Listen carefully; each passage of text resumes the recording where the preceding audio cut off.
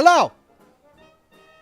Happy Thursday, everybody, and welcome to Scotch and Smoke Rings. Good to have you on the program today. It is time for more Alone in the Dark, part 3 of Alone in the Dark.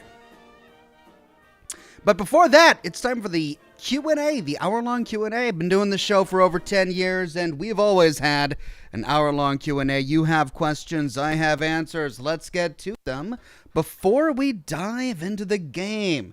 Good to see everybody. We are live on Kick and Facebook and Twitch and YouTube today.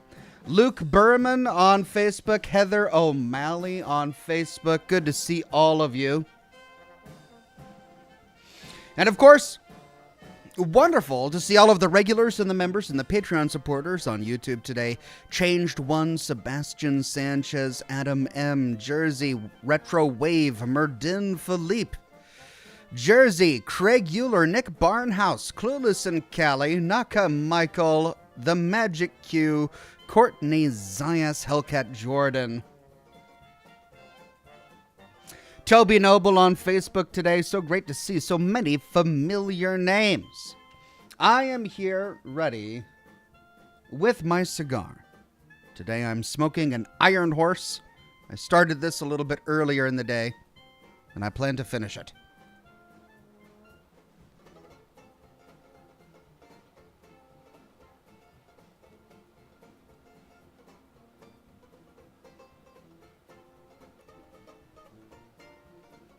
We've got 14-year-old Glenlivet, because it's not Scotch and Smoke Rings without Smoke Rings and Scotch.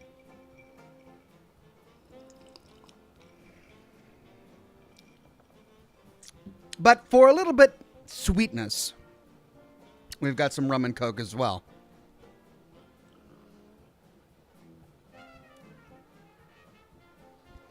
Hope you've had a great week. Hope you've enjoyed the content so far this week. I've published a number of shorts, including one today where I talked a little bit more about my experiences with the Fallout show. If you saw that video, you'll probably have questions, and I'll do what I can, but I still can't talk a lot about it, so just bear that in mind. Don't ask specific questions if you have any questions. I can't answer specific questions, but I'll do my best to answer what I can. As for an update on my lore video, I've made great progress today. I started capturing footage for the next faction in my full story of Fallout 4 series. And I had a bit of a problem. There was a lot of system stuff that I had to situate on my computer. I told you that for some reason, after getting my brand new computer, I couldn't play Fallout 4 on it. So I actually had to purchase Fallout 4 again on the Xbox Game Pass. I had to install the Xbox app, purchase it through Xbox Game Pass, install it on my computer, and then I was somehow able to get it to work. But that caused a lot of other issues. Screen tearing was a big one. I had to go through a number of different settings in both my control panel, my NVIDIA control panel, and the Fallout INI files in order to eliminate screen tearing completely. So there were visual game problems that I had to deal with, but I sorted them all out, and I've been shooting footage for the next faction series all day today. So it has been a busy, busy day. Working on that, still not going to have it ready by the weekend, of course. It might be end of April before I'm able to continue with the series, but never fear, we will continue with the series and finish it all.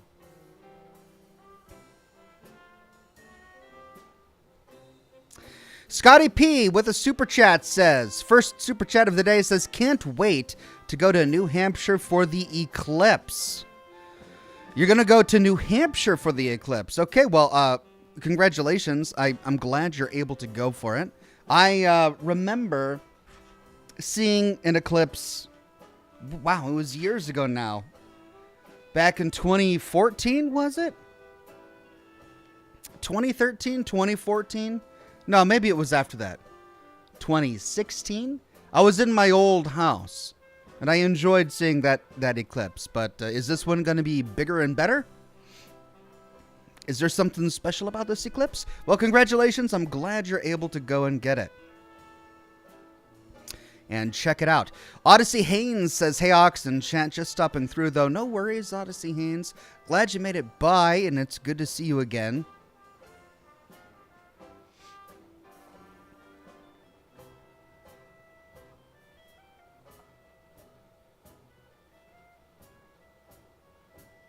Cloud Big says, nothing special, just an eclipse. Well, I mean, every eclipse is special in its own way. Cillian Murphy says, Oxhorn, what are you going to do in Avatar The Last Airbender reaction? Never? I don't. When did I ever give the impression that I was interested in Avatar The Last Airbender? I don't think I ever have. I'm sure there are a variety of things that people would love my reaction to, but I typically only react to gaming-related content, and even then, I don't react to every game either. So, yeah, I'm not a big Avatar fan. I don't have anything against it. I just don't really know anything about it. I haven't watched the TV show or seen the movies. Is there a game coming out about it? Not really my kind of thing, I don't think. Cleansed in Fire says, I tried to warn my wife about playing Russian roulette. It went in one ear and out the other. A bit of a morbid, dark joke on the show today, but that's the first dad joke of the night, so thank you for that one, Cleansed in Fire.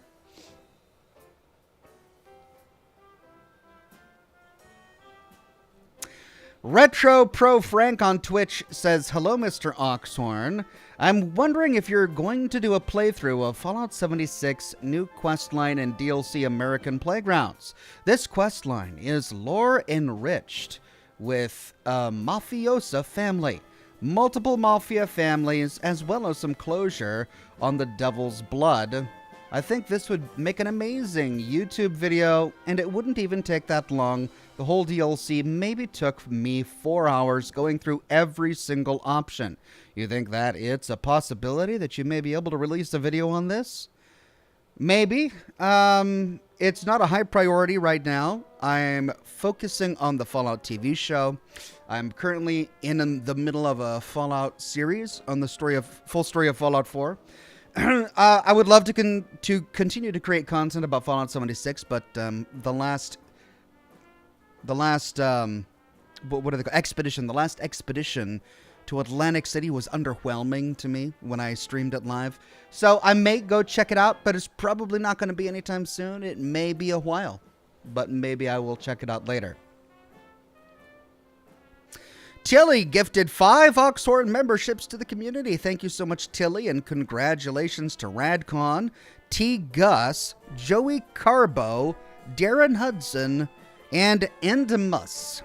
Thanks again, Tilly, and congratulations to all. Adam M. says, Mom says that 7 of the planets and the moon will be aligned during the eclipse.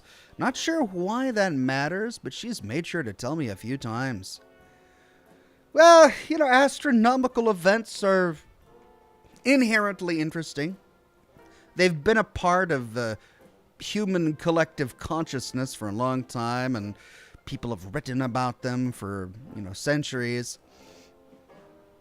It's, I don't really think it means anything, but it's an oddity. It's an astronomical oddity that may be fun to observe, since it's so rare. Retro Pro Frank on Twitch continues. The last expedition was going to Pittsburgh, not Atlantic City. This is very different. I think you're incorrect there, because there actually was an expedition after the pit to Atlantic City.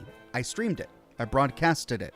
But what's changed is that they actually released some lore content. One of the reasons that it was an underwhelming experience was because there was very little lore. And the expedition itself, I don't think, was very well designed. There were a few moments that were interesting, like I enjoyed exploring the aquarium, but there were just annoying parts of the gameplay that I talked about during my broadcast, during my live stream of the Atlantic City expedition, that made it not fun. It just wasn't fun for me to do. So if they've if they've actually added lore and characters and new storylines and actual single-player quests, which they have, then I may be more interested in exploring them. But the expedition that they launched to Atlantic City was underwhelming. He continues, also, I've been watching your Fallout 4 videos. Excellent work, my friend. I enjoy every single one of them. Thank you so much for uploading those beautiful videos. Thank you so much for watching them. Many more to come.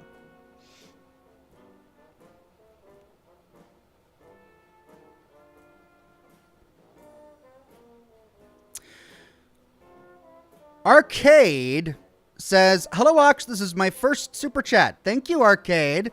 It's so good to see your first super chat in the broadcast today.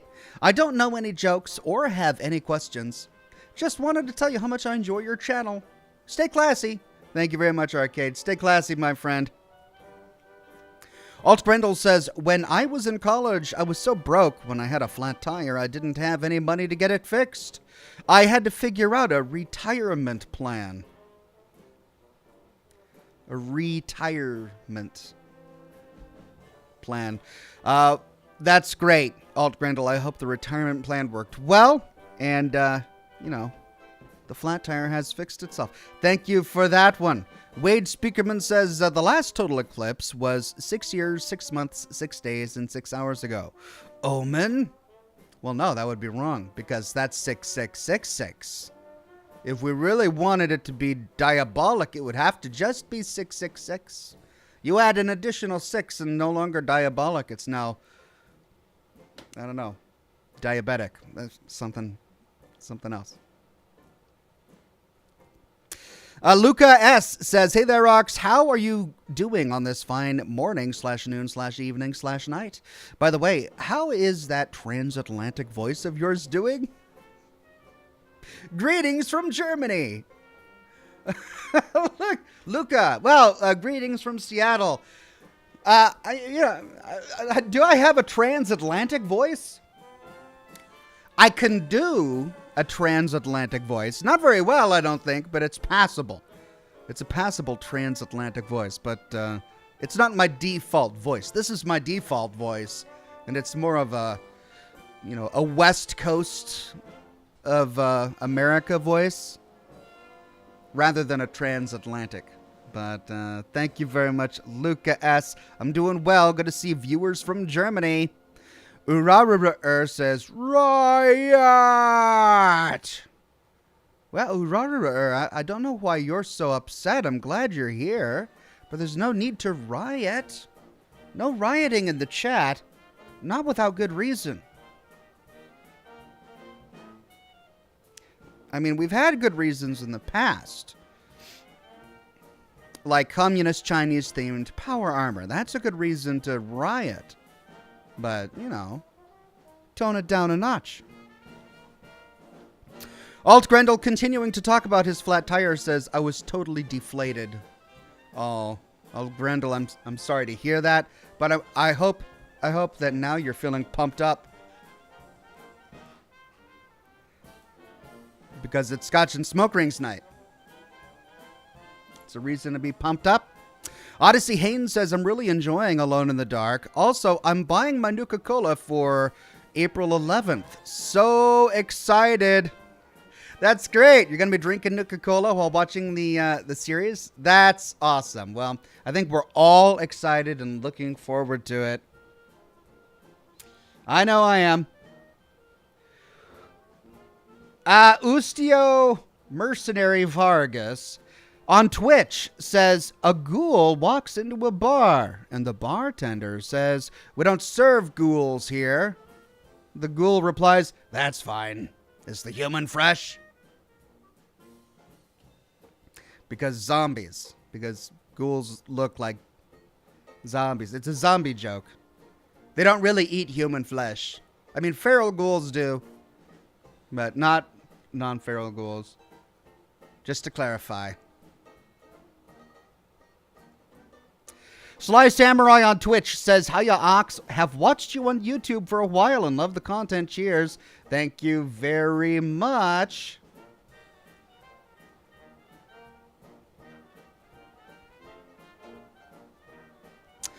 Levartation says, good evening, Ox. Your props are sad. They're in a box on the floor. Obviously kidding. I know you can't talk about what you've seen, but I'm looking forward to the Fallout show and your review of it. Thank you, Levartation. Levartation is noticing that the props he made for me are piled up on the floor of my office. I realize that every time I go live, you guys notice that my office is messy and it needs to be organized.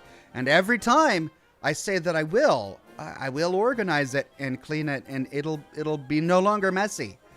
But then another week happens and it hasn't changed. But I just want to reaffirm that I am committed to cleaning my office, and it will indeed happen. I'm not giving an exact date, but it'll happen. And when it does, Levartation, your props that you designed will have a place of prominence and honor on a display somewhere. It might not be on the Fallout shelf, but it'll definitely be on a raised podium elsewhere in the office. And at that time, I'll have to give you all an office tour so you can see where it all is. It's messy now, but, you know, you've heard about the calm before the storm. This is the storm before the calm. Rachel says, what kind of underwear does one wear during a solar eclipse? Fruit of the moon. Ba-dum-ts. A bit of a drum roll there. Ba-dum-ts. All right. Thank you, Rachel. Fruit of the moon. Underwear for an eclipse. Alt Grendel says, I'll tread lightly from now on. Are you going to keep going, Alt Grendel? You got more of these? This is like you're developing your own tire-themed novella here. This is going to turn into a short story eventually. Thank you, Alt Grendel. Adam M says, I assume she means the world is going to end. Your reasoning is much more positive. I just figured she was some crazy YouTube video, or she watched some crazy YouTube video, lol. You know, there are YouTube videos like that. I mean, and every time there's some sort of astronomical oddity, whether it's a numerical one, or, you know, something that we can see from Earth, there will be people publishing YouTube videos talking about additional significance. But we have to remember that the planets are only aligned from our perspective. They're not really aligned. They look aligned from our perspective because we're on Earth and they just happen to be crossing the same visual plane from our perspective on Earth. But, you know, if we were on another planet, they wouldn't be aligned. If we were in a different solar system, they wouldn't be aligned. They just happen to be aligned for us. That doesn't mean the world is going to end. It certainly doesn't mean the world is going to end. Like, I'm sure over the past several billion years, the planets have aligned visually from our perspective many times. And the Earth is still here. So, you know, if it were really something we needed to worry about, then we would be able to predict it. We would be able to go back in time to the points in time where the planets and the moons and celestial bodies have aligned or have otherwise been notable for being brighter than usual or whatever, and seen moments in history where things have actually happened and societies have actually collapsed.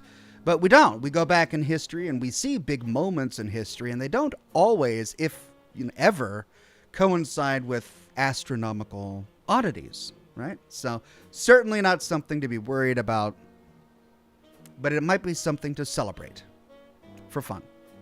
Wade Speakerman says 6666 is a Hebrew tzedakah, which is the symbol for the righteous or just. Well, I'll have to take your word for that. I've never heard of that before. Cool. Cool. I believe it. Dwayne Creekmore became a bronze ox. Thank you so much, Dwayne Creekmore. Adam M says office cleaning lore video. Well, I mean, when I do clean my office, I probably won't make a video about it. I'll just clean it, and it'll be clean the next time you see it. As if magic. As if magic. And that's what I'll say. I'll just say, Magic happened one day and poof. The office is clean. Luca S. says, just wanted to mention you have a gift. That transatlantic voice. Just wanted to say, sir, against greetings from Germany. Well, thank you, Luca S. I don't know if I would. Well, yeah, I'll take your word for it. If you think I've got a gift, if you think that I can speak like I'm on old time radio, then I'll just embrace it. Thank you from the deepest part of my transatlantic being. I have many appreciations. Jazz Vicious says, Ox, I don't know if you remember me talking about the South Park games, but it's the recurring nudity in the first game, not the Nazi zombies, being the problem. Sorry about the confusion. Oh, I do remember you talking about the South Park game. I didn't realize there was recurring nudity in, what is it, the Stick of Truth or something like that? Yeah, that would be a problem if I were to live stream it. Yeah, that would be a problem. Also Nazi zombies. But we've killed Nazi zombies in other games like Wolfenstein, so I shouldn't be too much of a problem to kill them in a South Park game. But nudity, yeah, that would be a problem.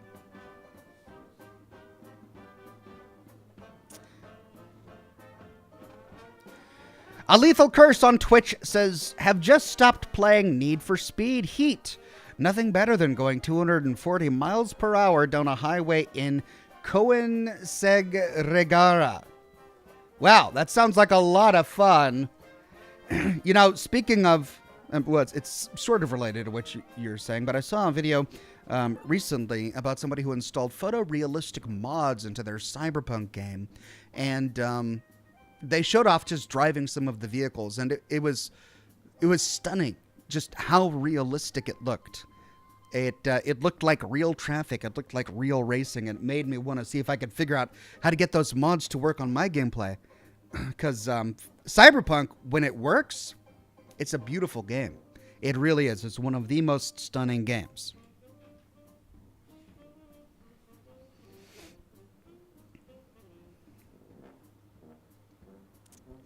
Steel 101 says, howdy Oxen chat. Guys, I'm going to be a sailor, a.k.a. merchant mariner. I just got hired for a new job, and it's on a tugboat. A brand new adventure. Steel 101, that's like my fantasy.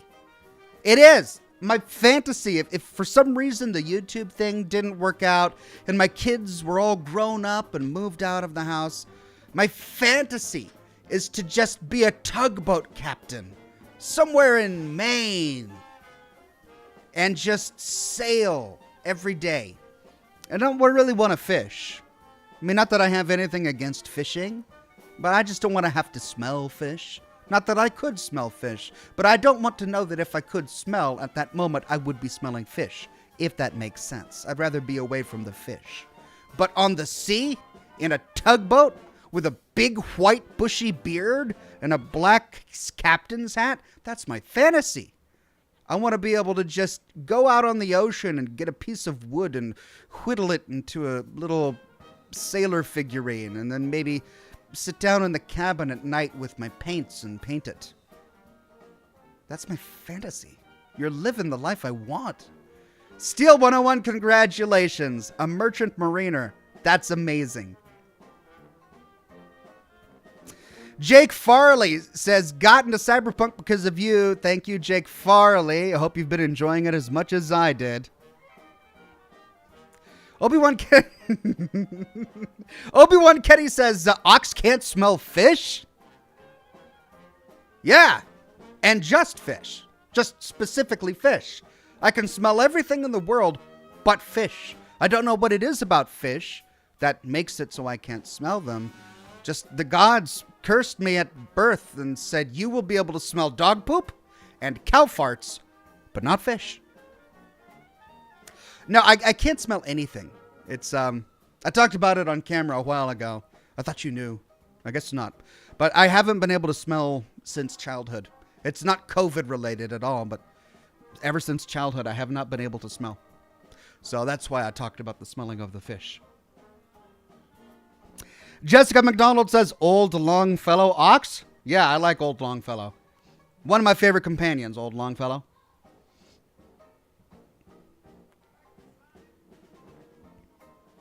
Steel 101 says, I'm on the boat for 2 or 3 weeks, and then I have 2 or 3 weeks off. Hey, that's 3 weeks of chilling with your live streams and lore videos, Ox. Oh, man, I'm going to want to hear everything. When you get back from sea, I want you to tell me everything you saw, and you'll be able to do it quickly. You'll be able to say things like, I saw water. And that's all I want to hear. And that's, I'll be living in your shoes. I'll just be at the edge of my seat like, ooh, tell me more about that water. Oh, was it peaceful? Were you just alone with your thoughts and a wooden figurine? Oh, that sounds so nice, Steel 101.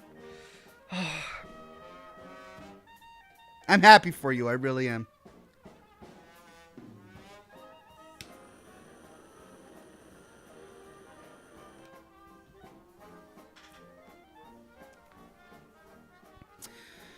Rachel, a member for 63 months, thank you, Rachel, says, can we get a smoke ship of, of the tugboat of your dreams? But you also must name your future boat. I mean, that's easy. I've already got a name. Have you read my novel? My novel is a sea adventure. Of course. I wrote it years ago when I was a very young man. I've wanted to be an old sailor for as long as I can remember. Like when I was a youth, that's what I wanted to be. I just wanted to be an old sailor alone in his tugboat. And so, of course, my novel was about a sailor. And he had a ship, and the ship was called Wave Grazer. So I've already got the name picked out. All right. One smoke ship. She's made the request. Doesn't sound like there's a birthday involved, but we'll go ahead and do it. For the sake of the tugboat. I mean, the tugboat of my dreams isn't anything special. It's not like I want a gold-encrusted tugboat. I want a rusty tugboat. I want a tugboat that at one point in its life had been painted red, but has since, borne the brunt of the wind and waves for decades and is now dingy with rusted spots and paint peeling in places. That's the tugboat of my dreams. All right, are you ready? Here we go.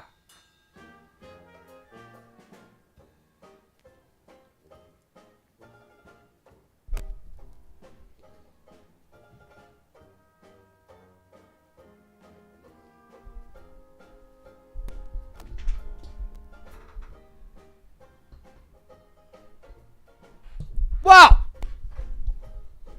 I know it was brief. It was brief, but when all you're doing is painting a tiny little tugboat with one old man inside, it's going to be brief. But there it was. For the briefest of moments before your very eyes was the tugboat of my dreams. Rusted. At one point in its life, it had been a beautiful bright red, but now it was old and waterlogged a little bit, listed to the side just a tad. And there I was on the deck whittling a figurine with a big white bushy beard. Yeah. Someday. Thank you, Rachel. Adam M says, Steel 101 gonna be fighting pirates like Jack Sparrow. I mean, depends on where he is. Like if he's going to Somalia, yeah. Careful, Steel 101. Where you go, just be careful. Jez Vicious says, can I also have a smoke ship of Lucy from the show wearing communist Chinese power armor? Also, I'm getting Kate tattooed on me at some point. Jez Vicious, no, I had to institute a one smoke ship a broadcast policy a couple years ago because I would get a lot of requests, and then it was just me constantly huffing and puffing smoke, just smoke ship after smoke ship, and I like smoking. I do. It's a hobby of mine. But the creativity it requires to paint a diorama, just a magnificent masterpiece with nothing but smoke in my mind. It's exhausting, and I'm a creative guy. I've got a lot of creativity under this hat, but at the end of the day, when I've been working and narrating and telling stories, I've got one smoke ship in me a week, and she called it. It was the tugboat of my dreams. But congratulations on the upcoming tattoo. You chose Kate of all people. She's a fascinating character. I hope you'll have to take a picture of it. I'm interested. Well, depending on where it is. Okay, if it's anywhere weird, not that I'm judging you. I didn't mean to call it weird. Get a tattoo wherever you want. That's your freedom. I'm not judging. Forgive me for using the word weird. If it's anywhere unsightly. No, that's too judgmental too. I can't use the word unsightly. There's no such thing as an unsightly place on the human body. No, every part of the body is sightly. Let's see, what's a good way to phrase this? Indecent? Or is that also considered to be judgmental? If I were to say that somebody's bottom was indecent, would that be judging a bottom? Well, I wouldn't want to be a bottom judger. It just depends on where. I think you understand what I'm saying. If it's on your shoulder or a bicep, yeah, take a picture of it, share it on Twitter. I'd love to see your tattoo of Kate. If it's anywhere else, well, maybe not. Anyway, you get where I'm going with that. Jake Benz says, good evening, Ox, and all in chat. Thank you, Jake Benz. Good evening to you as well. Nuka Tom with a very generous super chat. Thank you so much. Nuka Tom says, tonight on Scotch and Smoke Rings, we find our bowler-bearing hero with a faithful chat in tow in the most challenging adventure he shall ever face, cleaning his office. Will he make it out alive, or will he be buried among his beloved belongings? All this and more tonight on Scotch and Smoke Rings. Nuka Tom, I love you. I'm so glad you're here, Nuka Tom. Yes, well, I'm not cleaning it tonight, so the answer is that I will be buried alive amongst my precious belongings. But someday soon, I will clean my office. It's just not today. Today is not the day. Personal. I should have used that word. Sly Samurai on Twitch. Yes, that would have been a less judgmental word, wouldn't it? A personal place. Send me a photo of your tattoo of Kate as long as it's not in a personal place. What are you saying? My bicep isn't personal? No, that's not what I'm saying. Maybe you have a very personal bicep. See, this is the problem with words these days. They can be construed in so many ways. I don't want to be offensive. That's not my thing.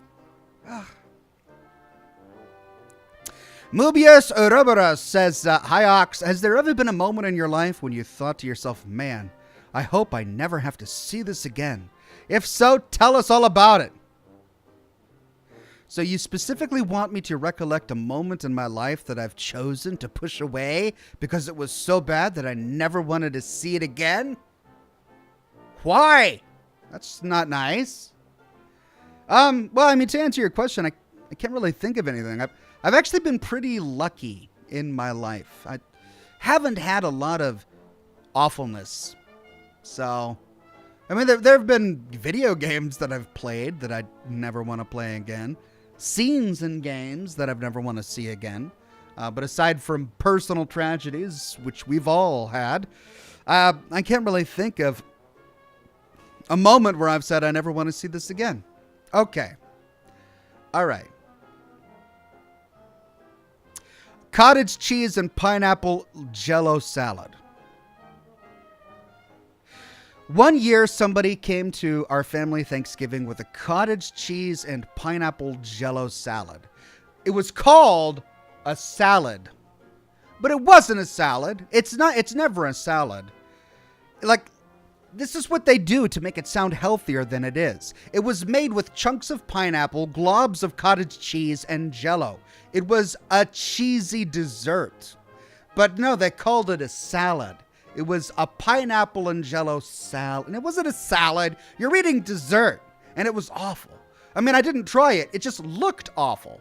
I mean, just imagine it. It's like a yellow Jell-O with curds on top. It was just...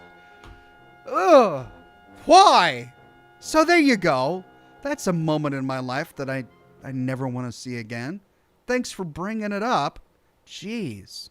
Ranker 1138 says, anyone who gets this wins 100 internet points. When ist das Nunstück geht und Slottermeier? Ja, bin Herr Hund das oder die Flipperwort gespürt. I don't speak German. Is that German? I don't speak it. Too many umlauts. I can't pronounce the umlaut. Ranker 1138. Sorry. I don't know. I hope you didn't have me read something naughty. Because I don't think I could forgive you if you made me read something naughty. Steel 101 says, why is the rum gone? Lol. Thankfully, my rum's not gone. Cheers.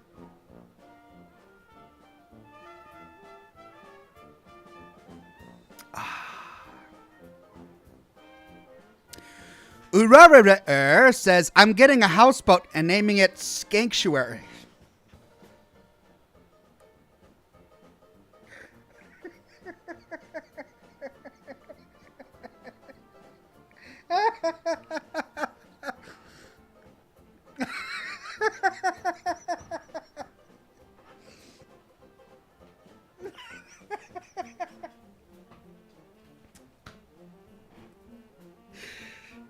That's my other dream.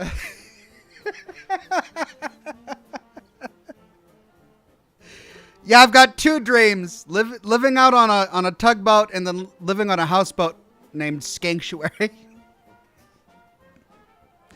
Oh my god. Sounds like you've got some fun hobbies there, and you bring them home with you. I'm glad you're loving life. Robert Downs says, I cannot wait for your thoughts on the Fallout show. Just saw your 30-second clip about your trip. Exciting? Scared? Thoughts? I mean, there's no Skanktuary in the Fallout show, so that's immediately a disappointment. But, so the thing is, I prepared a video where I talked about the first two episodes. And my original goal was to publish that today. But I didn't get approval for that because the video apparently had too much information.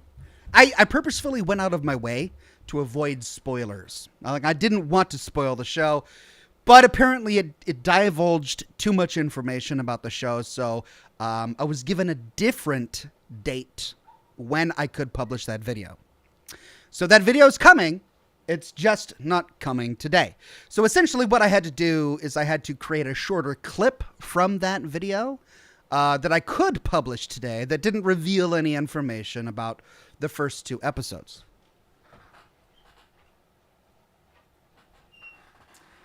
That said, I can't, because it's too far away from the release date, I can't talk about any details. But I will say that I'm all of the above. I am excited.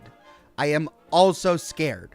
I guess I wouldn't say scared. Scared isn't the word I would use. I would say a little concerned in a minor way. Like from... Oh, well, I talked about this in the video that I published today, in the short. I didn't see anything that ruined it, right? I didn't see anything that destroyed the continuity of the Fallout universe. And that was my primary concern. As long as the story they create can still work within the bounds of the Fallout universe, I'm going to be fine. And the story that I saw so far was intriguing and interesting and made me want to watch the next episode. So I'm still really excited. There are a few things that I'm concerned about. I'll be talking more about them in a video that I'm going to be publishing in a few days. So stay tuned. Tilly says, I got a vegan cookie today for the stream. It doesn't taste like real vegans. No joke here. Just wanted to share. Cheers. Thank you, Tilly, but if you want to stay friends, pro tip, never share your vegan cookies. You keep those to yourself. I kid. I've got nothing against vegan cookies. I'm sure they're delicious. Even if they are made from vegans. For vegans. Hellcat says, hey Ox, not sure how long the game is, but would you consider looking at amygdala for a possible Scotch and smoke rings? Maybe. Amygdala, never heard of it.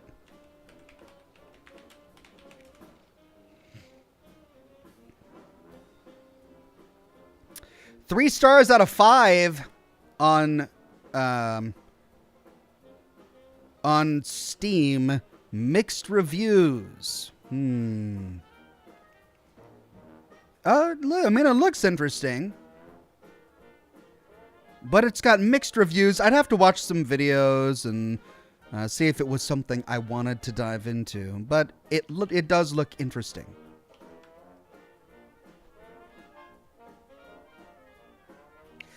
Jake Benz says, soon in the near future, the missus will finally be joining us. Hey, that's great. Well, it's good to have you here. Good to have your missus here as well. Rachel says, can you judge when you have that Meyerlurk Den tat? I mean, you're right. Who am I to judge? Get your Kate tattoo wherever you want. Just don't ask me any questions about my Meyerlurk Den tattoo. You don't want to know where I got a tattoo about a Meyerlurk Den. It's lost in the weeds. Lost in the weeds.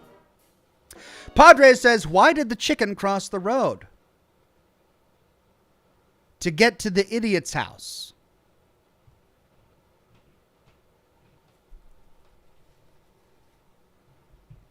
Knock, knock. Who's there?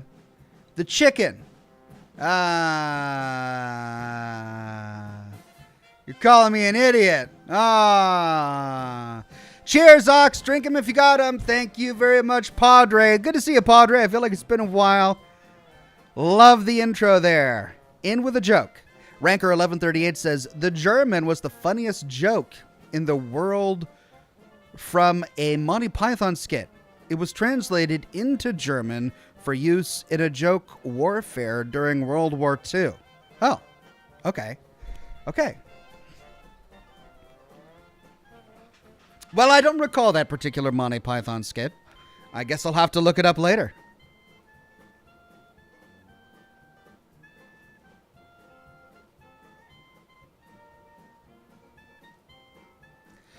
Sly Samurai says, I think the main question everyone is asking is how many times did the Fallout show crash? Ooh, burn. And were there ragdoll physics? Oh, burn. Nice. Nicely done, Sly Samurai.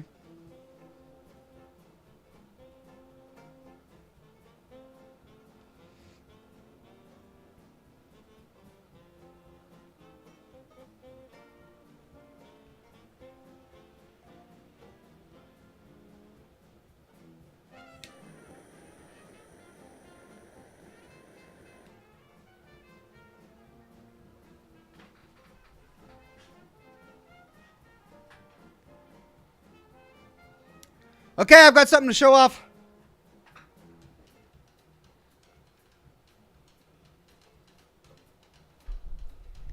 I bought it. I bought the first aid kit. This is it. As you can see, it's very similar to the first aid kits from Fallout 4 and Fallout 76. It's the right shape. It's vertical instead of horizontal, and it opens vertically too. It doesn't have an identical latch structure as the first aid kits from the Fallout universe, but it's the closest we're going to find, right? It's the wrong color. It's yellow. It's not white. And, you know, it has the wrong labeling, of course, but that's nothing a quick paint job and a little stenciling can't fix. I speak as if I'm going to do that. Realistically, I probably won't because I won't have time, but it's something I would do if I had time. But there it is. I finally got it on eBay. That is the Fallout first aid kit. It just needs a good paint job and some stenciling. It finally arrived.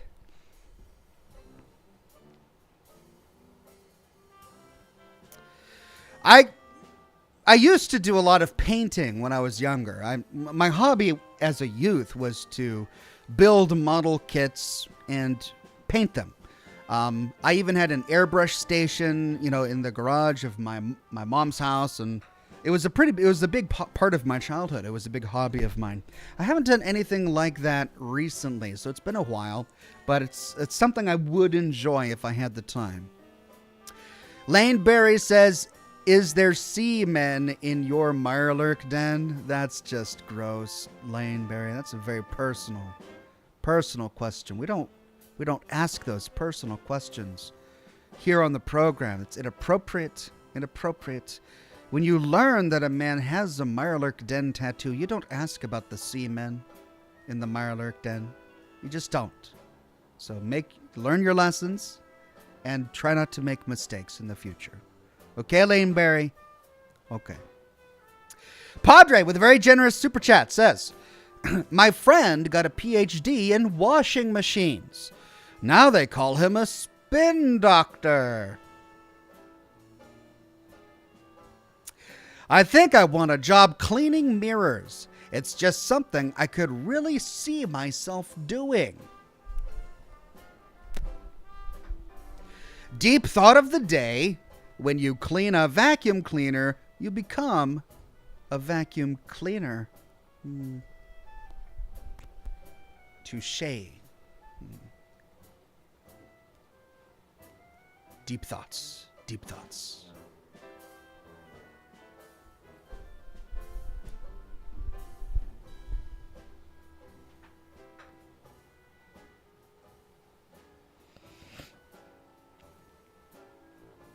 Jessica McDonald says, "The first aid kit paint job would be a day's work. You can paint it and then let it dry and then write first aid on it and then let that dry. Bing, bang, boom, you're done." Like, I know this. I know. But it's the finding the time of the day.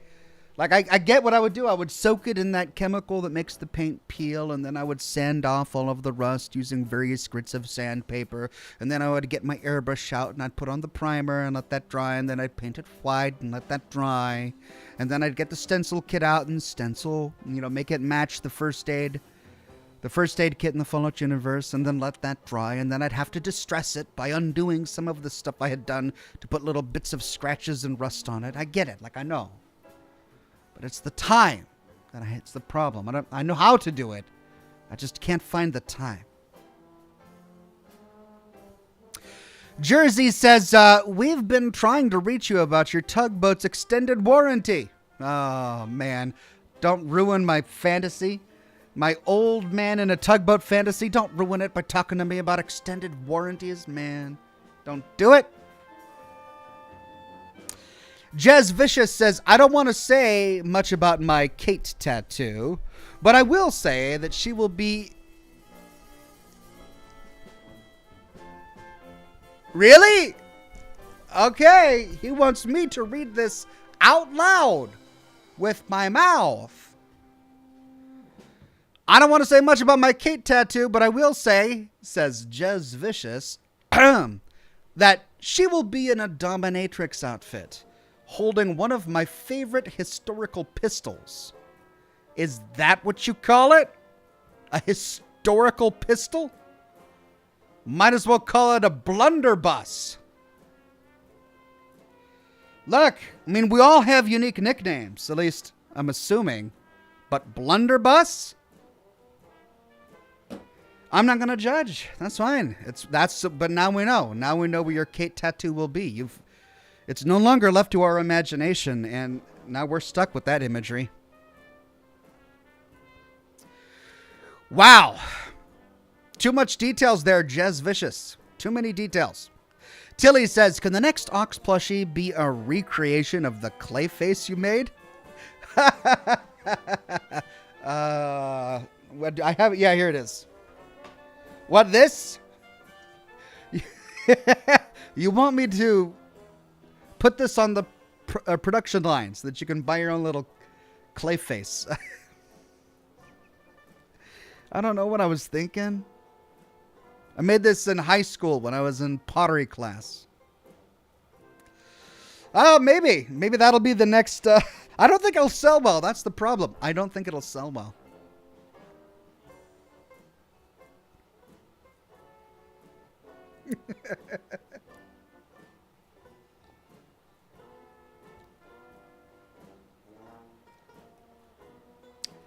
Kate wielding a historical weapon.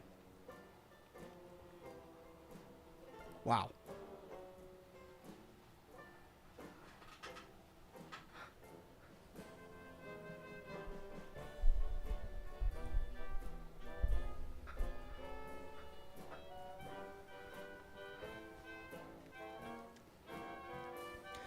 A rescue toaster says it looks like Jim Carrey from The Mask.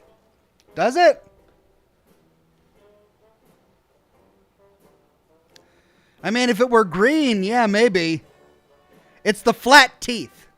He's just got a lot of teeth. Look how many teeth are in there, and they're all flat. It's the flat teeth.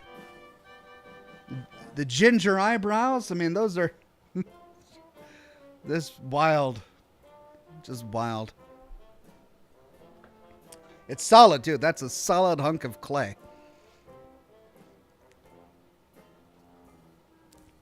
Rachel says, can Clayface Man be the next Oxmoji at least? Maybe. Maybe he will. I'm not sure how it would be used in context. Like, you use the Ox Rage emojis whenever I get upset about something, but what would you use the Clayface guy for? I don't know.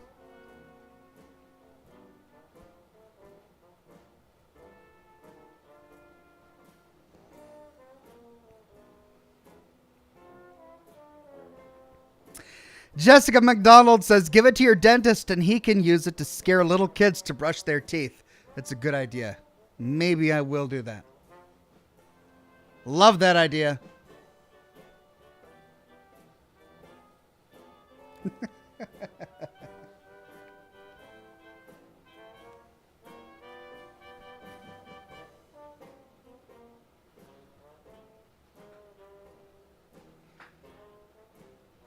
All right, we got 8 minutes until the game.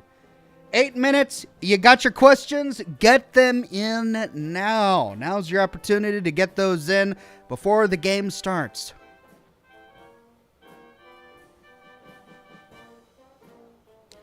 Minock on Twitch says, hi, I hope everyone is swell. Do you have any fur babies?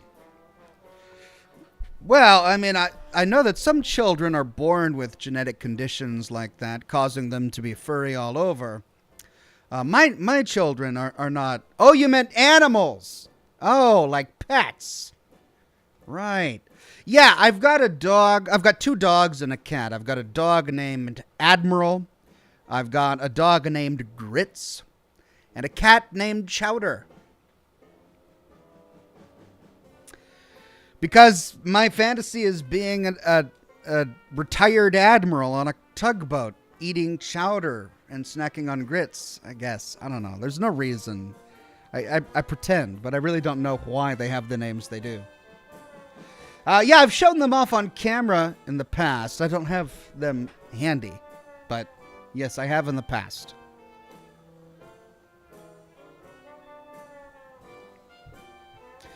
Sebastian Sanchez, I'm not reading that comment. No. Why would you? No. It's not even funny. I'm not reading your comment, Sebastian. Just inappropriate. Really. I think you know the answer to that, too. You don't need me to answer that for you.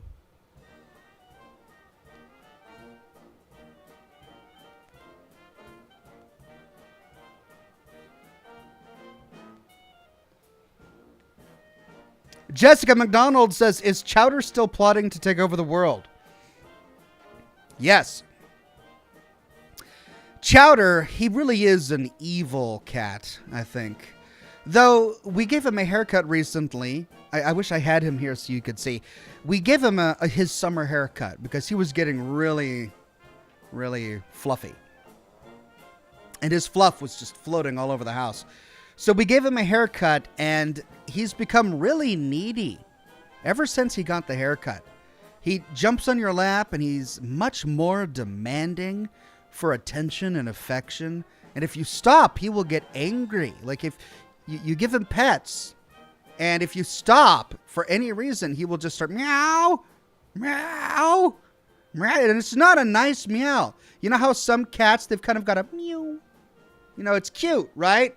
But he doesn't. He's just meow. He's angry. He's an angry old cat. And he demands affection. And if you don't give it to him, he's just meow, meow. It's awful. He's awful. I mean, I love that cat, but he's just awful. He's an awful cat.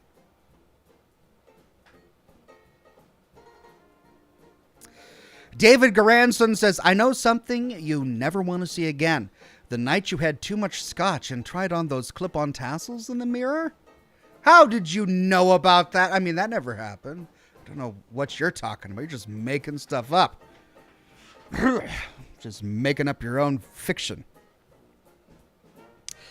Clell Biggs says, I saw an interview with one of the lead writers for the Fallout TV show, and he didn't know the first two games weren't made by Bethesda Game Studios. Is that worrying? Really? Really? I mean, yeah. Considering Interplay is the first logo you see when you play Fallout 1 and Fallout 2, not knowing that? A bit concerning, yeah. But again, we should definitely judge the art on its own merits, not based on trivia, right? So, Nuka Tom says, all we're saying is if Tilly's the new head of merch, we'll at the very least, we'll get the clay head as a fun little stress ball. The body pillows and the mouse pads can come later, right, Tilly? I mean, this isn't really stress ball material. Like, it's really hard. It's a hard chunk of solid clay. I mean, this is more of a weapon than it is a stress ball. This could cause stress. I don't know if it would relieve it. Right? But yeah, I need a head of merch because I don't have the cojones to make some of the items you all apparently will buy. So I need to hire somebody who does. Nuka Tom says, no, and then I read Nuka Tom's. Thank you so much, Nuka Tom. Chininator says, Oxhorn, why should you wear glasses in math class? It helps with division. Division. That's how we say it back where I grew up. Division. Irvin Chadwick says, just a question about the Fallout show, but is the NCR involved at all? Well, we already know from the trailer that the NCR is involved because we saw soldiers wielding the NCR flag during a battle at the Griffith Observatory. So we know that the NCR is there.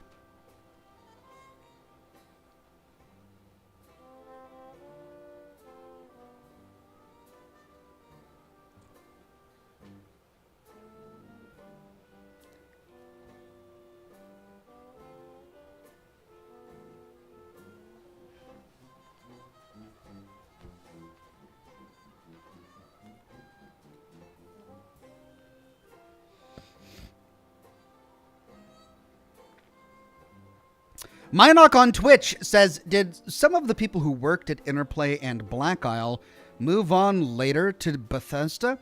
I don't know the answer to that question, but I do know that many of them moved on to Obsidian. And, of course, Bethesda hired Obsidian to produce Fallout New Vegas. And then Microsoft acquired both Bethesda and Obsidian. So I'm sure there are people who work at Microsoft who have worked on all of the Fallout games. Colonel 87th says, "Hi Ox, pulled my back. Don't know how, but I'm here." Ooh, Colonel 87th, I'm sorry to hear that you pulled your back. I hope you're not in pain. I'm glad you're watching, but do whatever you need to relieve the pain.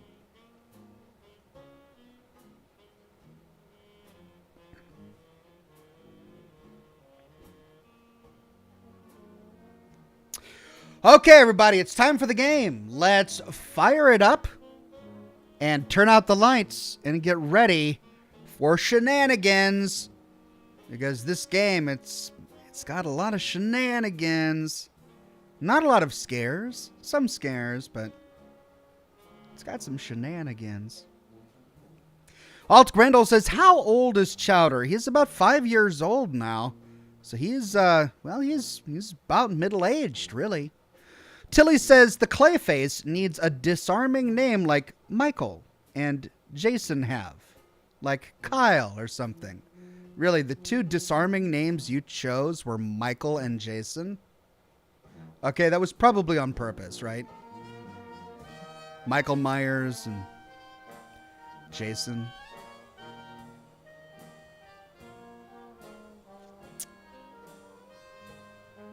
Yeah, no, it's totally a disarming name. All of those, very disarming, very normal names. Freddy, yeah, Freddy's a good one. Jeffrey. I'm so glad I'm glad it's not Jeff. Jeff wouldn't work. No, you need a nice disarming name like Jeffrey for a face like that.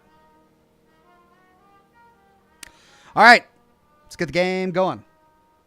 Chucky. Minox says Chucky. That's a good name, too.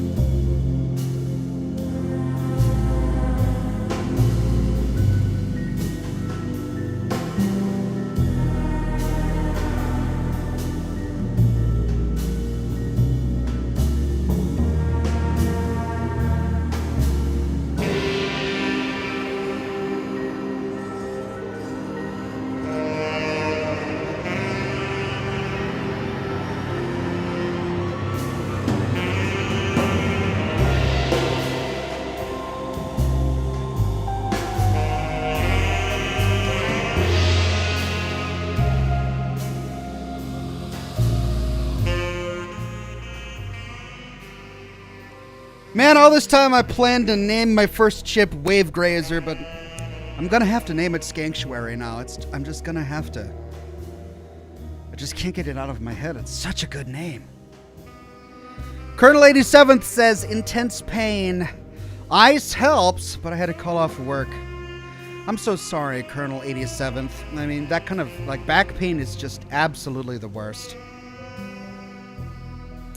But I'm glad you're here, and I hope you've got a good drink. Adam M. gifted 5 Oxhorn memberships to the community. Thank you so much, Adam. And congratulations to the Reverend Coyote, Richard, Danilo Jonathan, and Janice Cox, and Raul Hernandez. Thanks again, Adam M.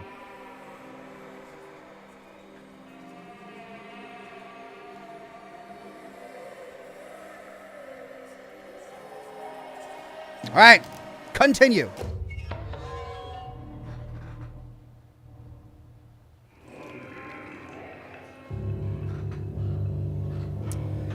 So, when we last left off, we had just discovered another one of the uncle's memories, or we were transported to his past. And I believe this is blocked.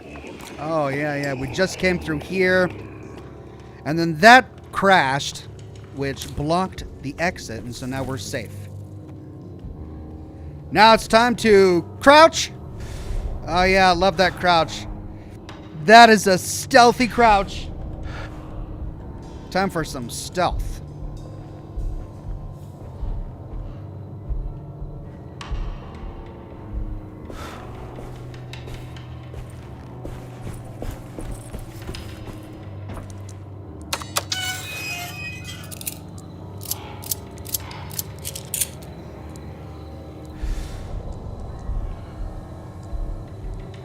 Nuka Tom says, unfortunately, I need to pull the cord for tonight.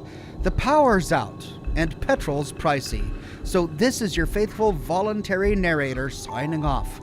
I'll be back next week, same Ox time, same Ox channel.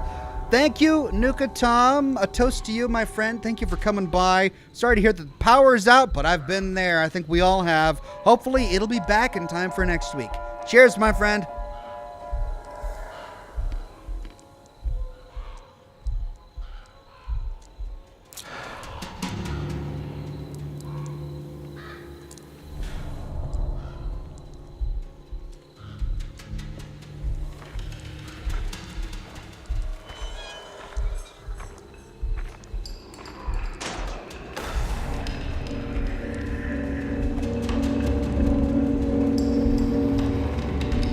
All right, I got another shovel.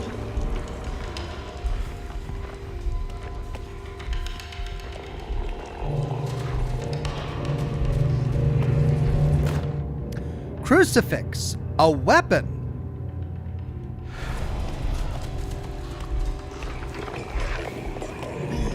That's a melee weapon. Wow. All right.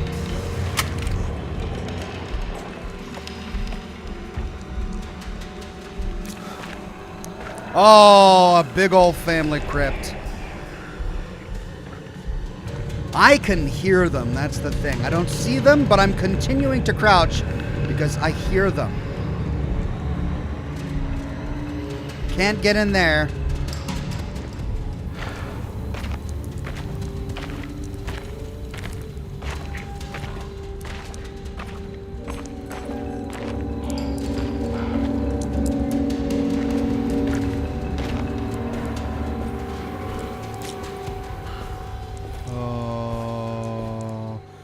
What do you want to bet that these two crypts are connected?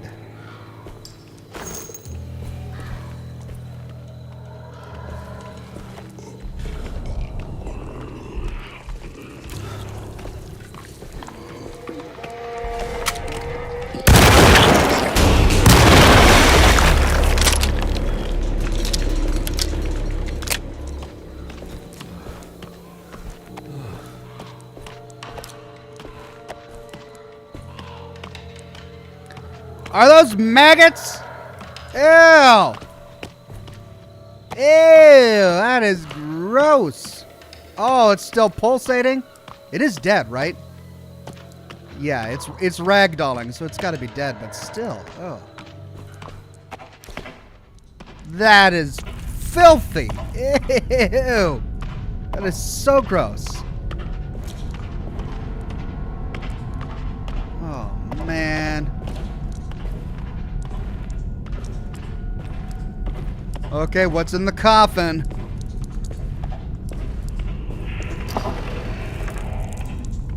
Zombie. No. No. All right.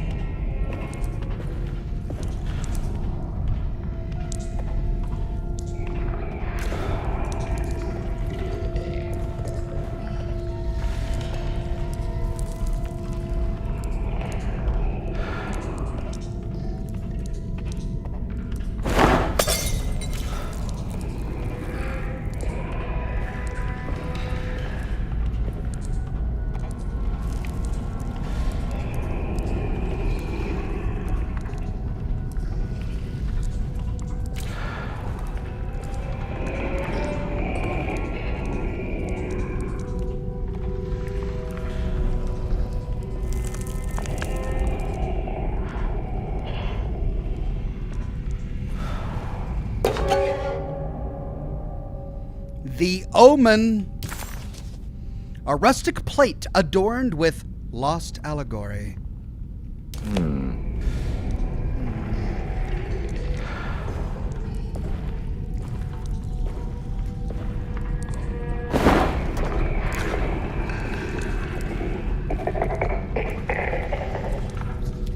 I don't like that sound. I don't like that sound.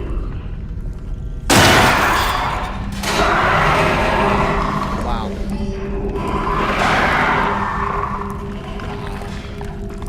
Nice jump scare, guys. Nice jump scare, everybody. Well done. Well done, team. That was sufficiently scary. All right, here's the sledgehammer, but I don't want to lose my crucifix. I might need it to ward off the devil.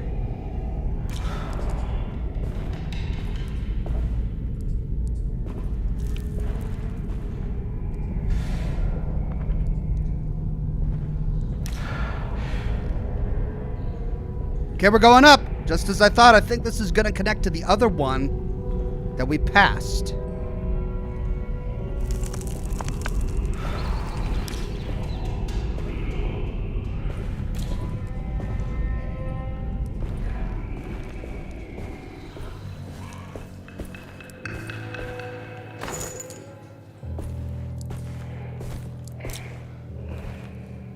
Yeah.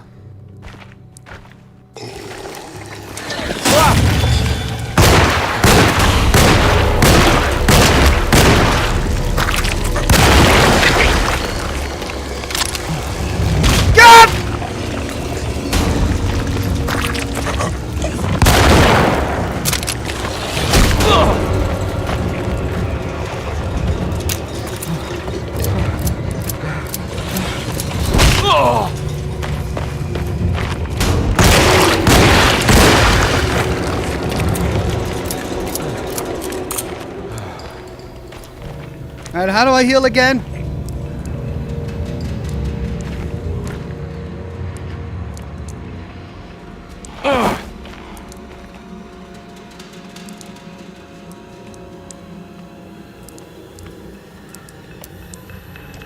I had a flashlight that whole time? Oh my god, I forgot I had a flashlight. Gee, says chat. There we go. Thank you, chat. I forgot that I had a flashlight that whole time. God. Okay. Did I come out of this one? No, this is the one that zombie came out of. No, it's not. This is the one I went down. That's the one I went down. That's the one the zombie came out of.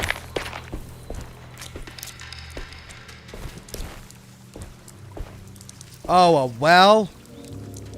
Oh, well.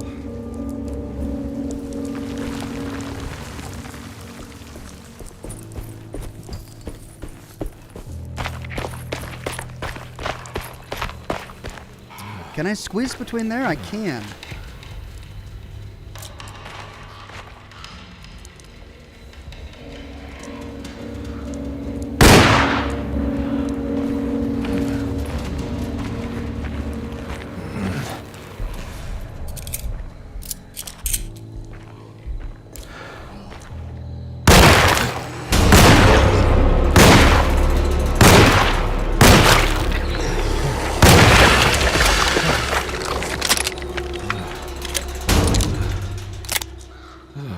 Well, that's it for my pistol ammo. I gotta get some ammo.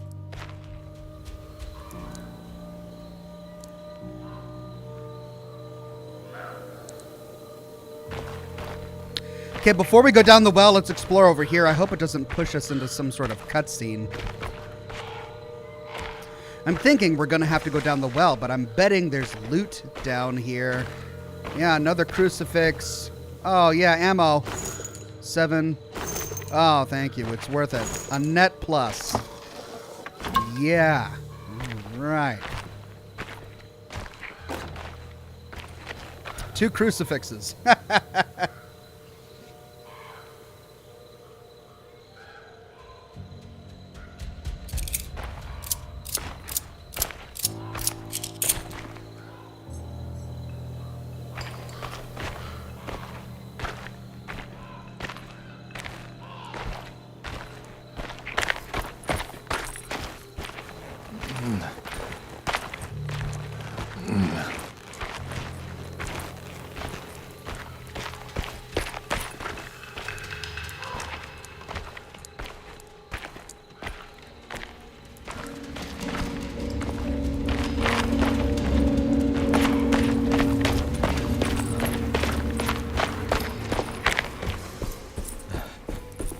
Oh.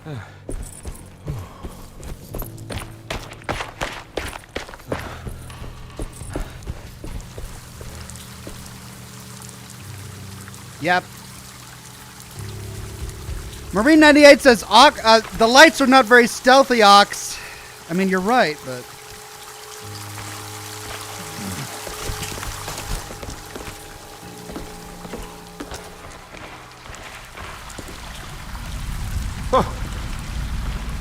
Why did he jump?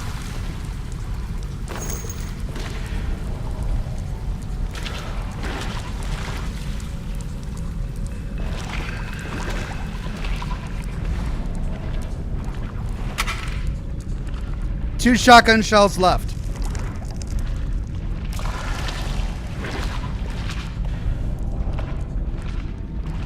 Okay, and I've got both keys for this place. Here we go.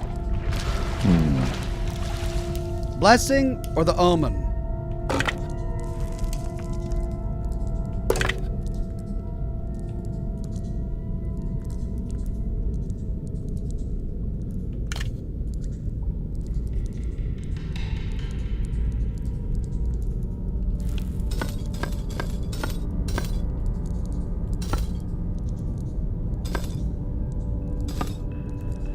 Oh.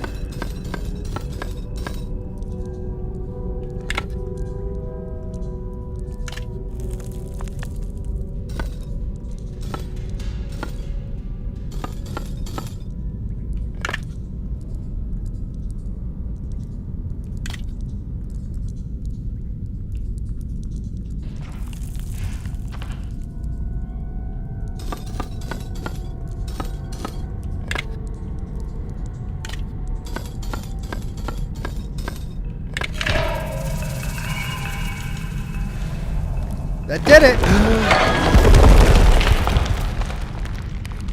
He didn't want to see. Too many rocks.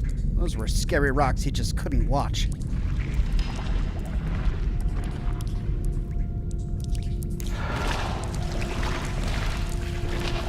Oh, this is like French catacombs.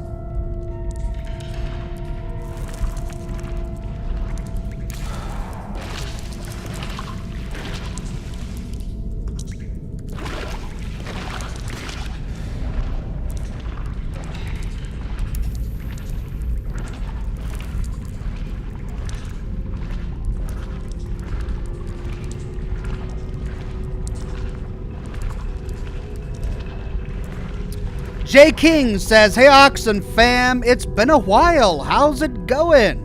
The assistant manager at work got fired for fraud, so I had to cover. And now I got promoted to ASM. Well, sorry to hear that fraud is taking place at your workplace, but congratulations on the new promotion. That's awesome, Jay. Good to have you stopping by today."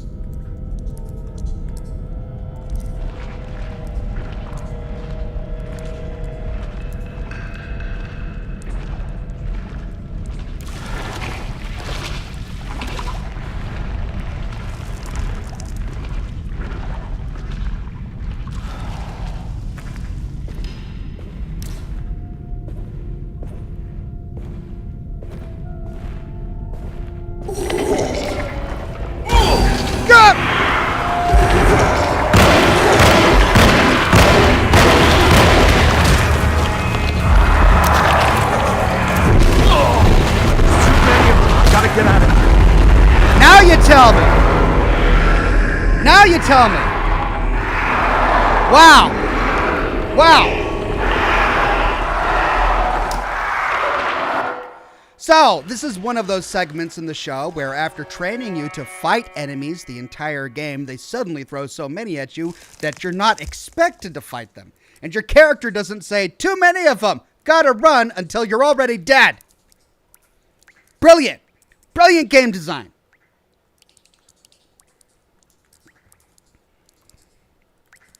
And of course, they all spawned behind me. The area of the crypt I had already explored and cleared. It's just so predictable at this point. I mean, I didn't predict it, but once it happens, it's predictable. I suppose It can't be predictable if it's already happened. But now we know. We just run through this.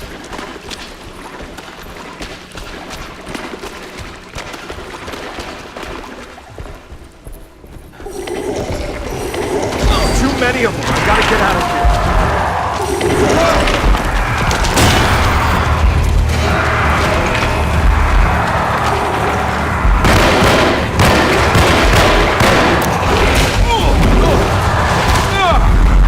Okay, is it too many and I gotta get out, or do I fight? Which is it? Is it fight or run and get out?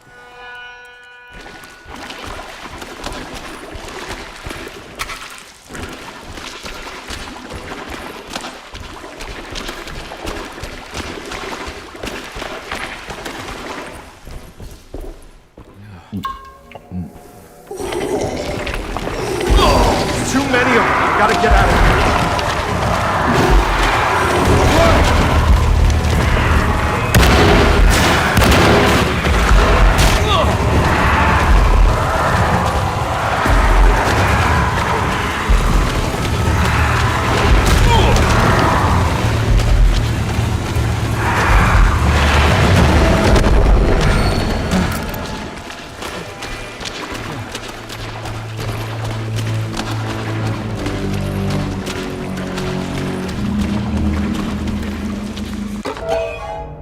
The sacrifice.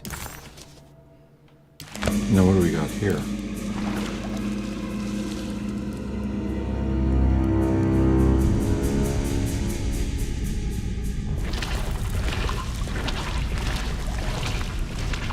I've only got 2 healing draughts left. I ran through this portion. I want to make sure I didn't miss anything.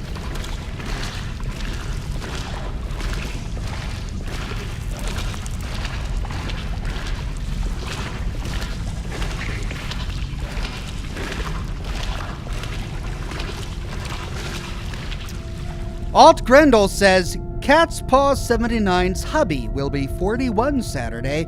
She would like for you to wish him a happy birthday. Absolutely happy birthday to Cat's Paw's husband, who's turning 41. Congratulations on entering the 40s. You're welcome company. Oh, I shouldn't have been able to pass through that rock. That was supposed to block my passage. It explains why they're no longer chasing me. Can I pass through that one? No. Oh, the realism. Look, just, am I a ghost? Am I already a ghost? My immersion. Oh no. My immersion, no.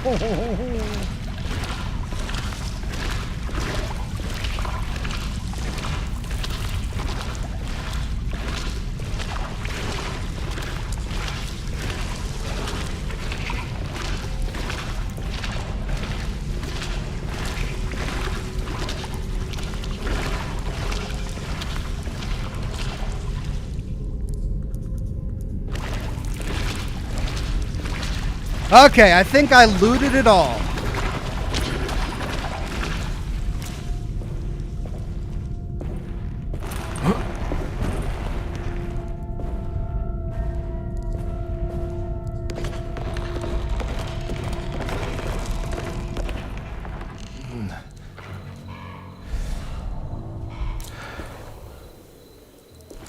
Thank God that's over. Yeah, famous last words.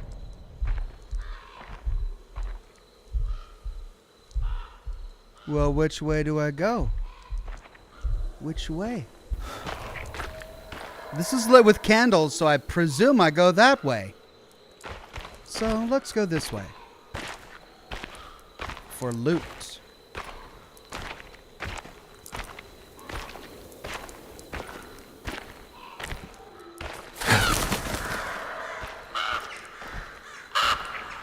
See what you did there.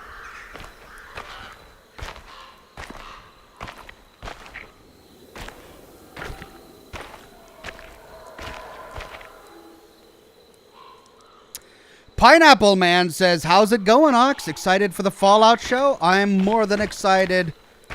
I am quivering with excitement. I am really ready for the Fallout show.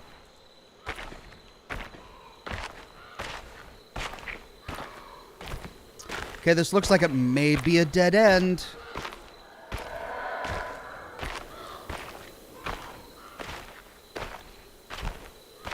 Oh, we got a body in here. This doesn't look good. She was in a wheelchair. Cassandra Beauregard, author and victim. Died 1930. Vitam brevem esse. Longa martem.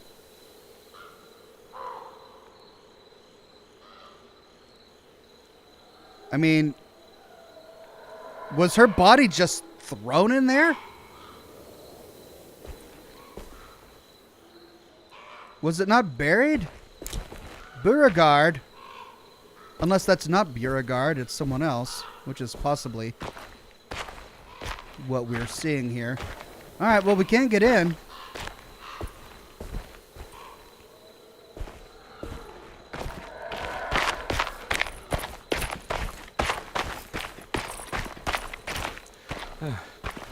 So back to the candle path.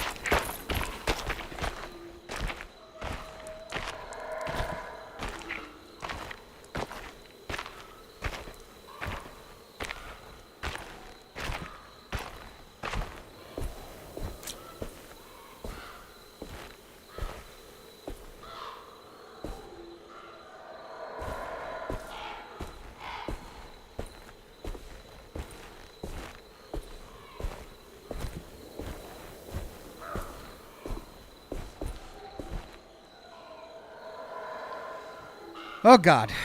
Two paths again. Shotgun shells.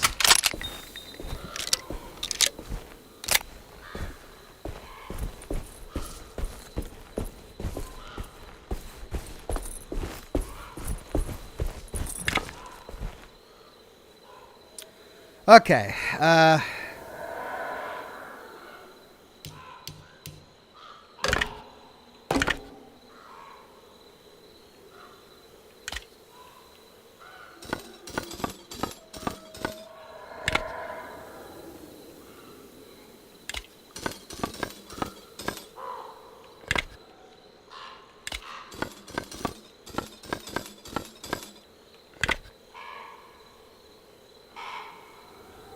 Okay, so what makes the most sense? Well, that doesn't work because that's...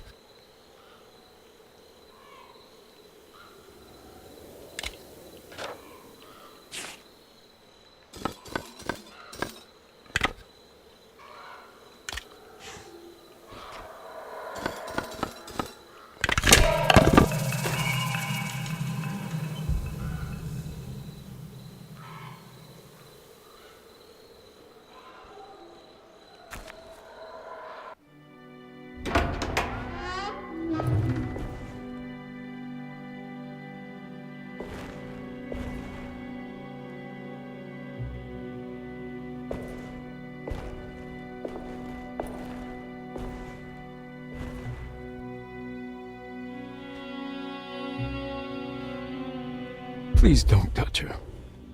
Jeremy. What are you doing here? Everyone's looking for you. I know, it's all a big mess. No one understands. I'm just trying to keep evil at bay. Just for a little while longer. You've got to come back with me. Your niece is waiting at Derceto. Emily? Why would you... My letter. I keep making it worse. What is going on, Jeremy? How is any of this happening? I made a terrible promise with some... The Dark Man. Who is he? No, don't say his name. He can hear us. He's always listening.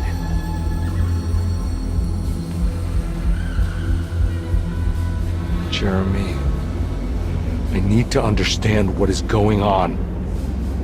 I promised him everything. When the sun rises, I will be chained in his sunken desert temple for an eternity. But at least the evil about to awaken in Derceto won't harm anyone outside of that cursed place. You're acting crazy, Jeremy. I want to help. There's nothing you can do. And what's all the business about Teruya? Why did you want to go there? Well, I can't go there. Not allowed. But you wanted to. Can I go? Tell me, will it help me to break your pact? Is there something there that would help? Why would you give me hope? That's so cruel. Okay, sounds like we're onto something here. What should I... Look out! Behind you!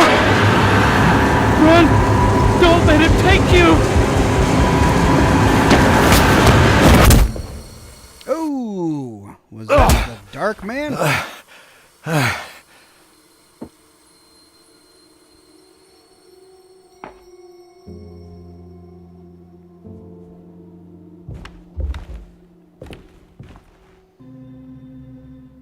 My everything. I've seen so many strange occurrences lately. Memories explode into existence and then burn out like tired glass bulb filaments. Dreamscapes crash down from the stars and sink into the sea. Doors that lead to nowhere and absolutely everywhere at once. With all this reverie, I want to think there's a chance that you found a way to remain alive in some way I cannot fathom. Just like I've learned to navigate with my talisman. Maybe you, with all your knowledge, you somehow knew a way to find me again. Perhaps in Teruya. All my love, Jeremy. Luggage key. J. Hartwood. Unlock Jeremy's steamer trunk. So this note was left on her body from Jeremy. So this was his lover. She's dead. No matter how she died, she looks peaceful now.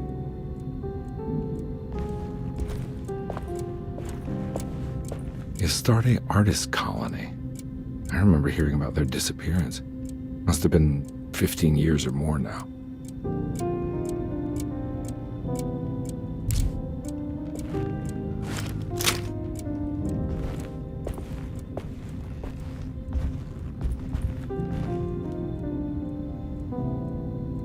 So is this Perosi? But we saw Perosi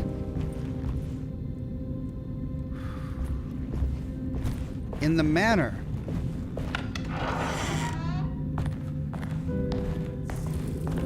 Okay, we need to get back to Jeremy's room to open his steamer trunk.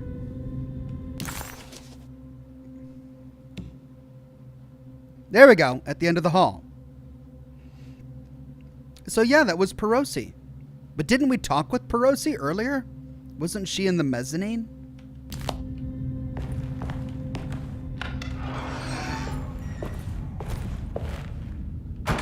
Or am I getting two characters mixed up?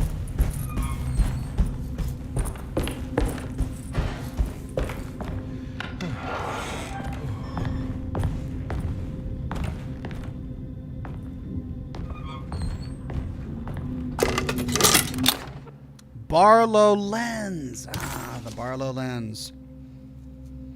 All right. A telescope lens. Why would he lock that up? Use the telescope in the drawing room. All right, is that it for Jeremy's room? That's right. It's changed blue. So there's still something for us in the sitting room. We haven't explored the attic yet. We need to solve the puzzle in the drawing room. That's what we have the Barlow lens for. We need Dr. Gray's office, the clerk's room, and Lottie's room, as well as the cellar. Let's go into the sitting room really quickly, see, because this is still purple. It makes me think we forgot something there. Or maybe there's something in the room now before we go to the drawing room.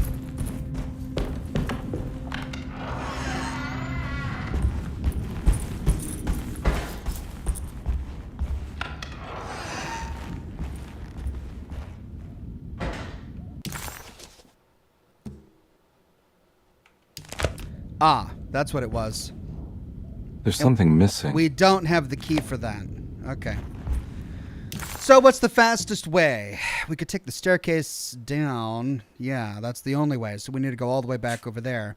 That's going to put us up and far end room. But we have to go through the library. We can't get to it through Lottie's room. But Lottie's room is still purple. So there's something we need to do in there as well. So back the way we came. And then up to the servant stairs.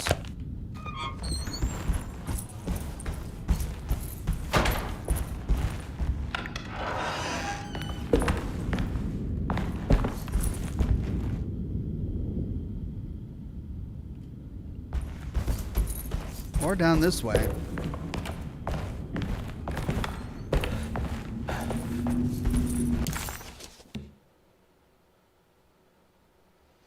Yeah, we can get to it through the piazza.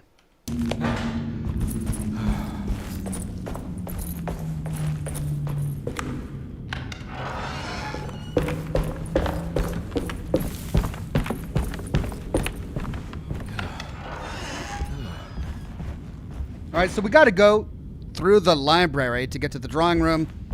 But let's check Lottie's room again. Because it's purple still, which means we've left something here. And yet I thought I explored it pretty well. Oh, what is that? Hello.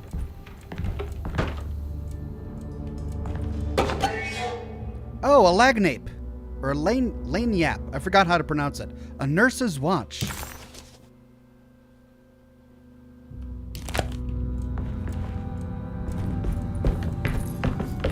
That should make it blue. Yep, Lottie's room is now blue. Right, to the drawing room.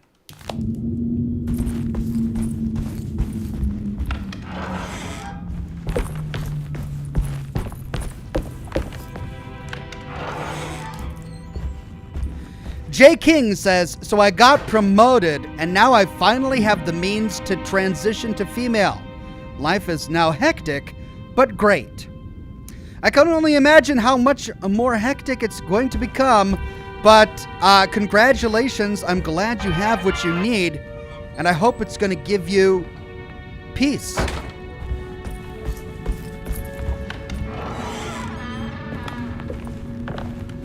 Okay, we got the Barlow lens, and there's the telescope.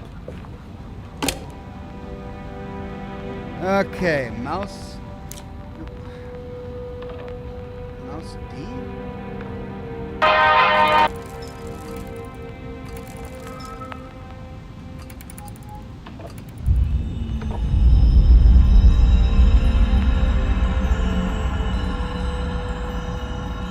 Whoa.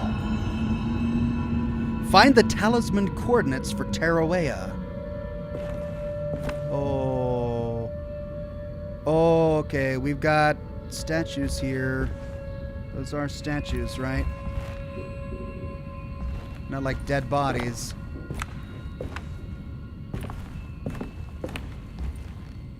They are statues. Creepy. Creepy. Alright, coordinates for Tarawea. Oh, dear God. Alright.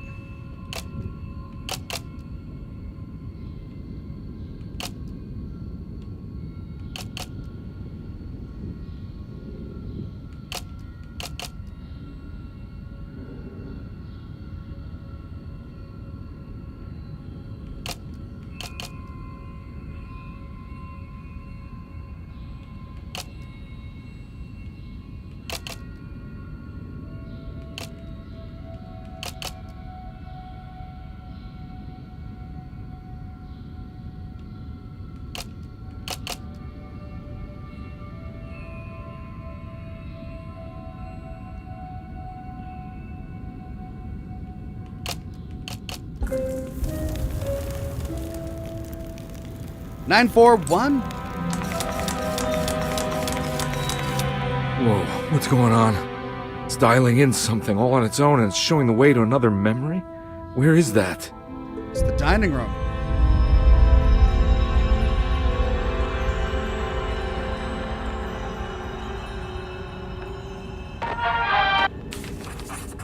That broken clock is pissing me off. Or broken radio.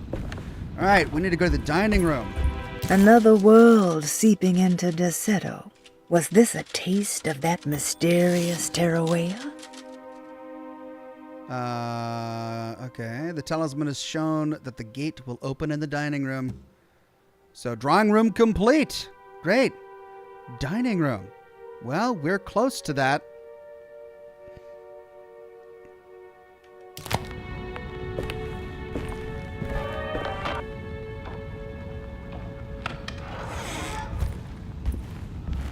So what's 941? Is that the safe combination?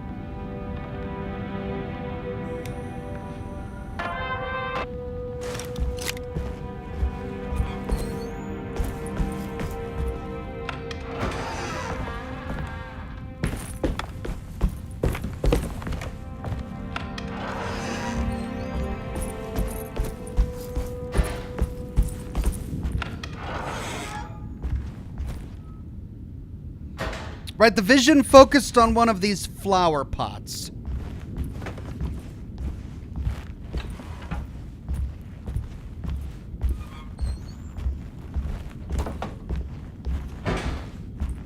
Here we go.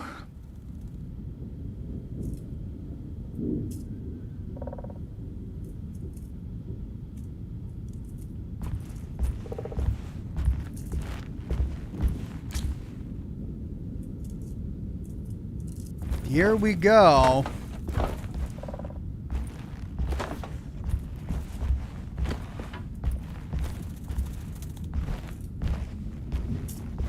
Oh, okay. Chapter 3.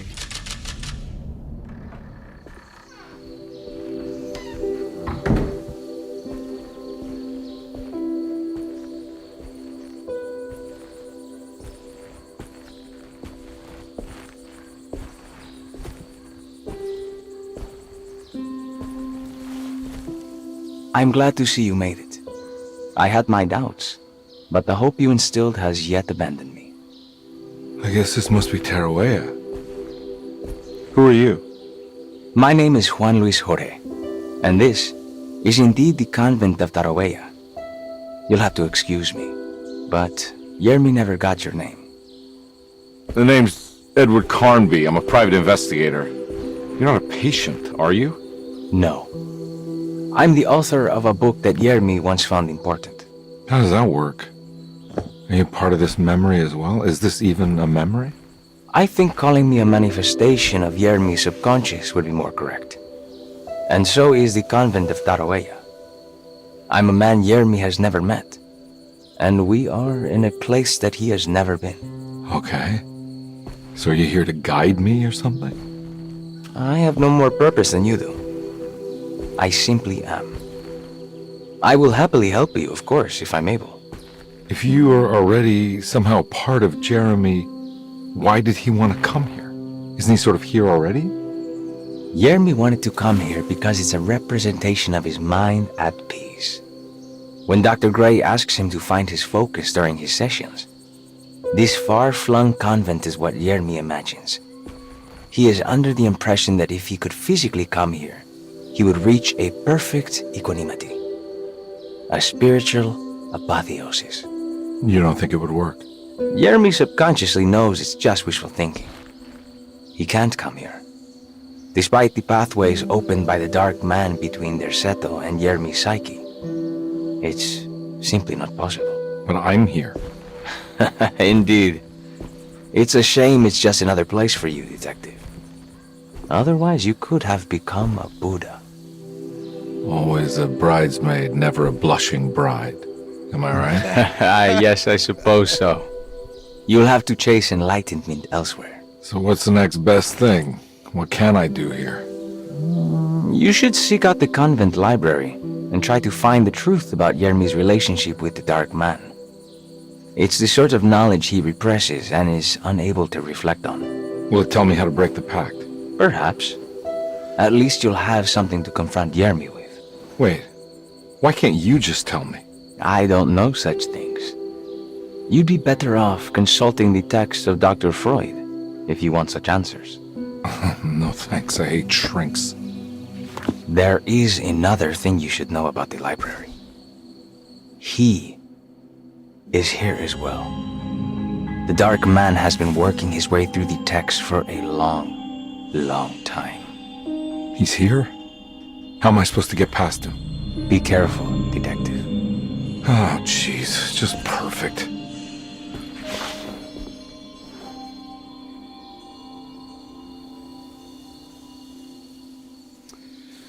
Okay. Look for answers inside the great library of Taroea. Do you have more to say? You have any advice on how to deal with the Dark Man? I suppose suppression could work. Try not to pay him any attention. I mean, easier said than done.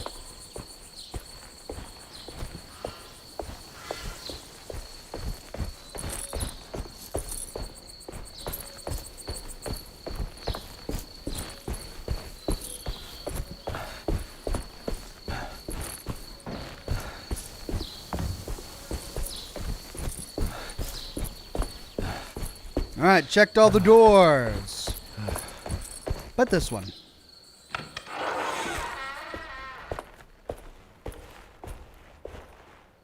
Well, we found the library. Now let's find a book that Jeremy is in his subconscious locking away, that perhaps gives us the answers we need.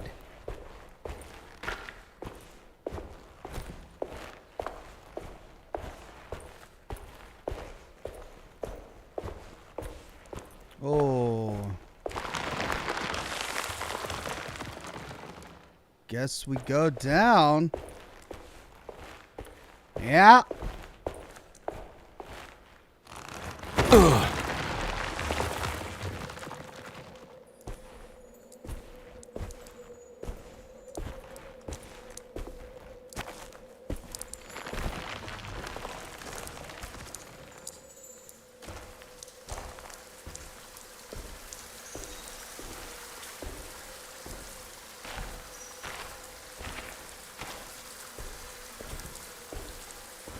Another crypt?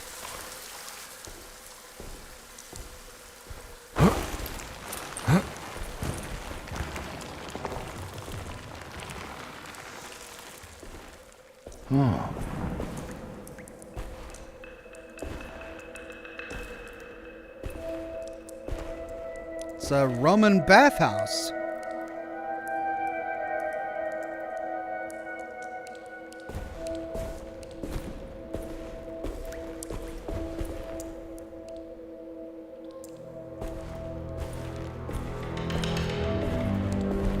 Wow, it's beautiful.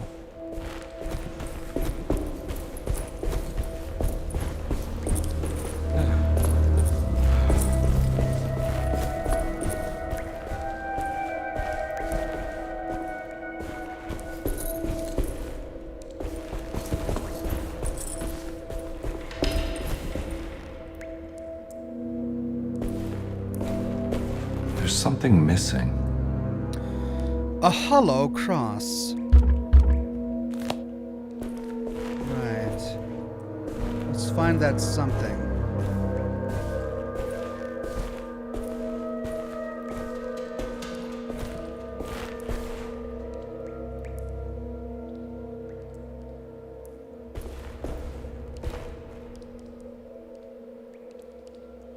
I mean, if video games have taught me anything, it's always go where the statue is pointing.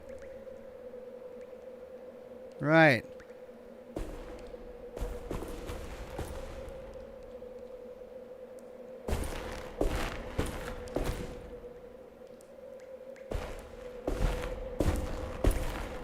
If this turns into one of those Doctor Who Blink sorts of things. I don't think I'll like it.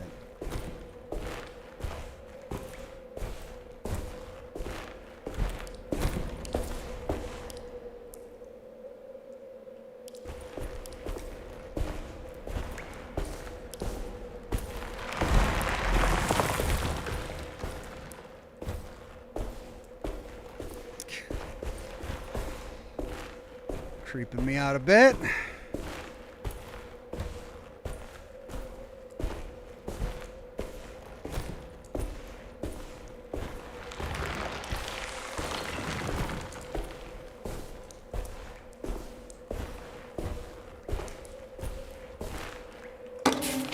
The Great Library, a clue.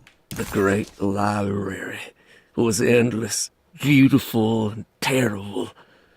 An Akashic record for the universe inside the mind of Jeremy Hartwood, now corrupted by a story forced upon him, told by a maniacal liar, an evil conjured by science and secrecy. I will suspend a room and lock away the foundation of his character. Its key will be left to the librarian, the only thing invisible to the Prowler. The librarian is invisible to the Prowler. The Prowler is the Dark Man. So find the invisible librarian, find the key. Avoid the Dark Man.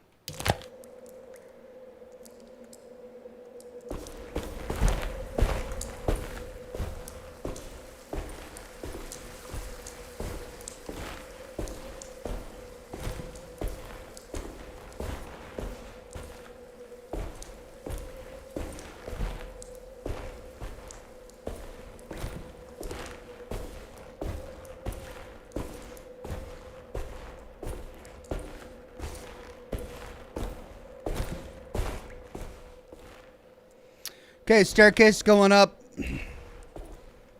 Let's finish exploring this room. Alright, this one is looking off there.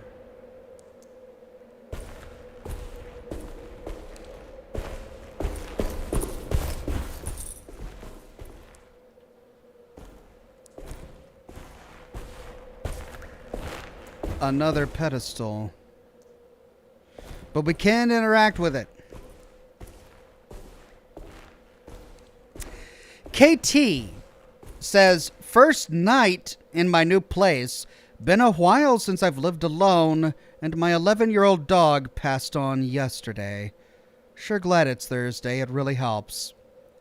KT, I'm so sorry to hear about your loss.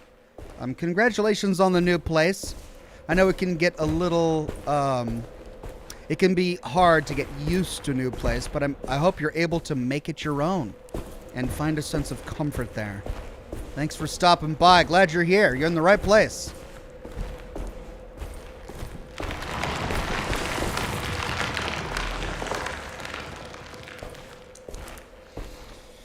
All right, we need to squeeze through this crack.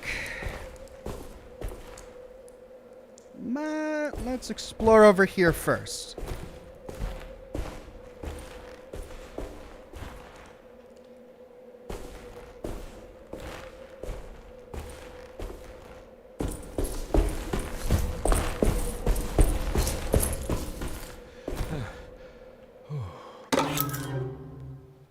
The Key of Hubertus.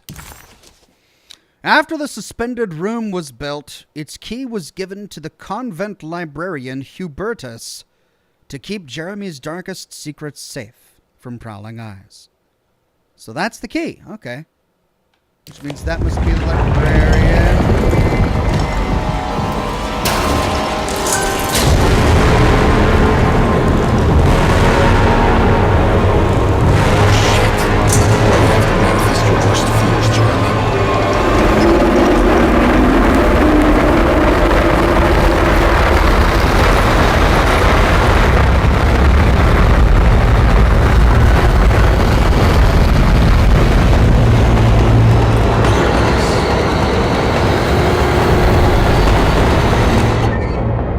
Unmasked Evil. Beast of Burden, that's the Forbidden Knowledge. Show set bonus text. Bull worship is common throughout history. For Christians, this can be seen in Exodus when the Israelites turned to worship a golden calf in Moses' absence. This passage shows the people falling back to the worship witnessed in Egypt, known as the Hapas bull. Another famous example is the Minoans on the island of Crete. Their worship of the bull gave rise to the myth of the Minotaurs. Of the Minotaurus, the half-man, half-bull monster that reigned the labyrinth. But for this particular case, I think I should tell you about the deity Astarte that brought the Taurus constellation to life to attack Gilgamesh. Even for a mythical hero, this celestial bull would prove difficult to beat. Only by distracting the bull with a golden sail was Gilgamesh able to pierce an eye with a spear, which bled the bull to death.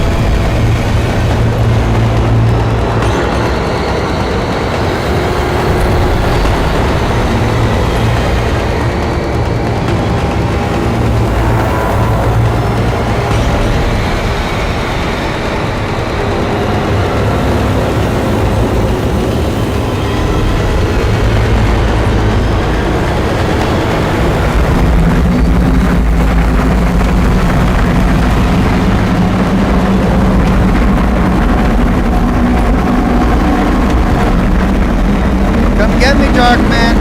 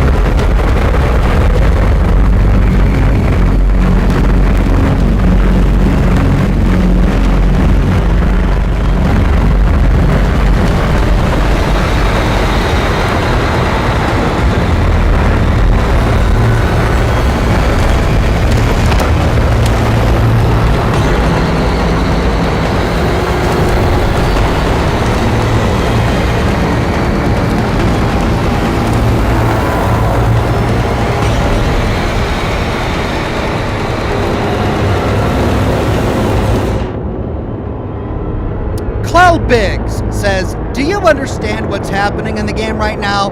And if so, can you explain it? No, not really. It's sort of just, I'm going from one thing to the next. I mean, I'm a private detective. I'm here helping my client find her uncle, and he's created this alternate reality in his subconscious because he made a pact with the Dark Man in order to save the world or something. It's something like that.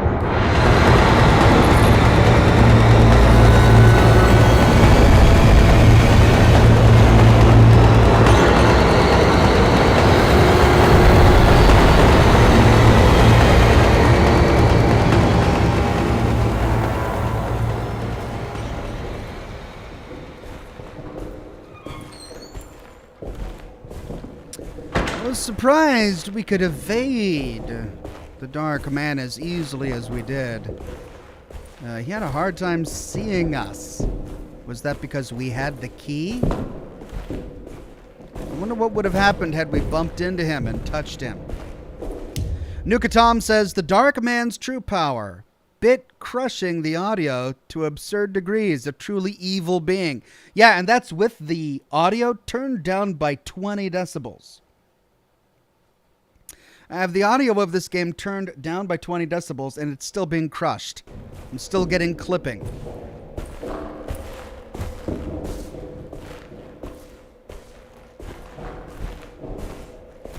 Ooh.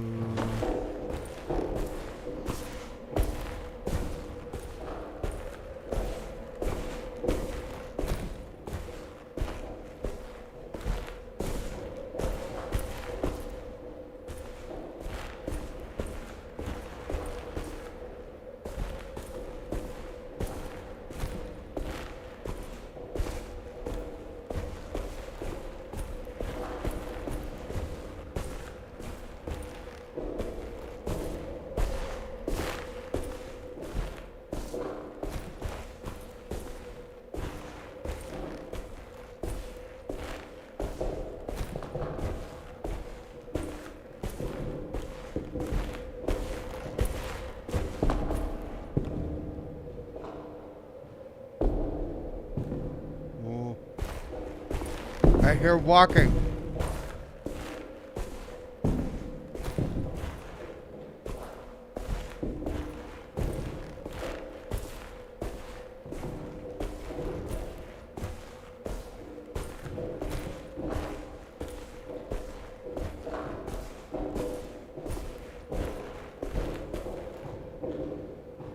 Here's something.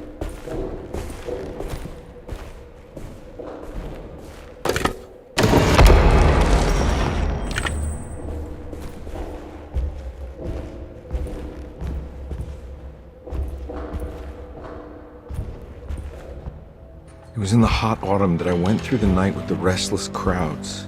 He was a kind of itinerant showman who held forth in public halls and aroused widespread fear. The New Orleans address of the event is lost, but I remember distinctly the Prext shipping company pressing their contribution. Hey. He's like, hey, I was reading that.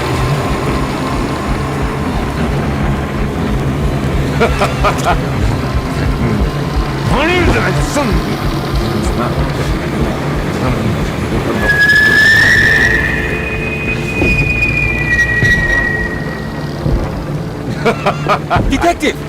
What?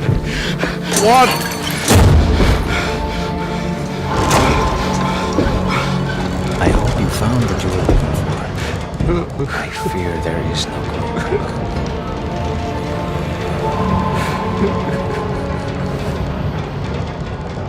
Okay. So close. There must be something I can work with.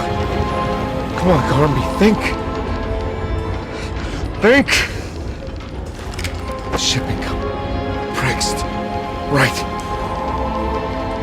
Good luck, detective.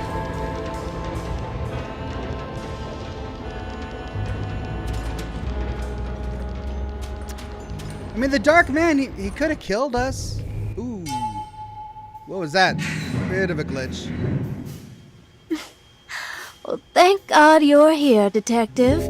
Sitting all alone in a place like this. I'd never live it down if the papers got wind of it. Hey. Ruth, right? Don't pretend you don't know. I'm sure you have a whole file on me by now, Detective. I suppose we weren't formally introduced. I'm Ruth Talon. Miss Ruth Talon, in case you're wondering. Edward Carnby. Enchanté. Are you sure? I had too many already. Edward Carnby, in case you're wondering. Nice. It's good. I know. I have great taste, Detective. I heard you're trying to break Jeremy's promise to the Dark Man. Yeah. Do you know anything about that kind of stuff? No, but it makes you wonder. If he made a promise, can't he simply stand by his words?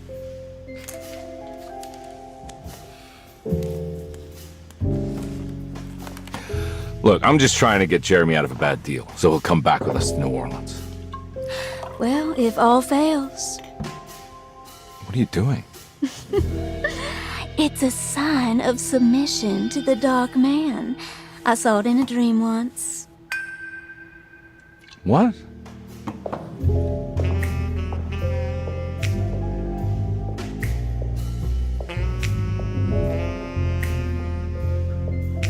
You don't know the Preg's shipping company by any chance?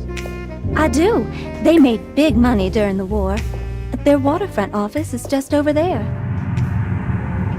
How did you do that? Do what, Detective? Bonne chance. Hey, have you seen Emily Hartwood anywhere? Are you trying to make me jealous, Detective? No, I haven't seen your doll anywhere.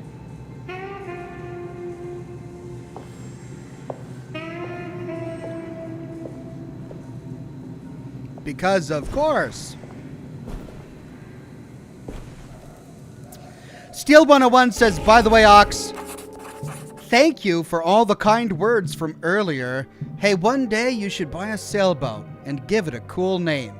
Then chill with some rum. Yes, I'm going to call it the Skanktuary, and I'm going to buy Kraken rum, which is going to be perfect for living on a sailboat or a tugboat. One day.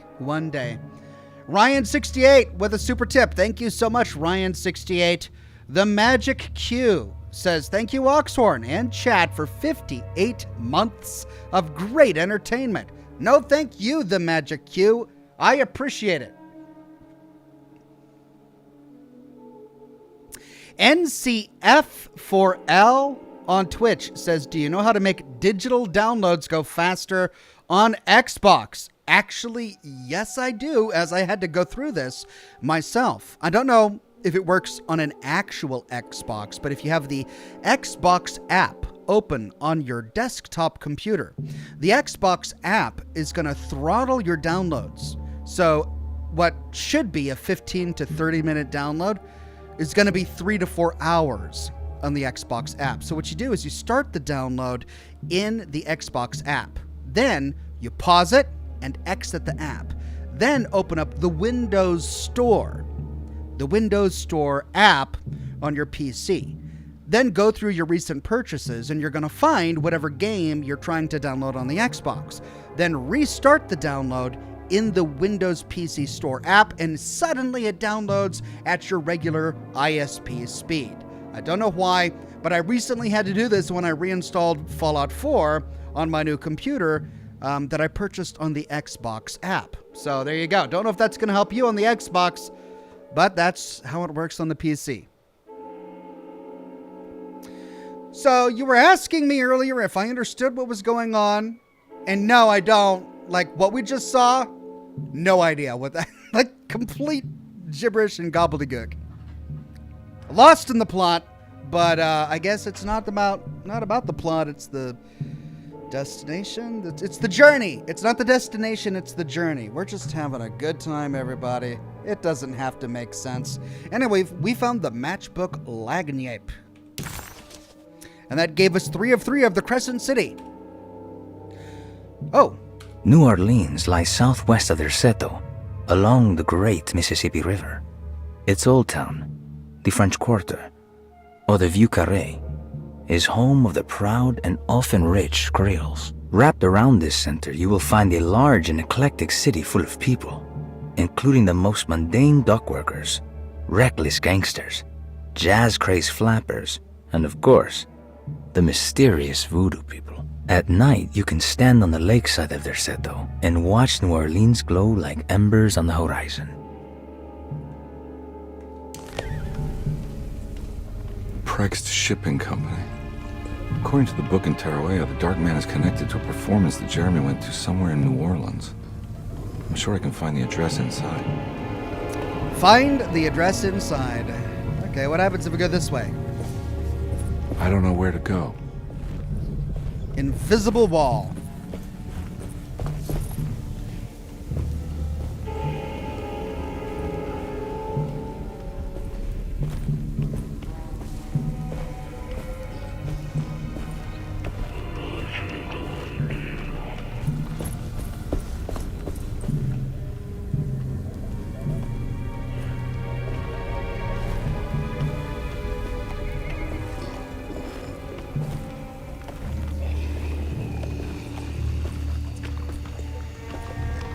I hear it.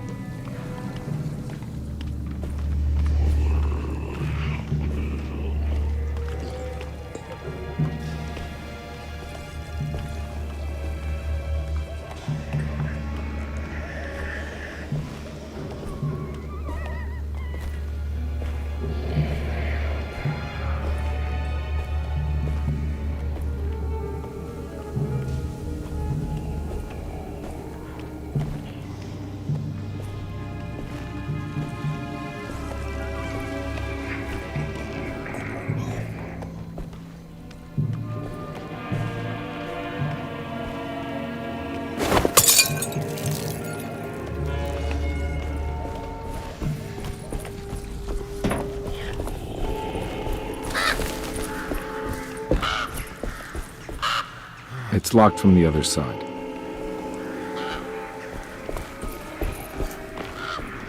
I don't think I'm actually hearing anything. I think I'm hearing ambience.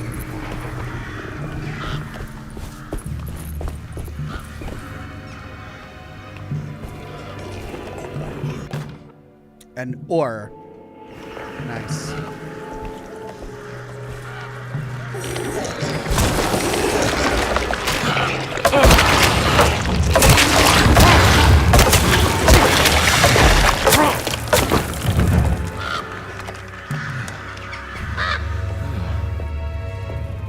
There must be another way inside.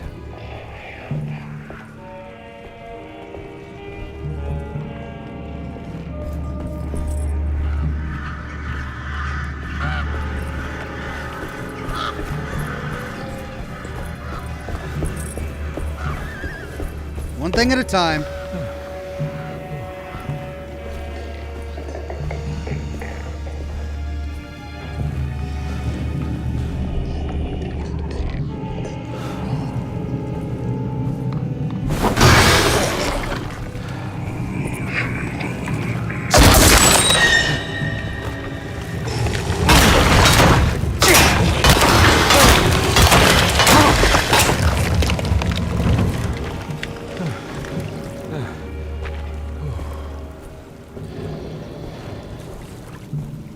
Okay, so it's more than just distractions. There are weapons as well.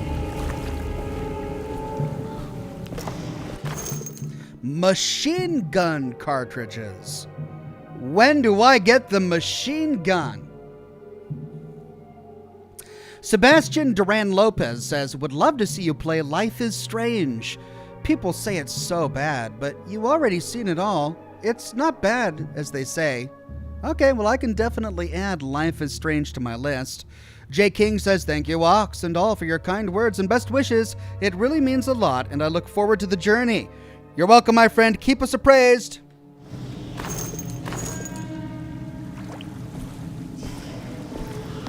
Okay, front door then, maybe.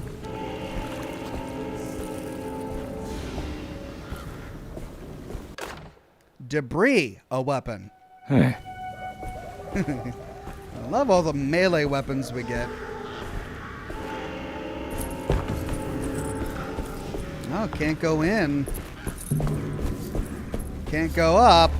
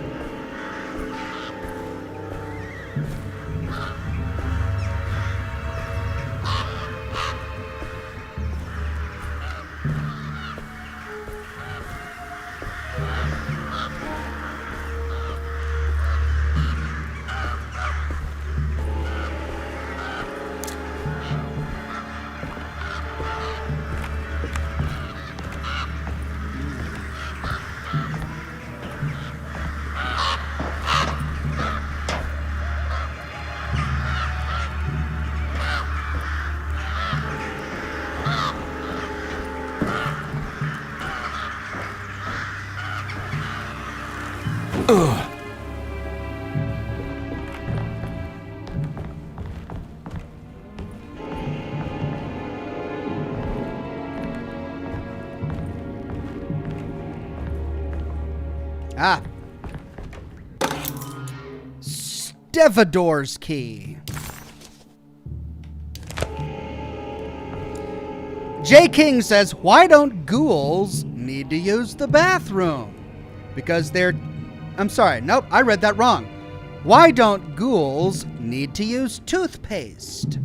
Because their teeth are already glowing white.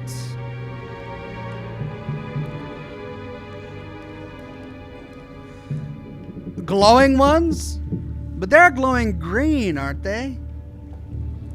Don't glowing ones glow green? Maybe they glow white. Anyway, I love the homemade nature of that dad joke. Excellent. Thank you.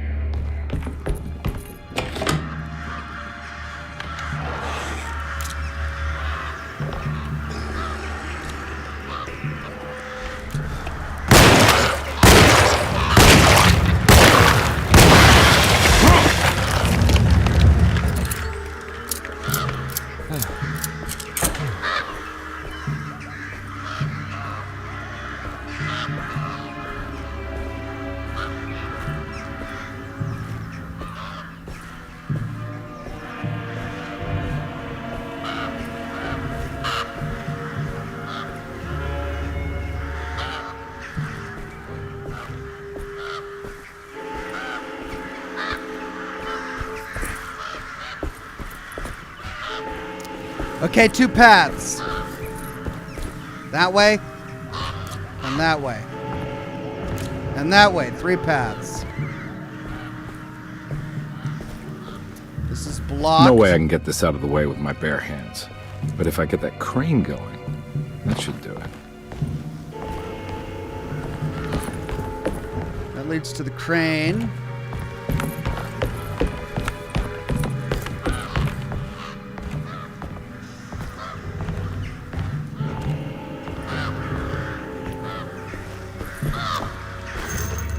More loot.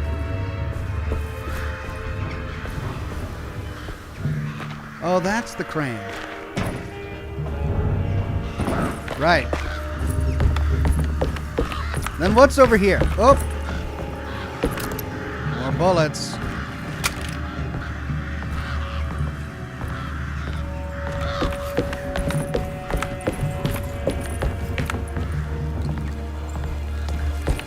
Ah. A typewriter ribbon. Lagnape. Sebastian Duran Lopez says, lol, gotta enjoy a bad joke. There to bore for.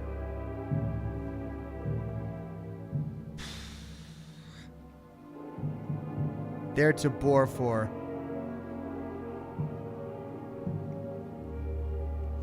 I like it. I like it. I think you could probably work it into a different angle.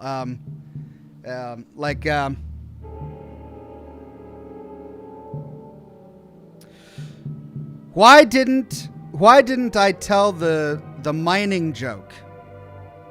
It was too boring. Something like that, right? I love it. Thank you, Sebastian. Death of the author, 1 of 3.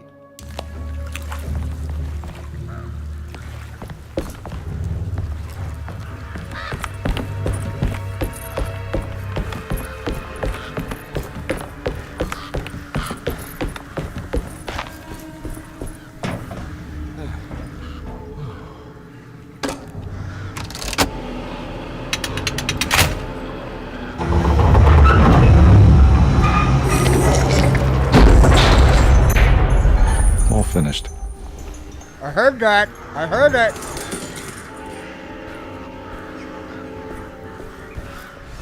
Oh my God.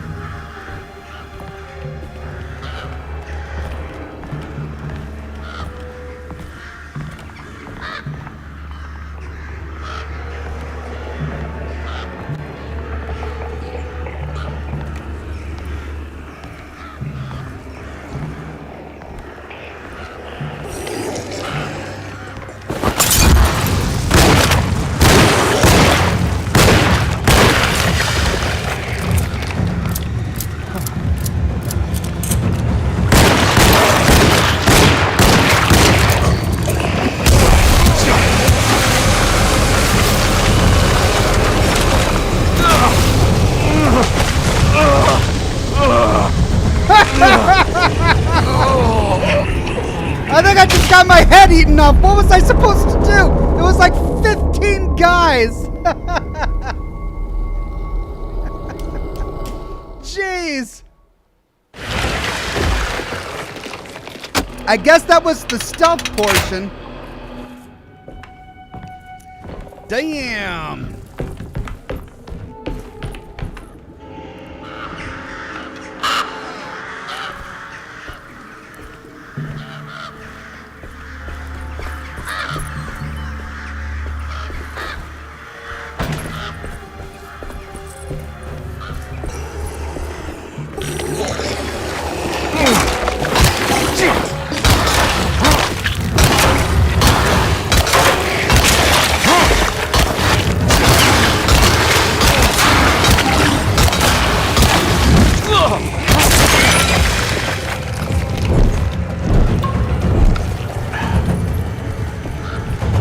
Where's my wood?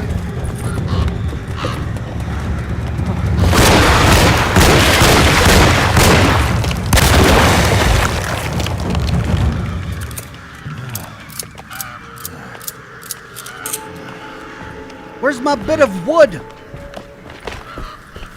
There it is. I can't pick it up. Oh, man. Of course, my sledgehammer broke. What about the ore? I had an ore somewhere around here.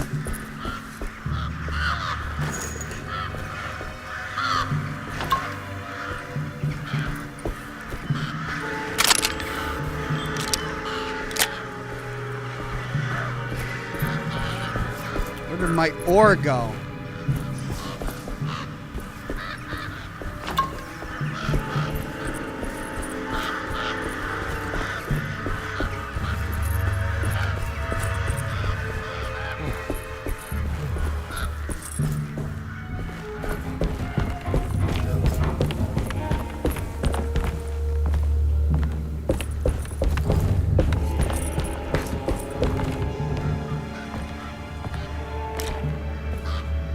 That was just a lot of guys. A lot of guys. Jay King says, what do you call a ghoul's wife? His glowing bride. What's the difference between a ghoul and a zombie? A ghoul is just a zombie who's been around long enough to get some personality. I'm loving the Fallout nature of these jokes. Personality.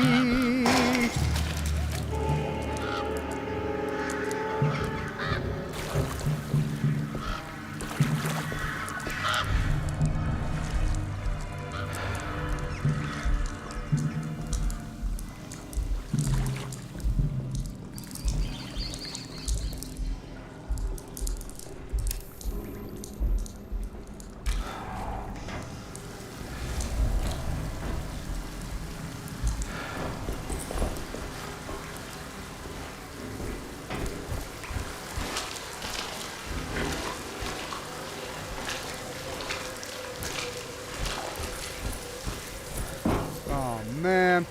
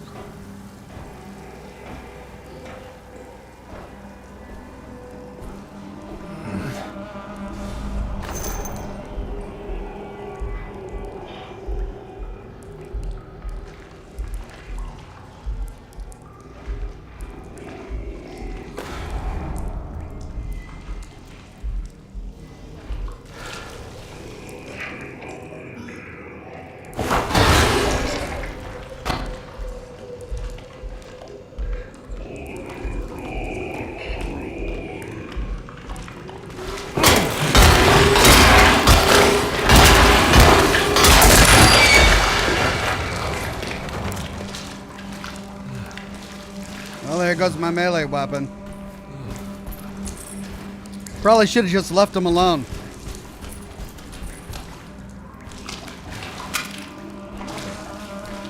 Nuka Tom says, I'm getting flashbacks to the burrows in Fallout 76.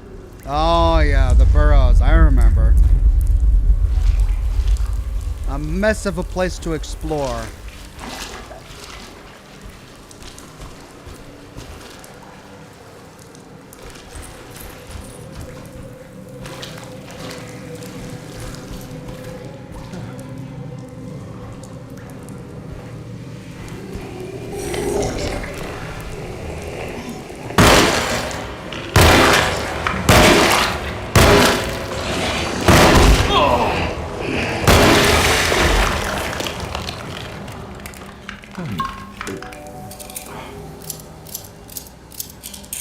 I found machine gun bullets, but I don't yet have a machine gun.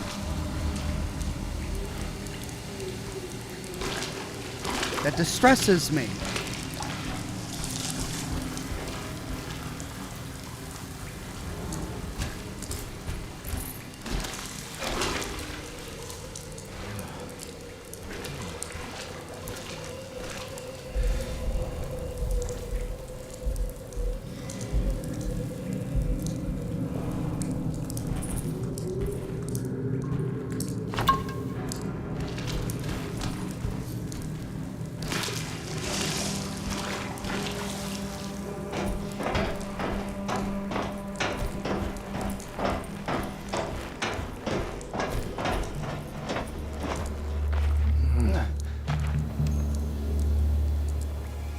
Okay, well, we're in a warehouse. Pistol bullets. Yeah. All right. Made it inside the warehouse. The office must be upstairs. That's where we'll go. After we loot.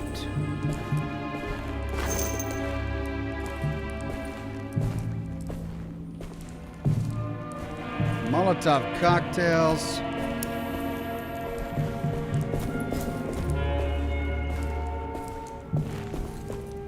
I need a melee weapon. Oh. A severed horn. Lagnape. Part of the 1,000 Young collection.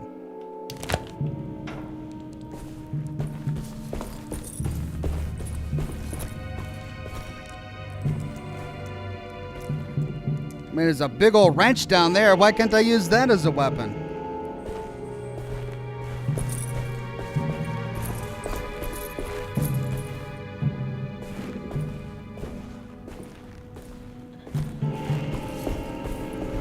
Okay, up we go.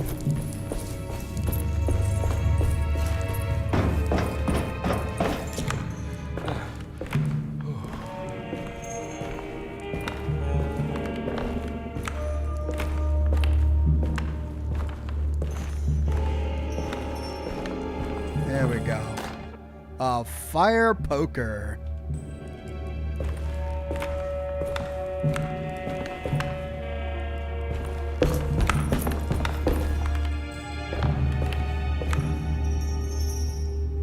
Well, I can always jump down if I want. I don't think I want to right now.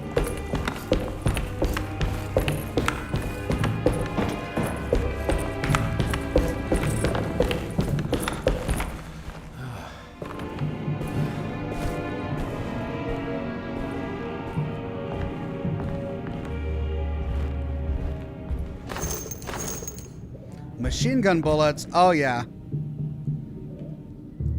Machine. Hey, I always wanted to try one of these. Tommy gun.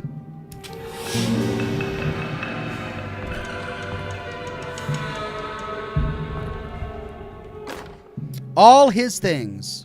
Our ship was raided while in dock. All of his things were recovered, but blood was shed.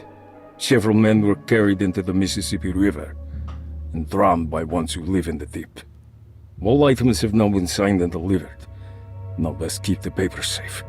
What is left? Later is right. And hell is back again. What is left? Later is right. And hell is back again. What is this, like a safe combination? Left, right, left. What? Later, hell. Okay. Machine gun full. Oh, man, what a waste.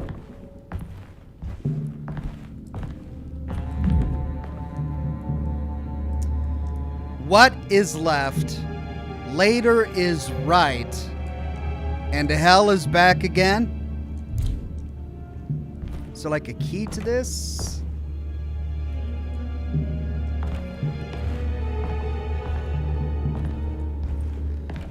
Or is it 4941? The numbers that we found. Is it 941?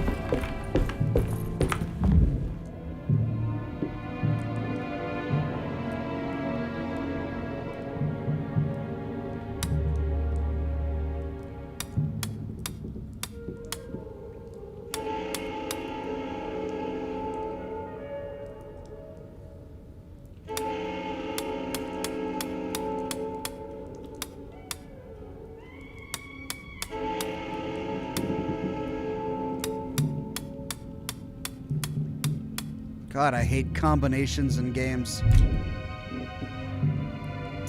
J. King says, last joke of the day. Why did the ghoul break up with his girlfriend? Because she said he was too dead inside. Why did the Brotherhood soldier join Tinder? To find a suitable match. A suit of power armor. A suitable match. Okay, I kind of like that last one. That one's... Alright, I kind of like that one.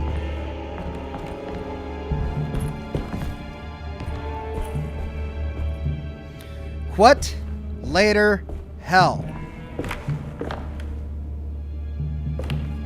What later hell?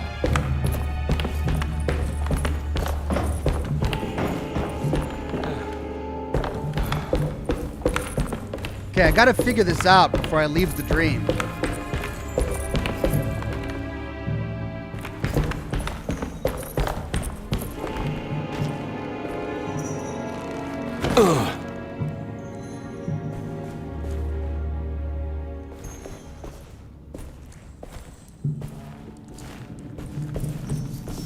That's where I came from.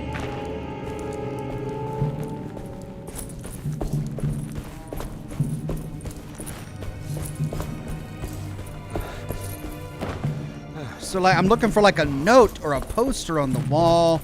It's gonna help us decipher this riddle.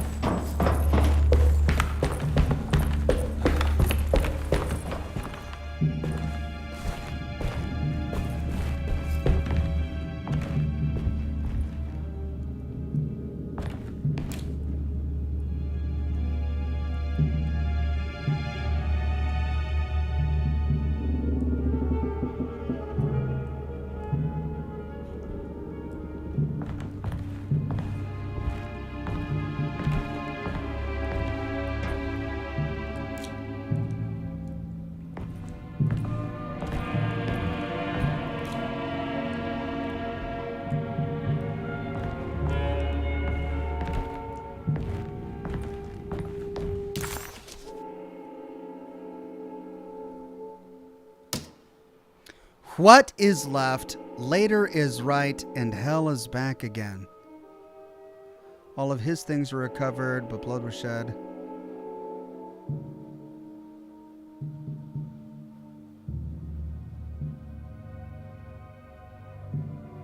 All items have been signed and delivered. Now best keep the papers safe. What is left, later is right, and hell is back again?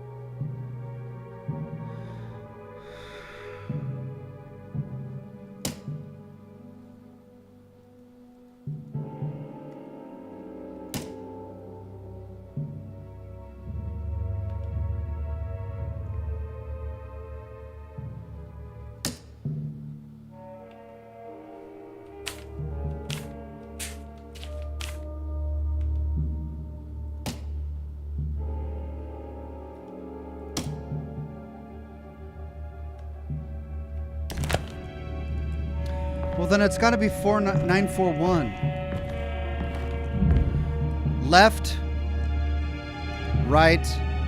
All right, so if we just do direction, left, 9, 1, 2, 3, 4, 1. J. King says, I'm off to bed now. Live long and prosper. Love you all. Thank you, J. King. Good night, my friend. Alt Grendel says maybe 3, maybe the number of letters in the words. Oh, I didn't think about that. Oh my God, that's smart. 1, 2, 3, 4. 1, 2, 3, 4, 5. 1, 2, 3, 4. 4, 5, 4.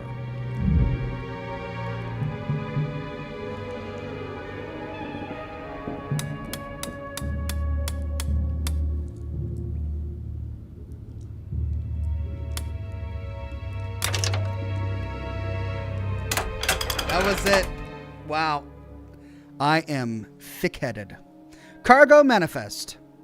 Cargo Manifest on September 19th, 1892. Breck Shipping Company delivered 4 steamer trunks, 1 Egyptian sarcophagus, and a large wooden crate belonging to the showman called the Black Pharaoh, performing at 18th Street. Well, now we got to figure out what that number was for. 941? The vision that appeared on the wall. Perhaps that's the combination for the safe that we found back in the manor. God, I hate safes. Here we go. The address where Jeremy first encountered the Dark Man.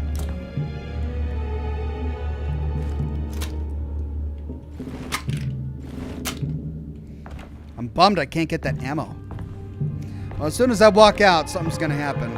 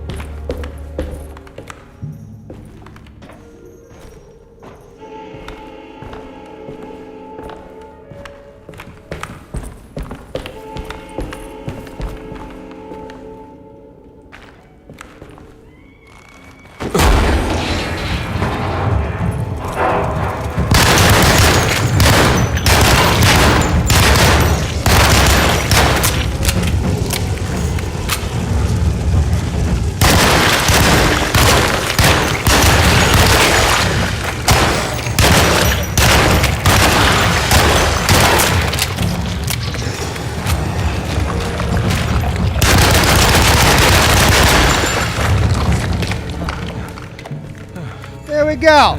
Well, I made room for that ammo. Let's go back and get it. This thing has some punch.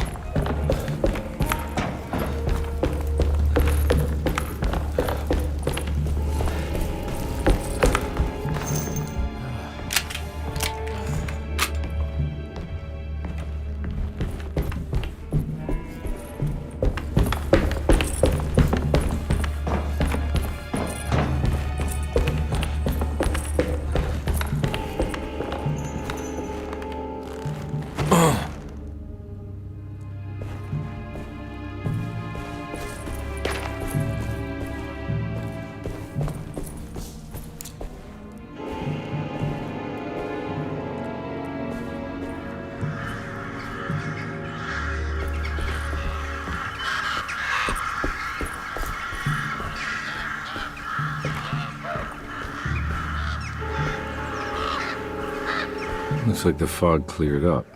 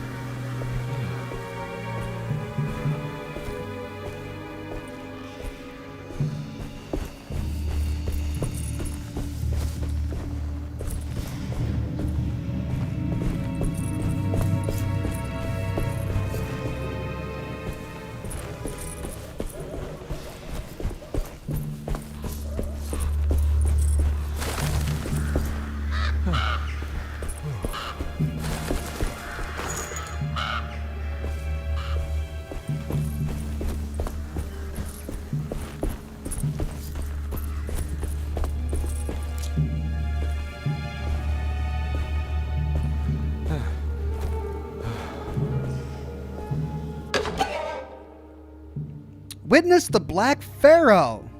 Lagniappe.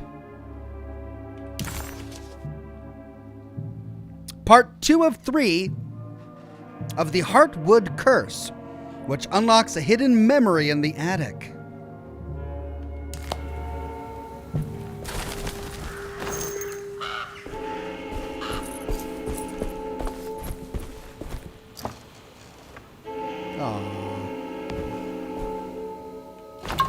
Yeah.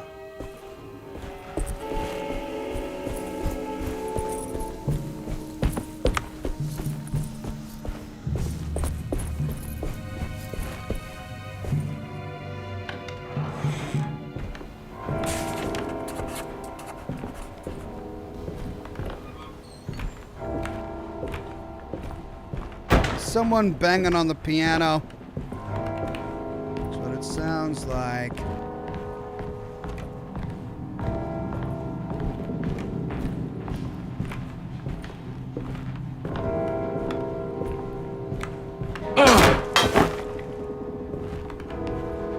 Just had to make sure I had a melee weapon.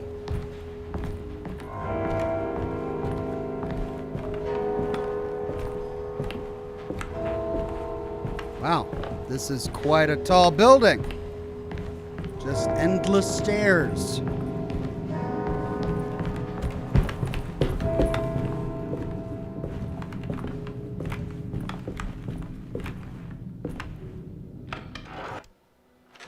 Oh, there he is.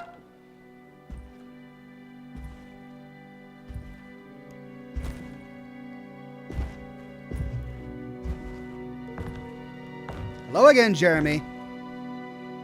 You want to tell me what this is all about? Welcome, Detective, to the greatest show this side of the Mississippi. Now the hotel, the Black Pharaoh, the ancient magician who lived 1,000 lives and wore 1,000 masks. I can see why you settled on calling him the Dark Man. Saves your breath. So, you got scared by a stage magician, and now he's living inside your head. You can mock me, Detective, but you would be the crazy one to think his presence can be ignored.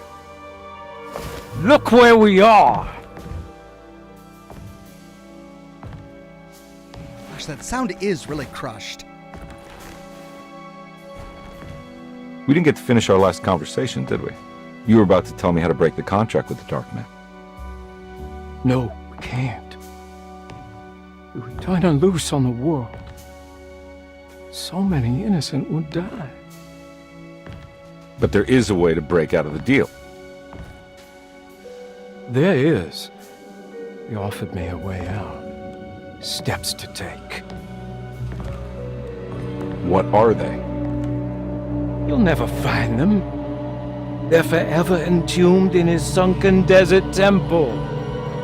Jeremy, I'm not your enemy. Tell me where to go. How do I find the temple? No, we can't. I have to make this sacrifice. God damn it, Jeremy. I'm gonna save you. Surprisingly worry. strong for a small guy.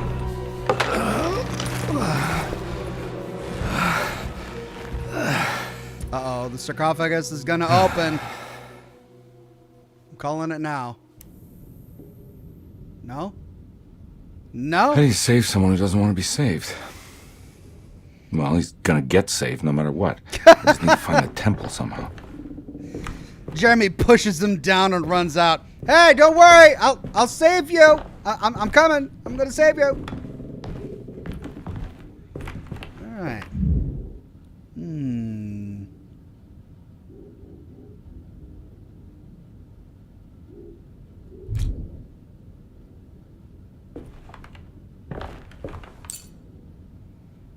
What?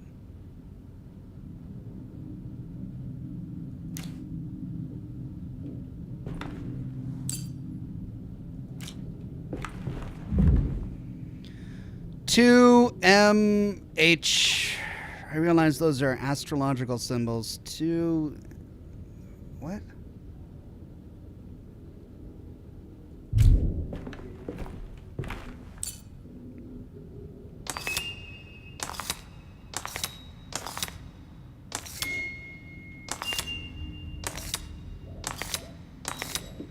Is it a sound puzzle?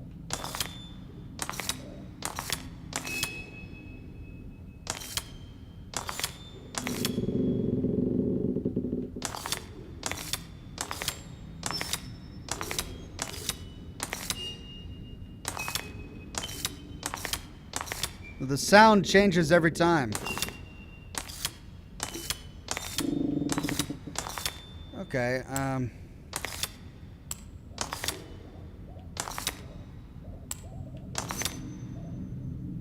941.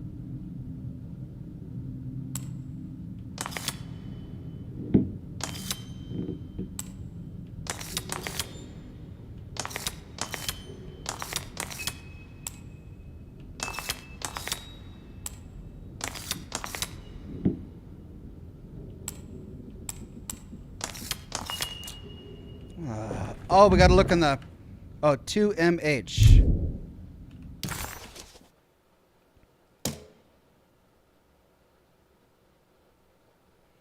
Gemini, Virgo, Pisces.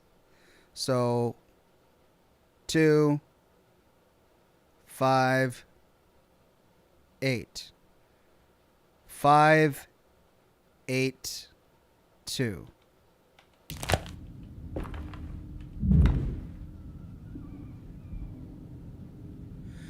No, the H is the outer ring.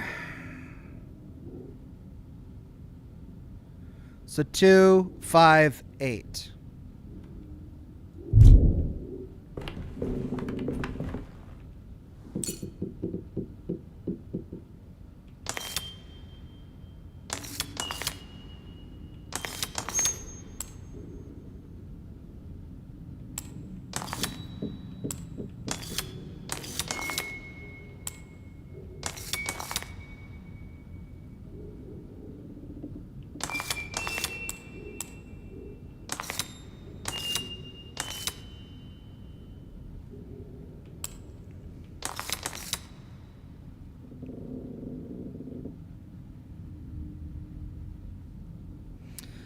Well, if that's not it, then...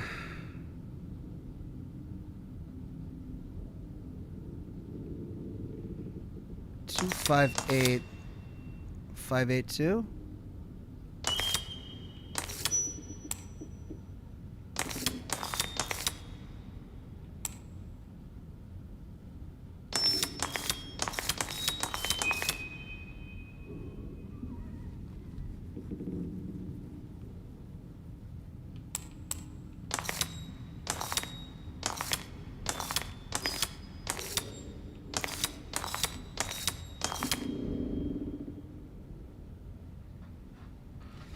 Nine, 4, 1. Yeah, I know, but we can try that.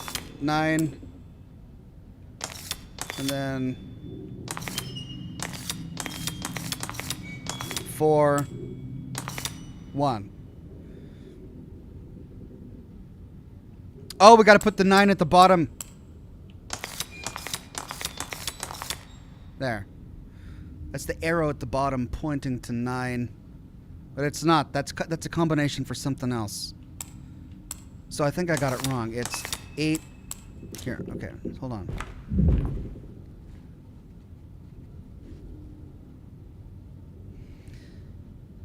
H2M, which would make it Pisces, Gemini, Virgo. 1, 2, 3, 4, 5, 6, 7, 8. 2, 5, 8.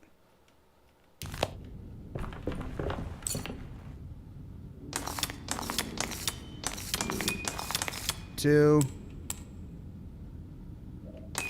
5, 8.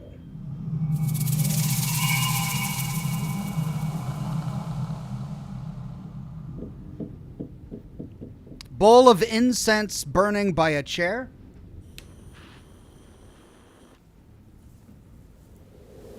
Oh! Oh, God. Oh, crap. I don't like that.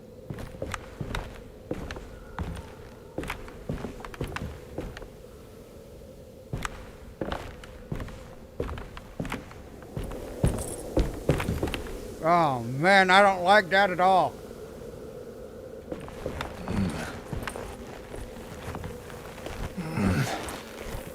Hope you're not claustrophobic. Jeez.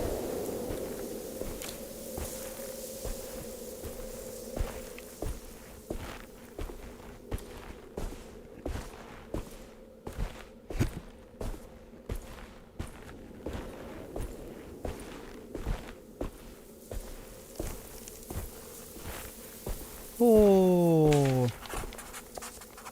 Well, find a way inside the Sunken Temple. What were we saying about eclipses earlier? Oh, dear God.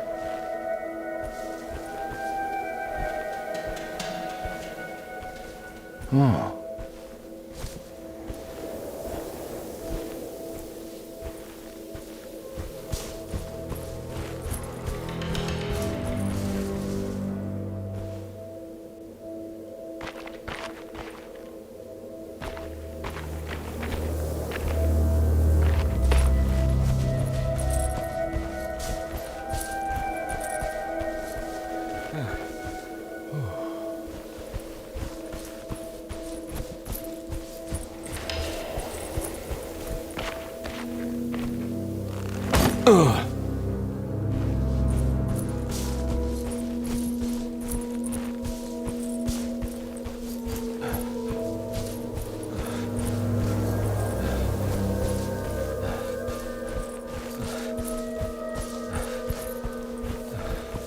Well, there's a way inside the Sunken Temple. Sunken Desert Temple.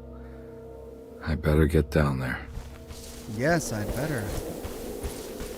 Good thing somebody already dug it out for me. The work has been done for me.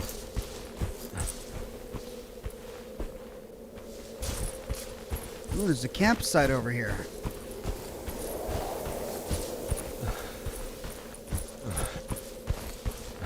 With loot. Oh yeah, shotgun shells.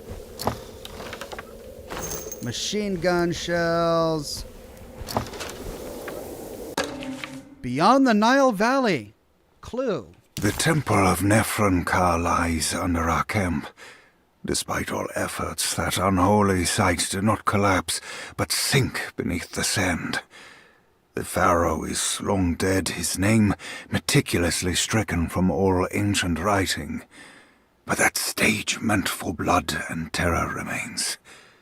The temple is said to be lightless, built to harbor all the haunters of the dark found in the very depths of our universe. Oh, great. Calling on the gods meant creating a bridge between our world and theirs.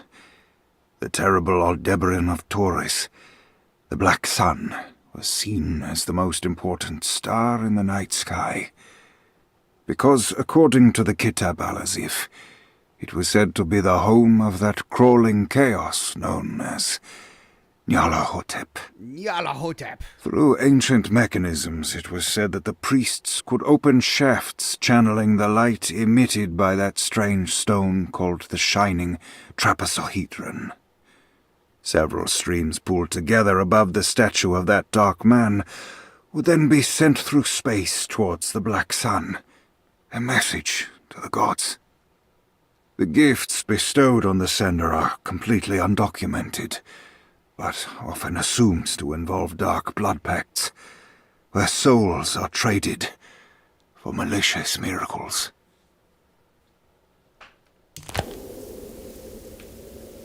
Rope. Hey. That'll help.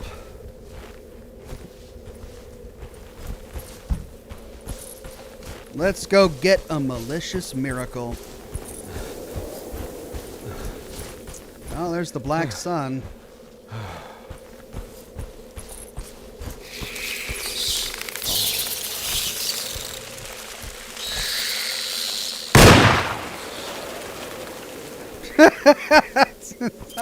Wasted a bullet, doggone it.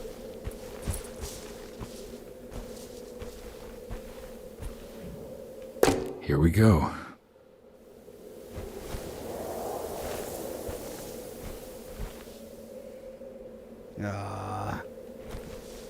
Melee weapon? I can't use any of the shovels? Well, I got the poker.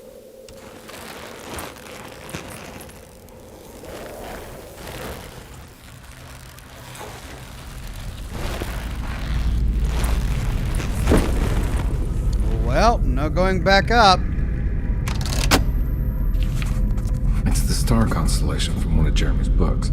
The Taurus. That one star's clearly bigger. Must be important. I'd be more concerned about being stuck here.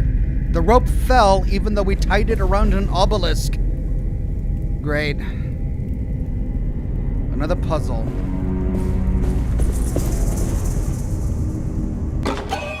Canopic jar. Lagnate. 2 of 3, 4 vagabonds. Alright, we got a glowing crystal over there. A lever mechanism there. Nothing in that.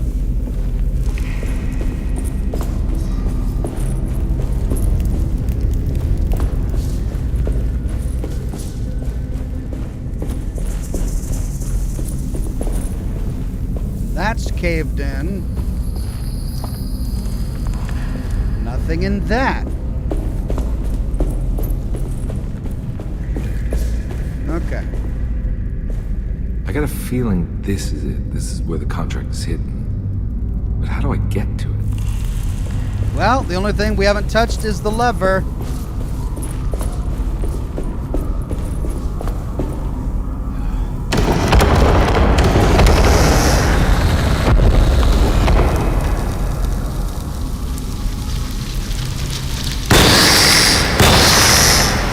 Oh, now I can kill him. Okay.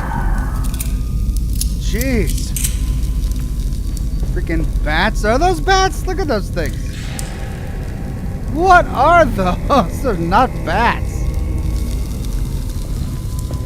Alright, we got laser light.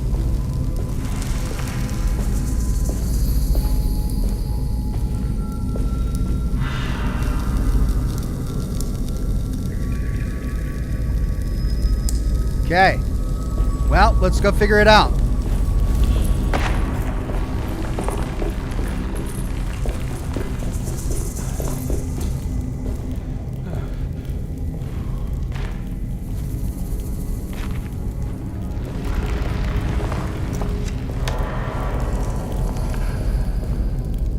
So far, all of those little chests have been empty.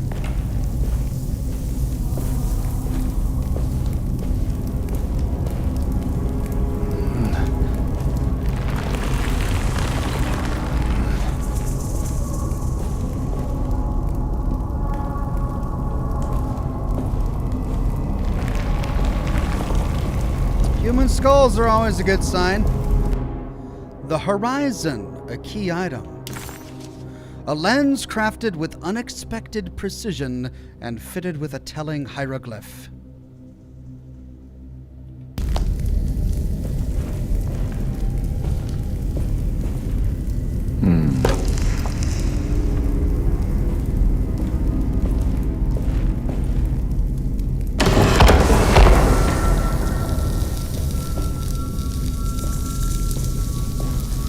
This one looks operational. It worked.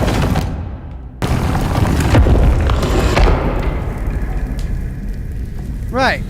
Tutorial done. We now know how we do this. Let's go find the rest.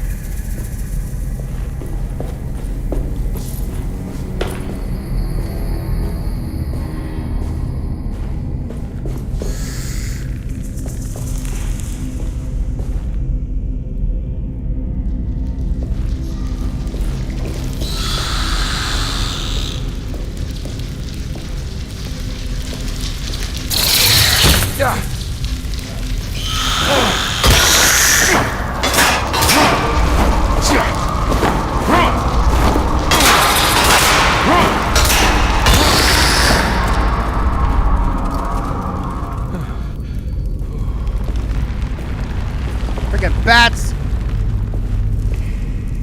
Huh. Okay, I gotta find the lens.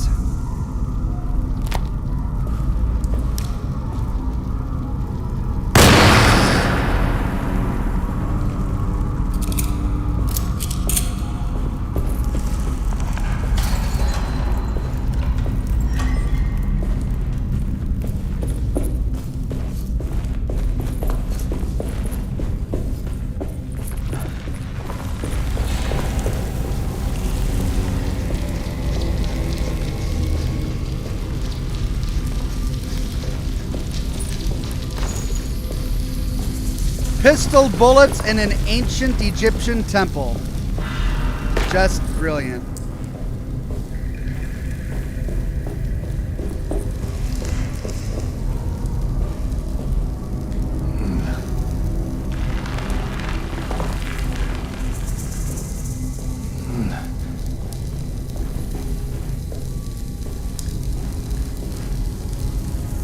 Here we go. Nope. Can't take that. It's not a lens. Okay.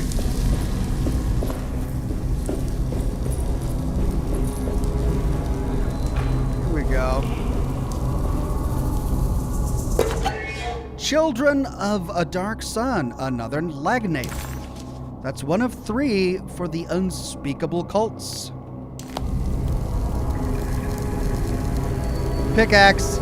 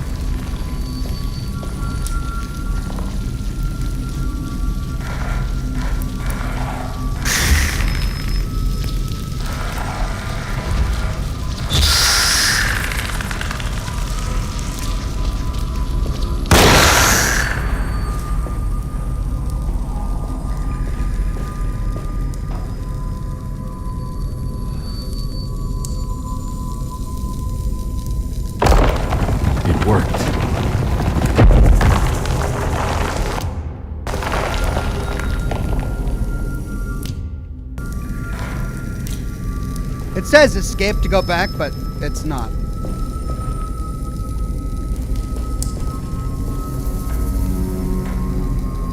It's right click.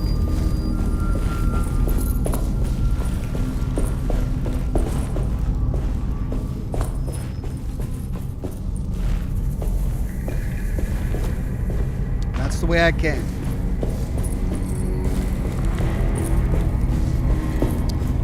Okay, so I'm still missing the lens there, but perhaps I've opened a door down below.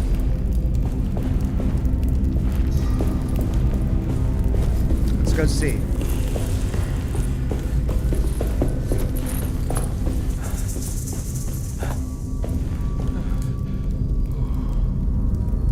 Because I need a lens for that, and I need a lens for that. Yeah, I did open a door. Okay, so I need to go all the way back.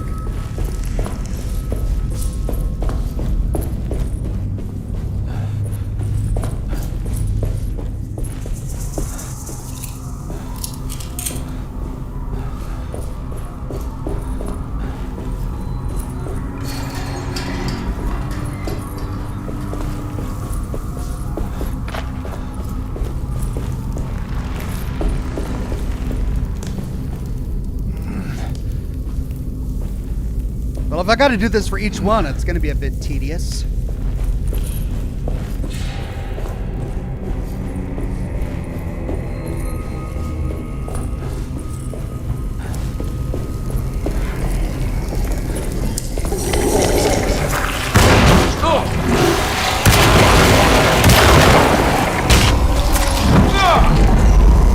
Well, crap, I shouldn't have run in there, should I?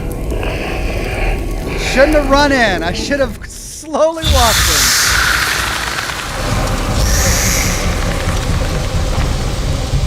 Okay, at least I don't have to go back much.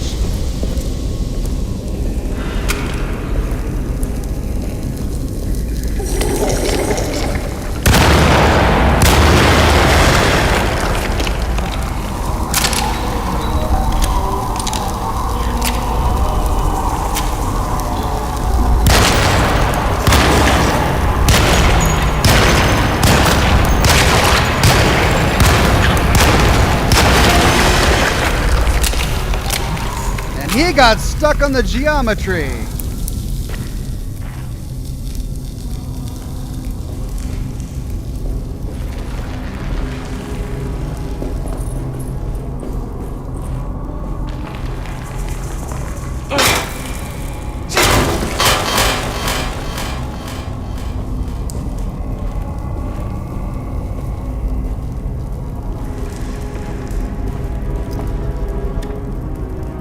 Nothing. Why do I even try?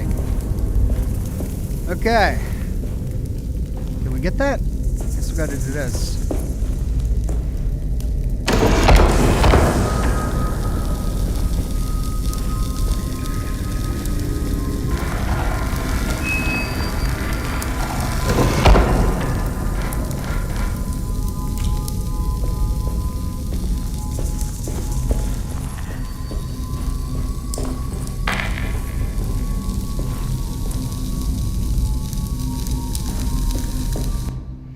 Ads.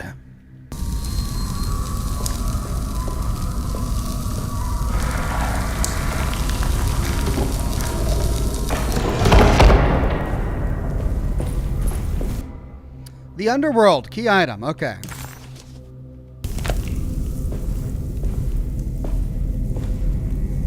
Lots of adses.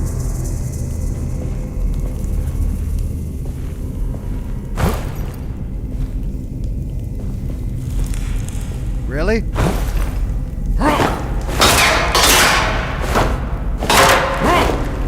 I'm stuck on an... Oh my god, this game. I'm stuck.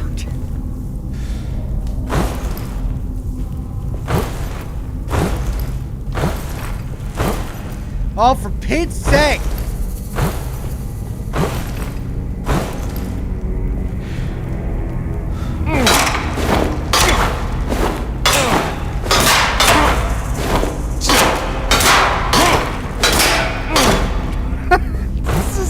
Come on! Oh, man.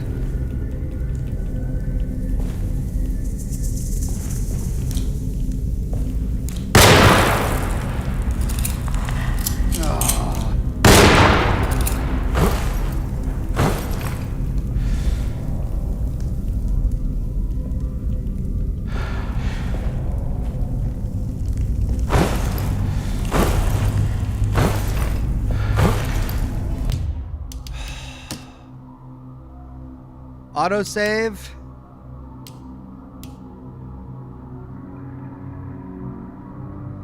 (9:14 p.m.) An hour ago?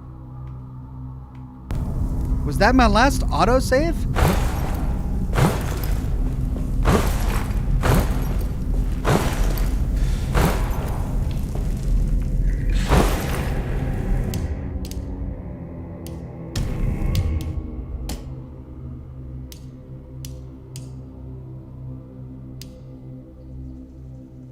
That could be wrong. Try crouching, says Alt Grendel. I tried that.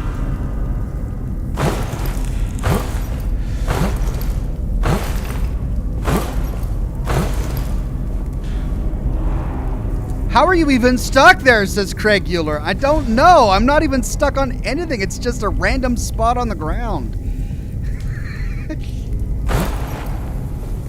Alright, I'm going to do a hard save in an empty slot.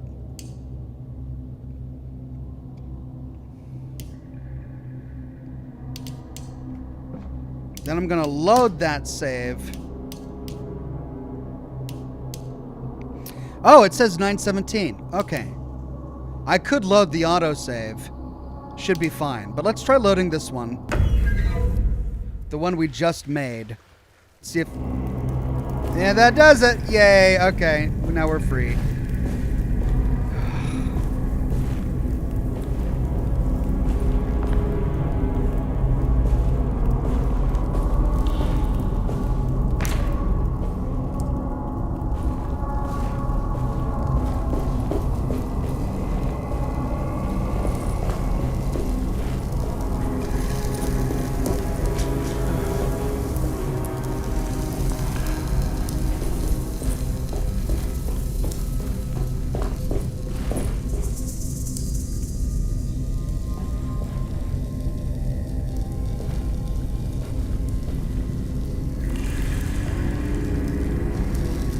Now I can't attack.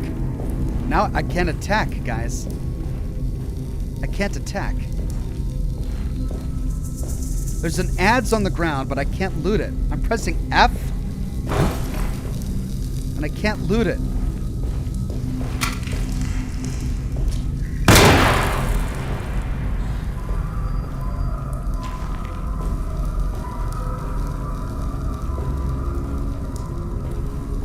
I'm going to try loading my autosave at 9:14.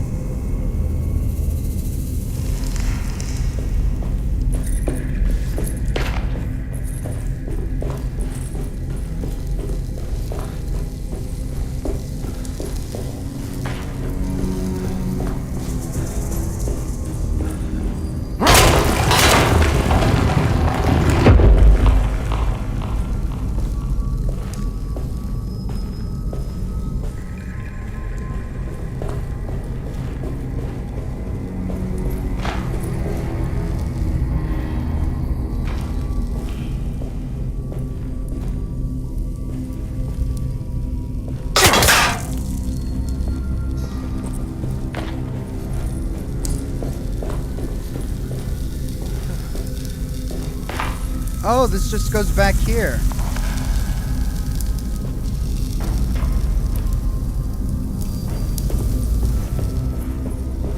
Okay.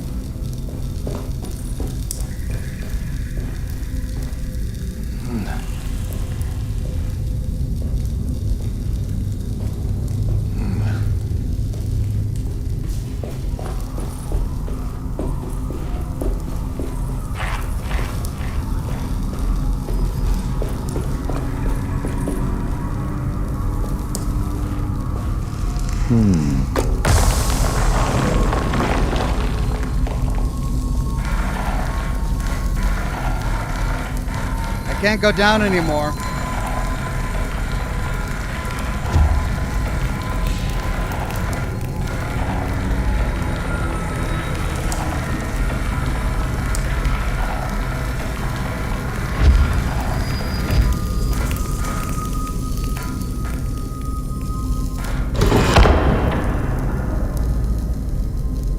Okay, now I can.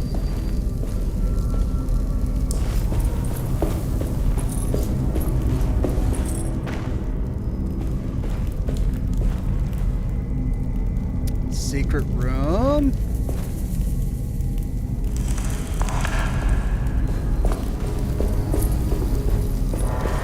Just a second, I got an idea.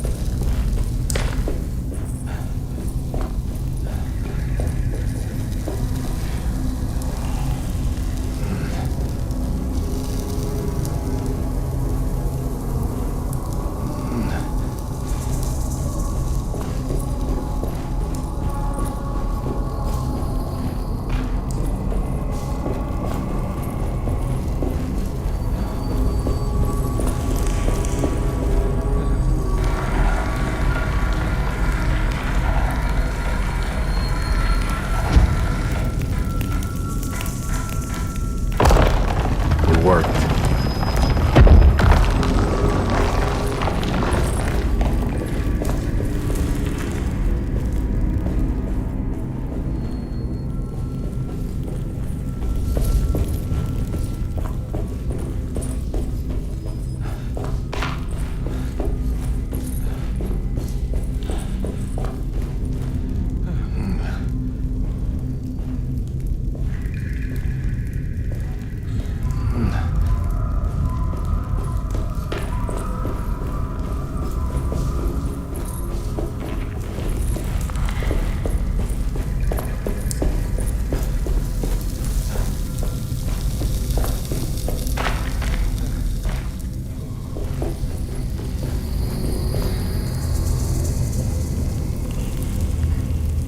Snakes.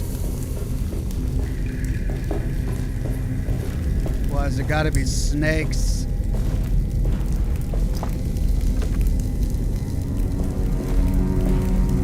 More adzes.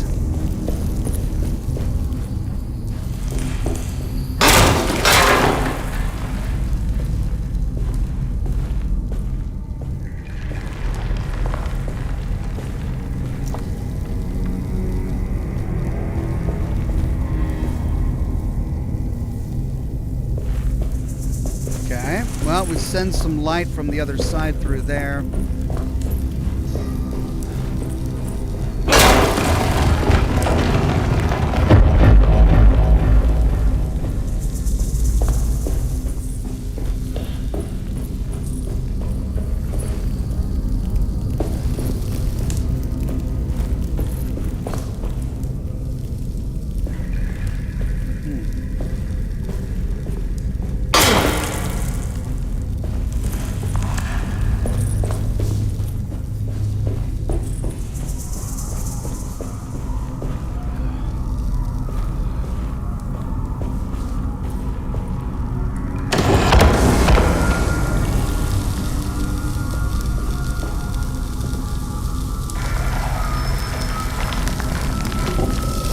Not.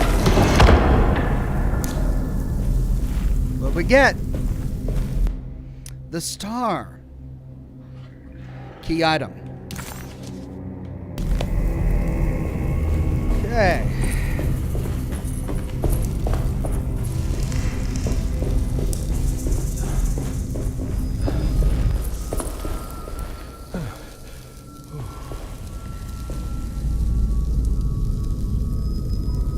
That's going to be for that one. But then we also just opened up another door. Is it over here?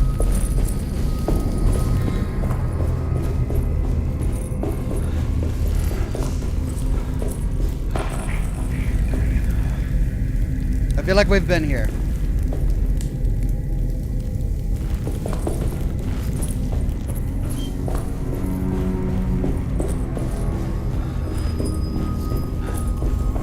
Okay, did we go through this room? We used that one to open that one. We've been through there. We just opened this one. We haven't been through here.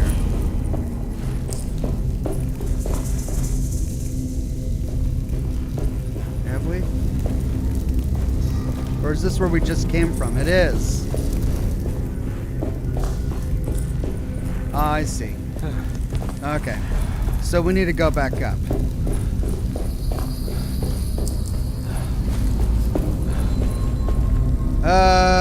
Back up, back up. We'll go this way.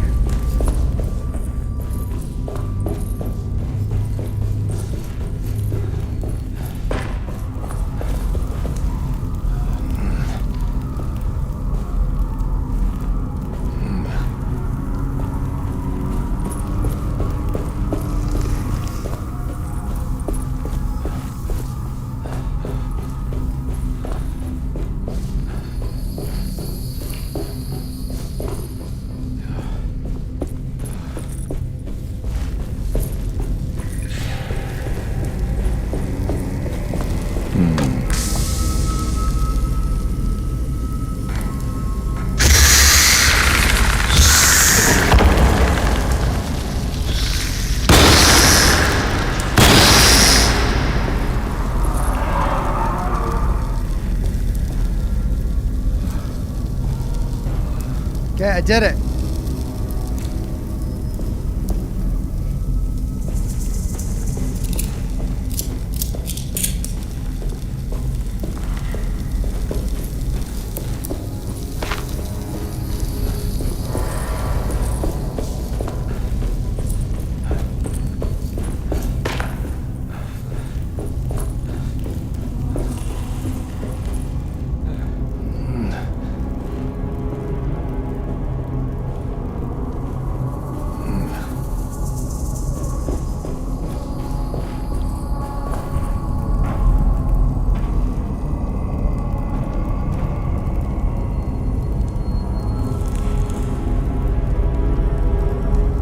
Now it's glowing.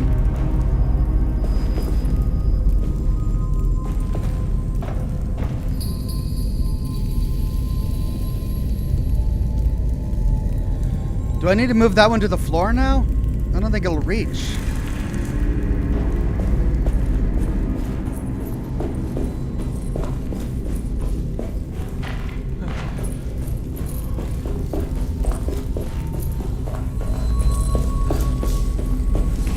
The only one left.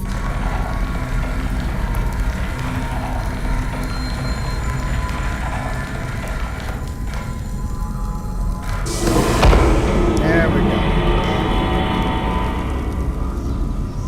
Okay. We're getting there. One piece at a time.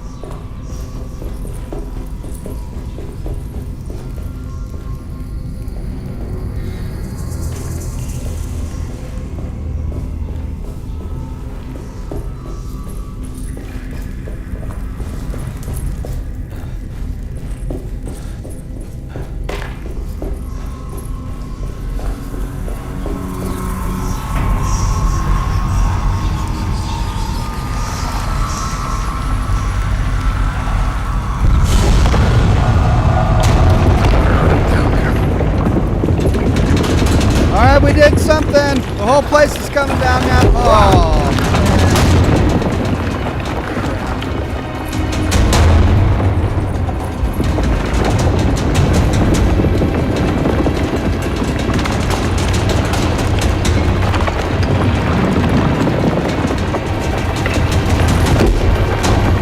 Ooh, the doors are closing behind us.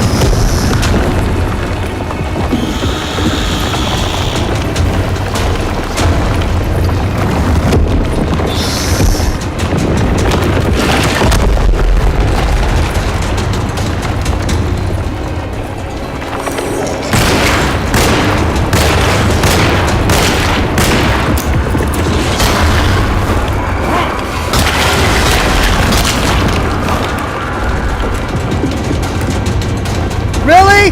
Really? Really? Oh my God. Are you freaking kidding me?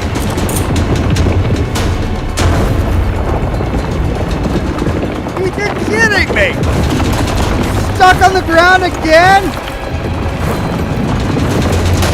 Ah! Yay! Yay!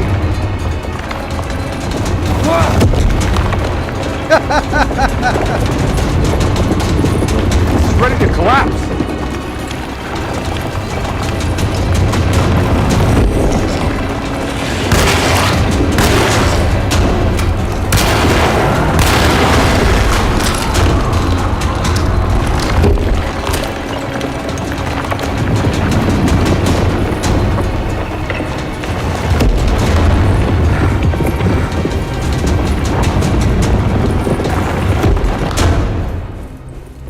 What is going on? Yeah, good question.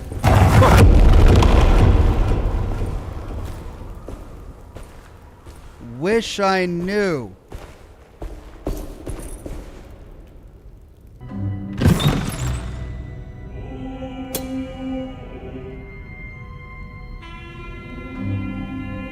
A dagger? A spear tip? Acknowledge psychological trauma, breakthrough barriers of self-deceit, temperamentic behavior. These are the Dark Man's terms. The contract. Huh?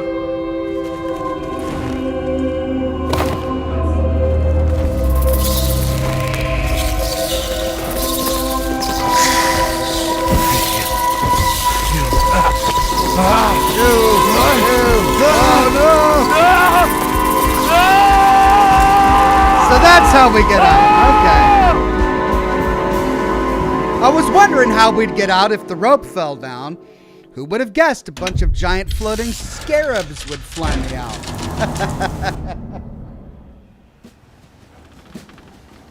Oh. Hey. Hey, detective?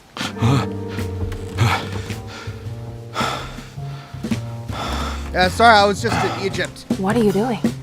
Oh, I found something. Great. Was it alcohol? God, no, I just got the wind knocked out of me. I think I know how to break the contract with the Dark Man. What exactly does that mean? Everything going back to normal. All right. I found some more information on Dorsetto and the patients. There are some seriously strange things going on here. I'm pretty sure 2 of the patients are dead and maybe even the clerk. Oh, yeah.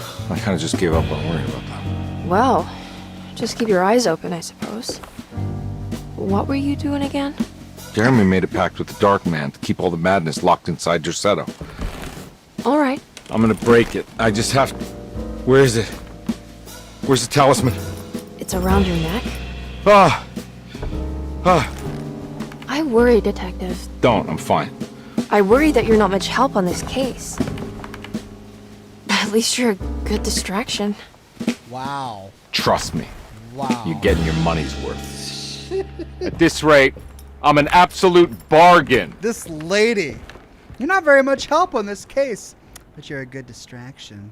What's that? What was that? Wow. All right, the Dark Man's contract.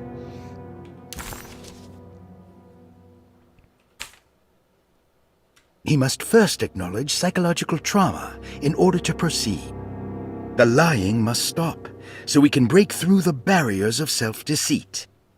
Finally, temper manic behavior. Medicine has failed me. Nothing can be done to dispel the hardwood curse. Cois. Only the sacrificial dagger may release the despair from Jacob's eye. Yet, doing so would be the doom of Dorsetto. Let this curse of mine be a weapon for once. I accept your demands. Oh, crawling chaos. Build your prison around this godforsaken hospital. When evil has been starved, I will stay buried forever.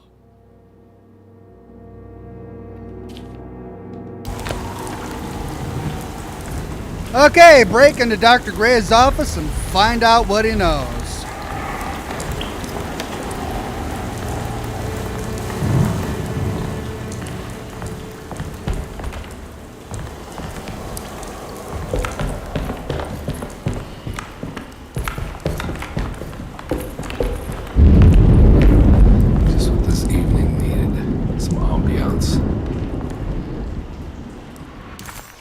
take a look at our map here. Here we are on floor 2.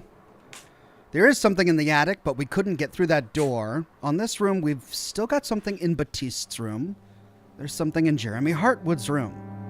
There's something in all the other rooms. All right, let's go explore those rooms and... But wait, now this door is locked? Since when is this door locked? Crap. Forcing us downstairs.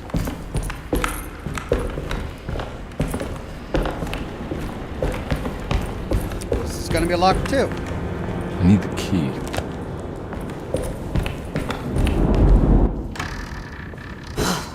Got to be around here somewhere. He wouldn't leave this house. I don't know what to think anymore. You run into that detective fella? Who is he? Can he be trusted?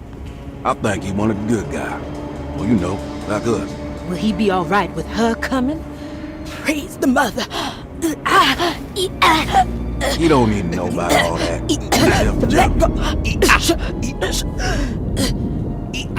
Just calm down. Ain't time yet. It hurts. As far as I can tell, Detective Comby seems to be solving problems, not causing them. Just be ready in case he starts anything.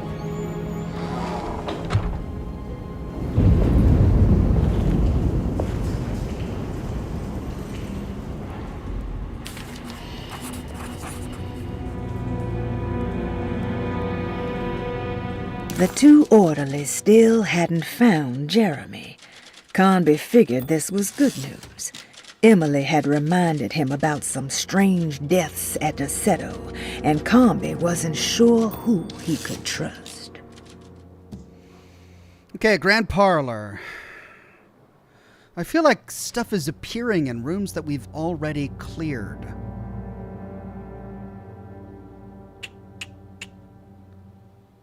Well, alright. Let's go through and clear them again. Let's start by going to the water closet, and then into Lottie's room, and now we can't get into the drawing room. Okay, well, let's see what's over there.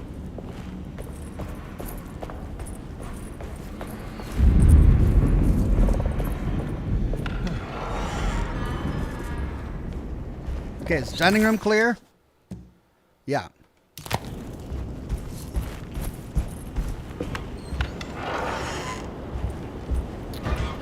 Water. Christ, what the hell was that?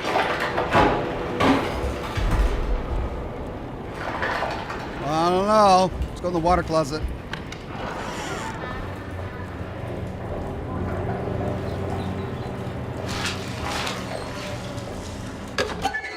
Broken spectacles, Lagnape. 2 of 3 for death of the author. That should clear the water closet. All right, let's go to Lottie's room.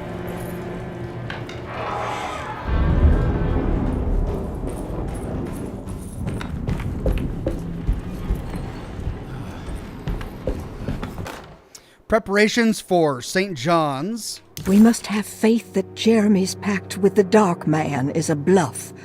If we are lucky, our visitors will find him and prove it's all nonsense before night falls.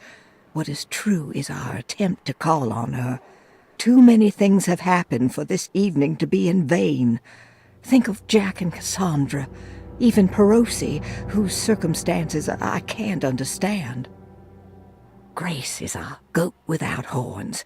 She knows it and will play the role. You must talk to your brother, Batiste. I worry that he will fail us. Mrs. Thompson.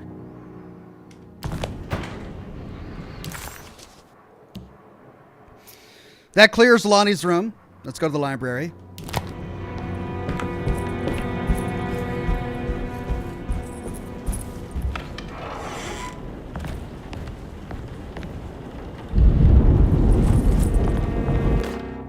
Lunacy and the Astarte Artists Colony. Lunacy and the Astarte Artists Colony, a monograph by Yael Klein. In early 1909, the old Derceto plantation outside of New Orleans was turned into an artists' colony. 3 famous European artists rented the house and the surrounding land from the owner, the Ledoux family. The colony was chiefly run by Sebastian Cortez, who was playfully dubbed the captain by his collaborators, William Arges and Heinrich Kassel. The colony existed for 6 years, until one day all 12 members disappeared without a trace. It is widely believed that their disappearance is connected to the disastrous hurricane that passed through on September 29, 1915, but nothing truly supports this claim.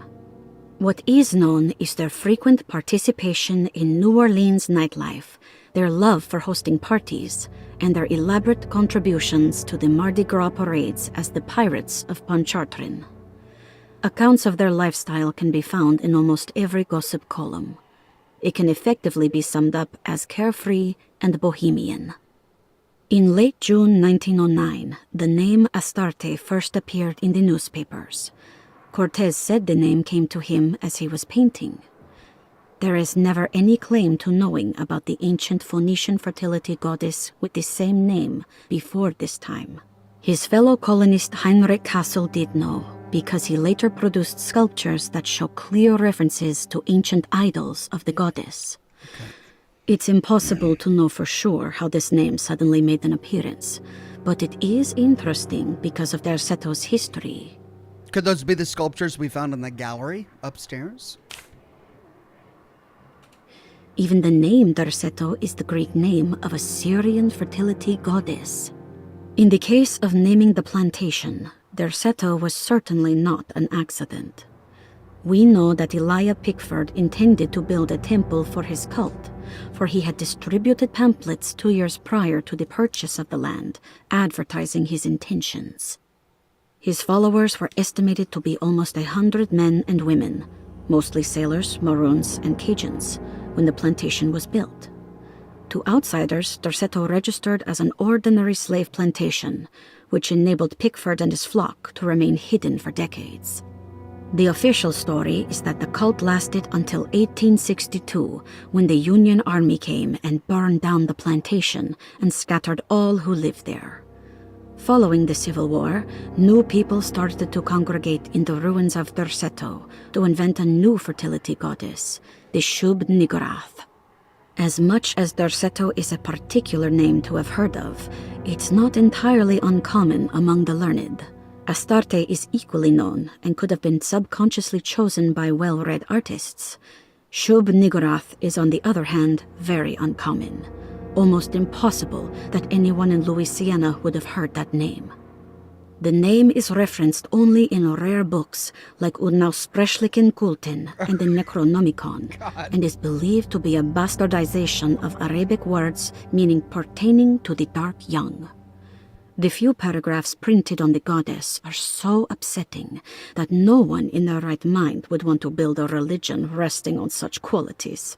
The Shub-Niggurath cult was hard to get rid of, but it is believed that despite the police jailing and killing several cultists over the years, the main culprit in the cult's demise is the cult itself, which seems to line up with every instance of cult activity on Derceto's grounds. When Captain J.W. Norton of the Union Army arrived, he described the people at Derceto as malnourished and maniacal.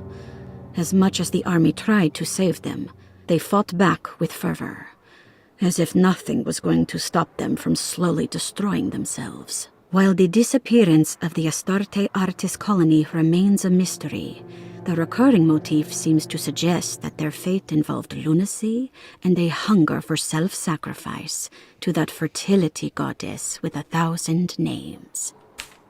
Right, bit of a lore dump there. Does that finish off the library? It does. Small parlor.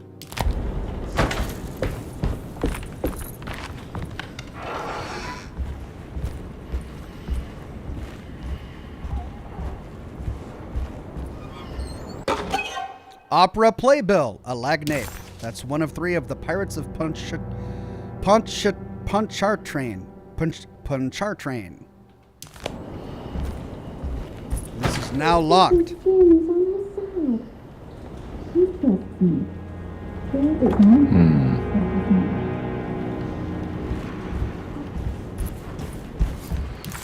Right. But the conservatory is blue. We don't need to go there. This is going to lead us to Dr. Gray's office. I want to do that later. Let's go back into the grand parlor and see if we can explore these rooms down here.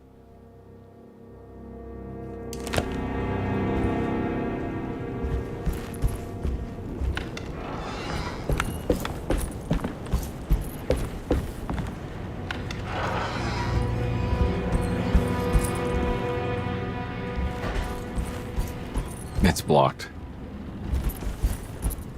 Really? It's blocked. Really?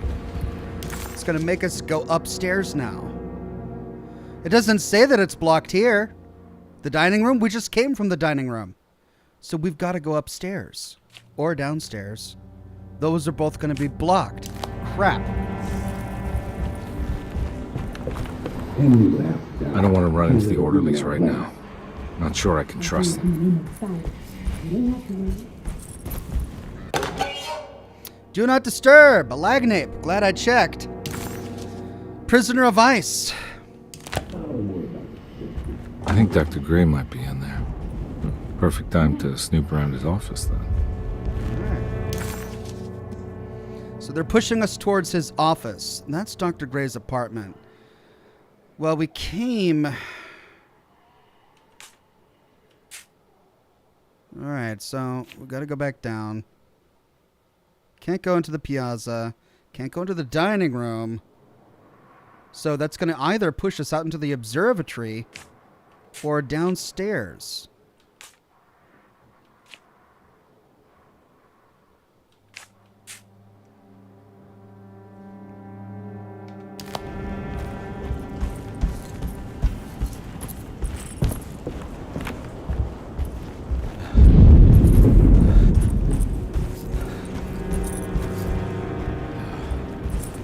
Okay.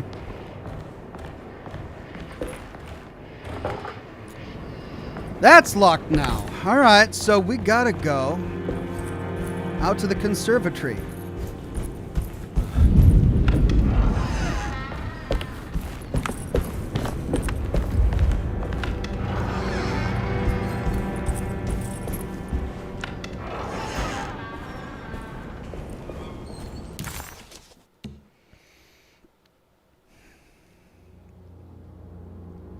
All right, so this other door leads to the library, so the only way out is down, right? So this just goes back to the library, but we can't go there anyway. Spiral staircase isn't working. So, down here. Keep our secrets. Mrs. Thompson, I understand the last week has been busy. Under these circumstances, I find it important to remind you that Dorsetto's concerns are not a public matter, nor is it something that should upset you. Please continue your excellent work, and don't spend a thought on the death of Perosi, or, more importantly, the suicide of Cassandra Beauregard. They should mean nothing to you or the staff. I rely on your loyalty, and trust that your close kinship with the Tabois siblings will keep Dorsetto's secrets hidden. Dr. Gray. Skeletons in the closet.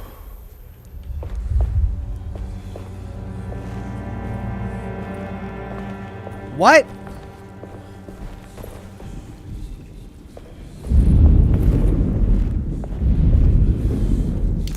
That's every door out. Locked. No, it's not. We can still go through the kitchen garden. But even if we do, that's locked.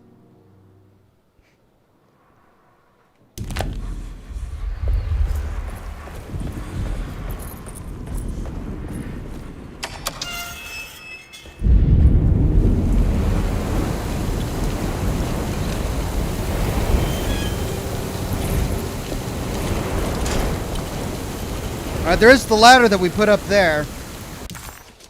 We could try to take the ladder up to the piazza, but that's going to be locked as well. So...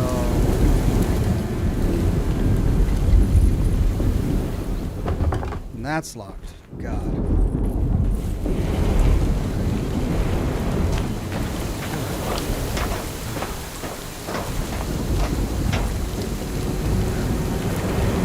Oh, they blocked the door.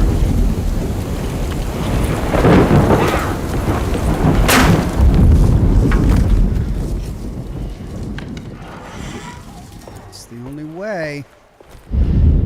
Okay, well, we finally made it to the other side of the house. The stairwell, but that's going to be locked to the other rooms over there. I wonder if we can take the stairs up before going into the office. So that's going to be locked. Don't have the key. I need the key. We need to go there for the quest. Let's see if we can go upstairs and explore some of the other rooms first. There's the gallery. But on this floor, what have we got? Okay. Doesn't say any of the doors are locked. Let's try Baptiste's and Jeremy's room, and then we'll go into the sitting room.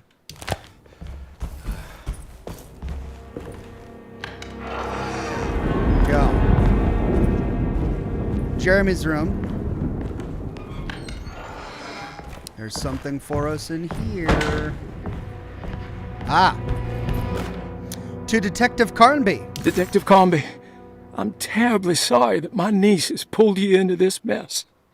Please, with all my blessings, take her away from this cursed place.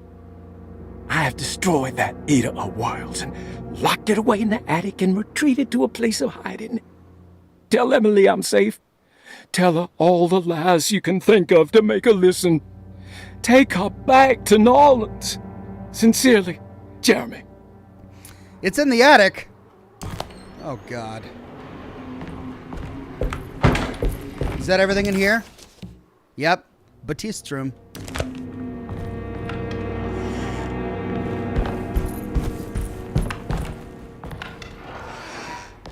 Ah. Trust me. Brother, I need you to trust me.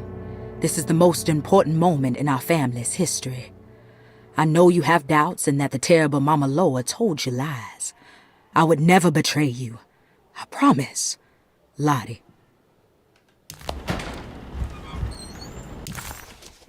And that's it for Baptiste's room. We can't go up the stairwell. It's going to be locked. Whoops.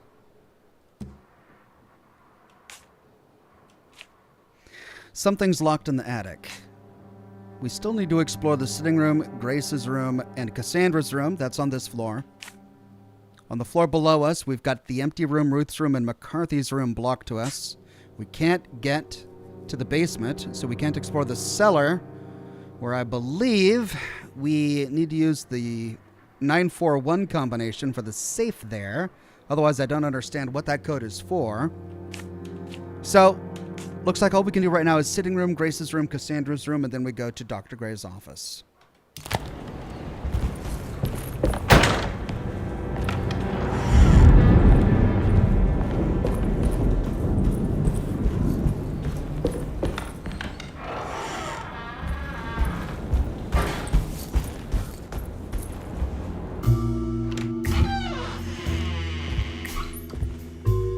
Detective Carnby. Good to see you again. Solved your case yet? I'm trying. Hey, Grace, you okay? Oh, she is just peachy, Detective. Are you looking forward to the Feast of St. John, Grace? I can't wait. Kids, ain't they great? What exactly are you planning for tonight? Oh, not much. We eat, we drink, we pay tribute to the wishing tree in the conservatory. The usual. Then why all the excitement? There is just something about tonight. Something's different. I think we all feel it. Besides, we got ourselves some new words for the prayer thanks to your buddy Jeremy. She'll come and turn the world inside out, and things will begin again. That sounds strangely threatening. You should come.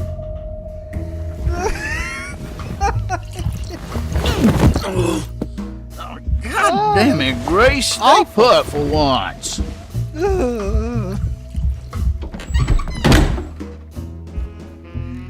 Jeez, that kid is so freaking creepy, man. Why did she put on the mannequin's face? So weird. Oh, what's this? First floor hall key. Yay. Oh, good. We can finally get to the Better first hold floor on hall. to these.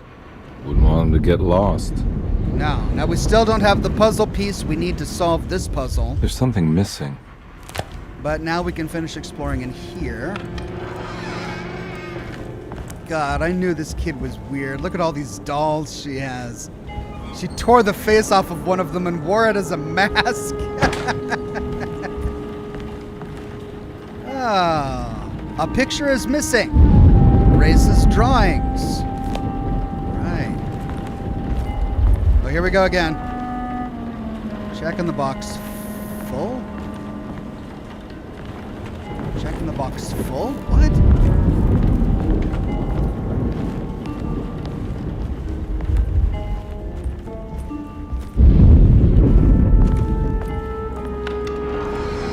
It's because I already picked it up as a lagnape, isn't it?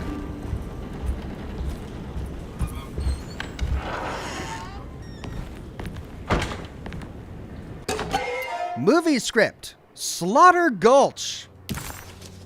That's 3 of 3 of Death of the Author. And now we can show the set bonus text. What did you expect from them? You created too much. There wasn't any room to breathe. Your reification rendered all possible worlds void. You took everything they could imagine and constrained it into something that you didn't even care about. Or maybe you did. Perhaps you cared the most of all. Maybe you tried to save them from themselves, and that is why you had to die.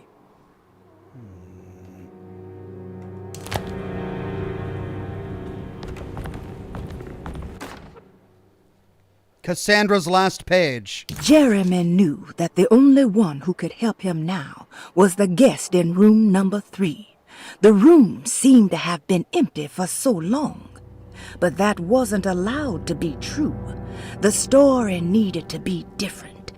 To include something from the outside, he would bring the guest back to room 3 and show them what was in that safe. 913. But those were not the right numbers. That was the combination for the safe in the clerk's office. What? Okay. The other one was 941? This is 913. But this is the combination for the safe in the clerk's office. Oh, why do they all have to begin with 9 and have similar numbers? 913? 941? Take a look inside the empty room.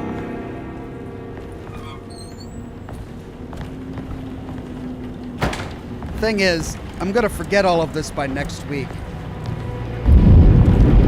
We already solved that riddle.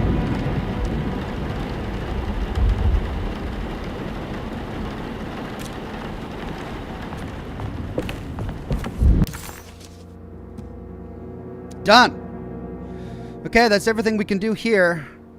We've got to find a missing painting to solve Grace's puzzle. We need a puzzle piece for the globe to solve the sitting room puzzle. But now we have a key to this hallway. So we go back downstairs. Oh, but we can't. No, we can. Through the galley. Through the gallery, I mean.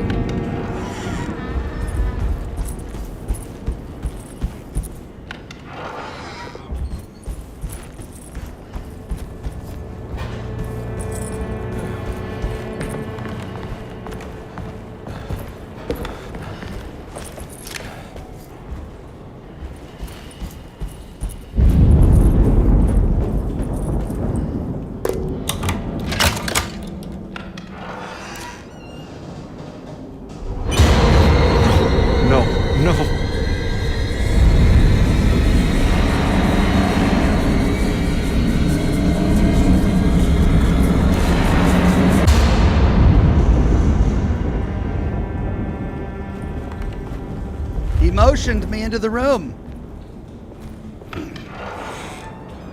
Surprisingly neat. Maybe I've been selling that old barfly short.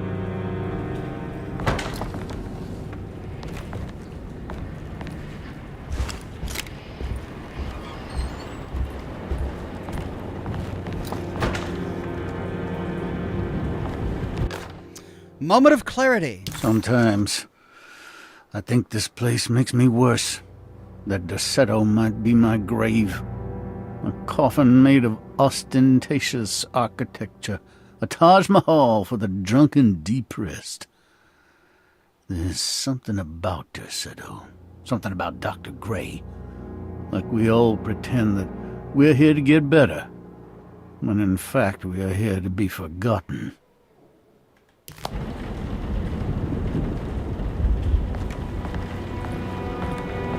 Looks like McCarthy has something hidden inside.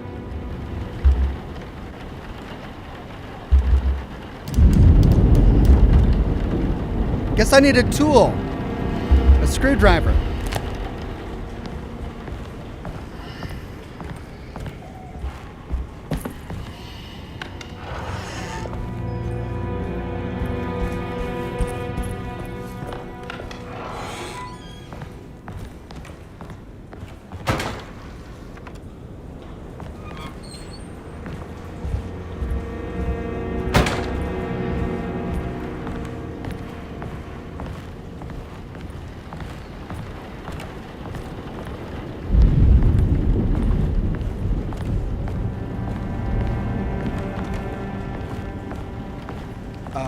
Okay, there was something in this room, though, wasn't there?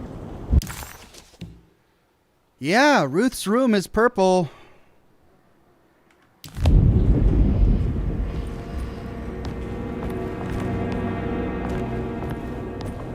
So there's something here.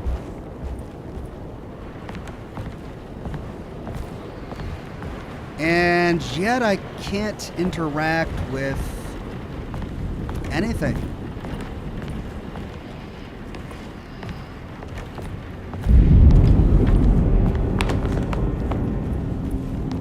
Right, well, let's keep exploring. Maybe we'll unlock what we need to figure this out later. But we read in the note that we needed to go into the room, the guest room. Guest 3. Here we go.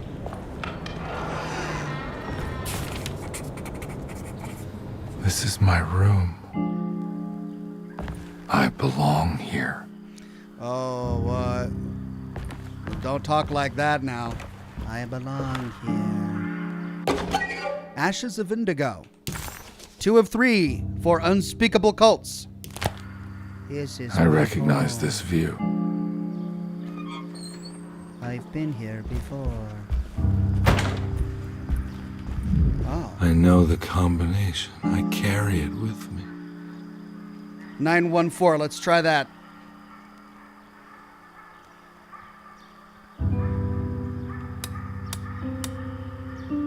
Well, it's 941, right?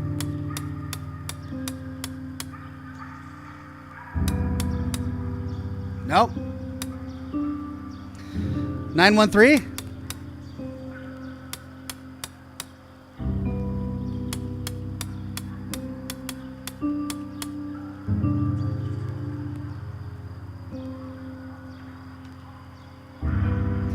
I know the combination. I carry it with me.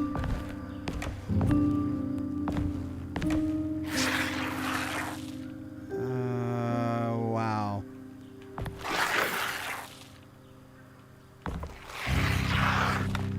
I can't believe I didn't recognize you. You should come. Is any of this real? 196 LA? I know that number. Where's that from? I did this.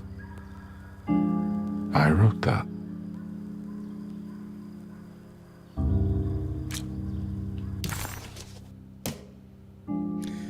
It's his license plate number. 196692.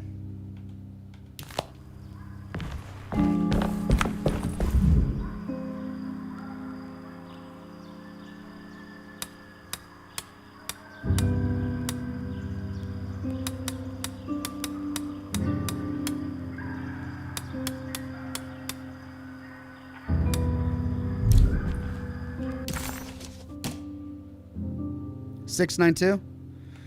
Do I go left first or right?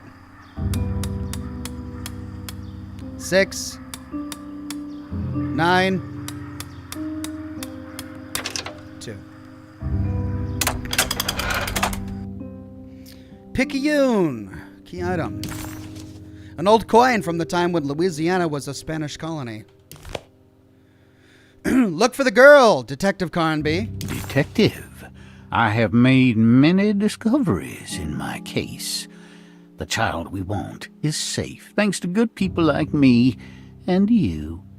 We're so similar, but you don't see all the things I do. To find your man, Jeremy, you also need to look for the girl. It has always been that way. The young deliver us all. You should have a look in my room. There's a piece of the puzzle you will need. Take care now. My coffee. So her drawing is locked behind the grate in his room. But How long have I been here? We need a tool to get that out.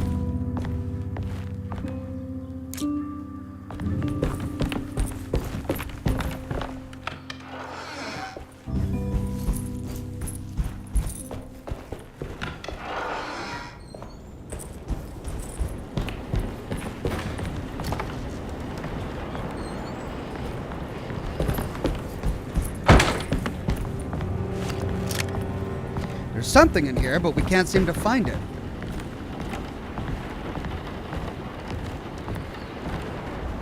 Like a screwdriver. Like we need a screwdriver to unlock that grate.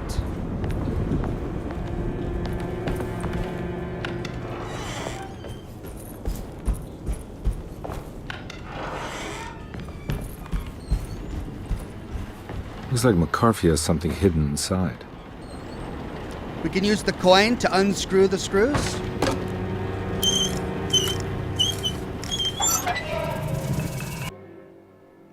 The missing picture.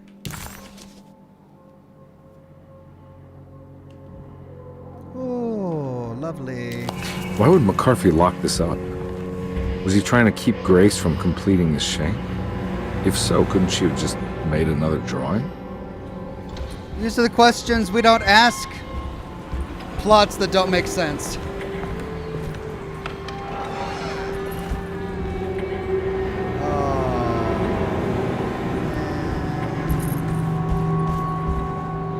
I bet it's there now. Nope, it's locked.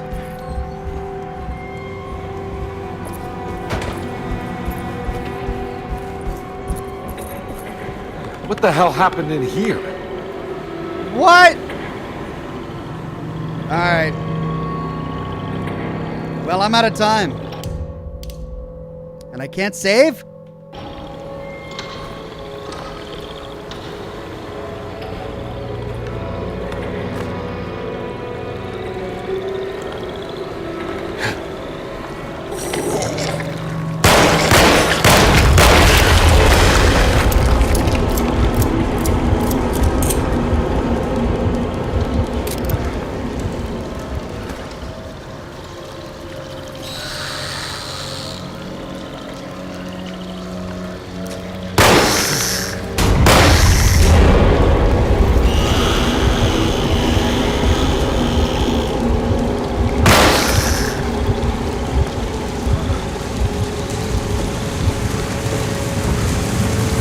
Oh!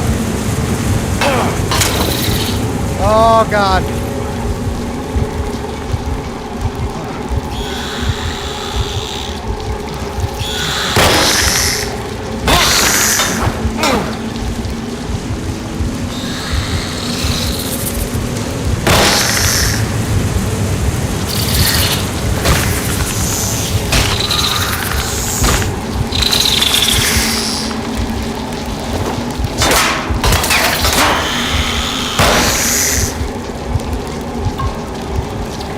I'm all out of bullets.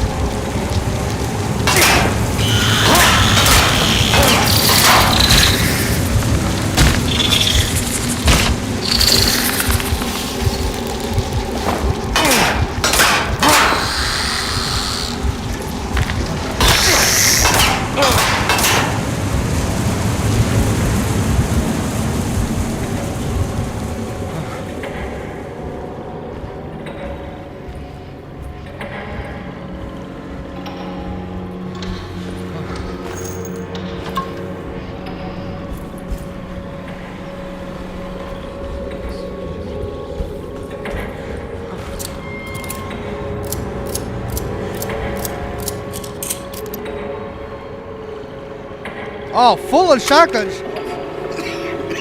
Crap.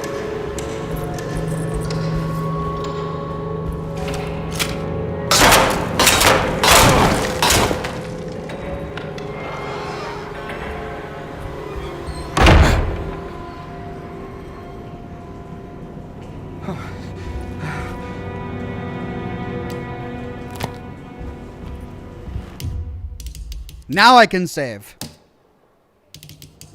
All right, I'm going to save here. I thought I was lost in terms of plot before I started today's broadcast, and now I feel even deeper in the woods than when I started. I'm kind of at a loss. I suppose that's intentional, but, the journey is fun. We're enjoying ourselves, except for the glitches. But hey, we got to go to Egypt and explore an underground sunken temple. That was fun. All right, so there you go. That's today's broadcast. Thanks for joining me for Scotch and Smoke Rings. I appreciate each and every one of you. I'm still working on my lore videos. I'm probably not going to be able to restart the full story of Fallout 4 series until probably the end of this month, actually. But I'm making great progress. I'm getting footage done. Expect more from me about the Fallout TV show as we get closer to the launch of the show, April 11th, when all of the episodes drop. So, looking forward to seeing that, looking forward to sharing with you what I know, what I'm able to say, and I'm really looking forward to seeing your reactions to the TV show. Have a wonderful rest of your Thursday, everybody. I'll see you next week for more lore videos and more live streams. Bye-bye now.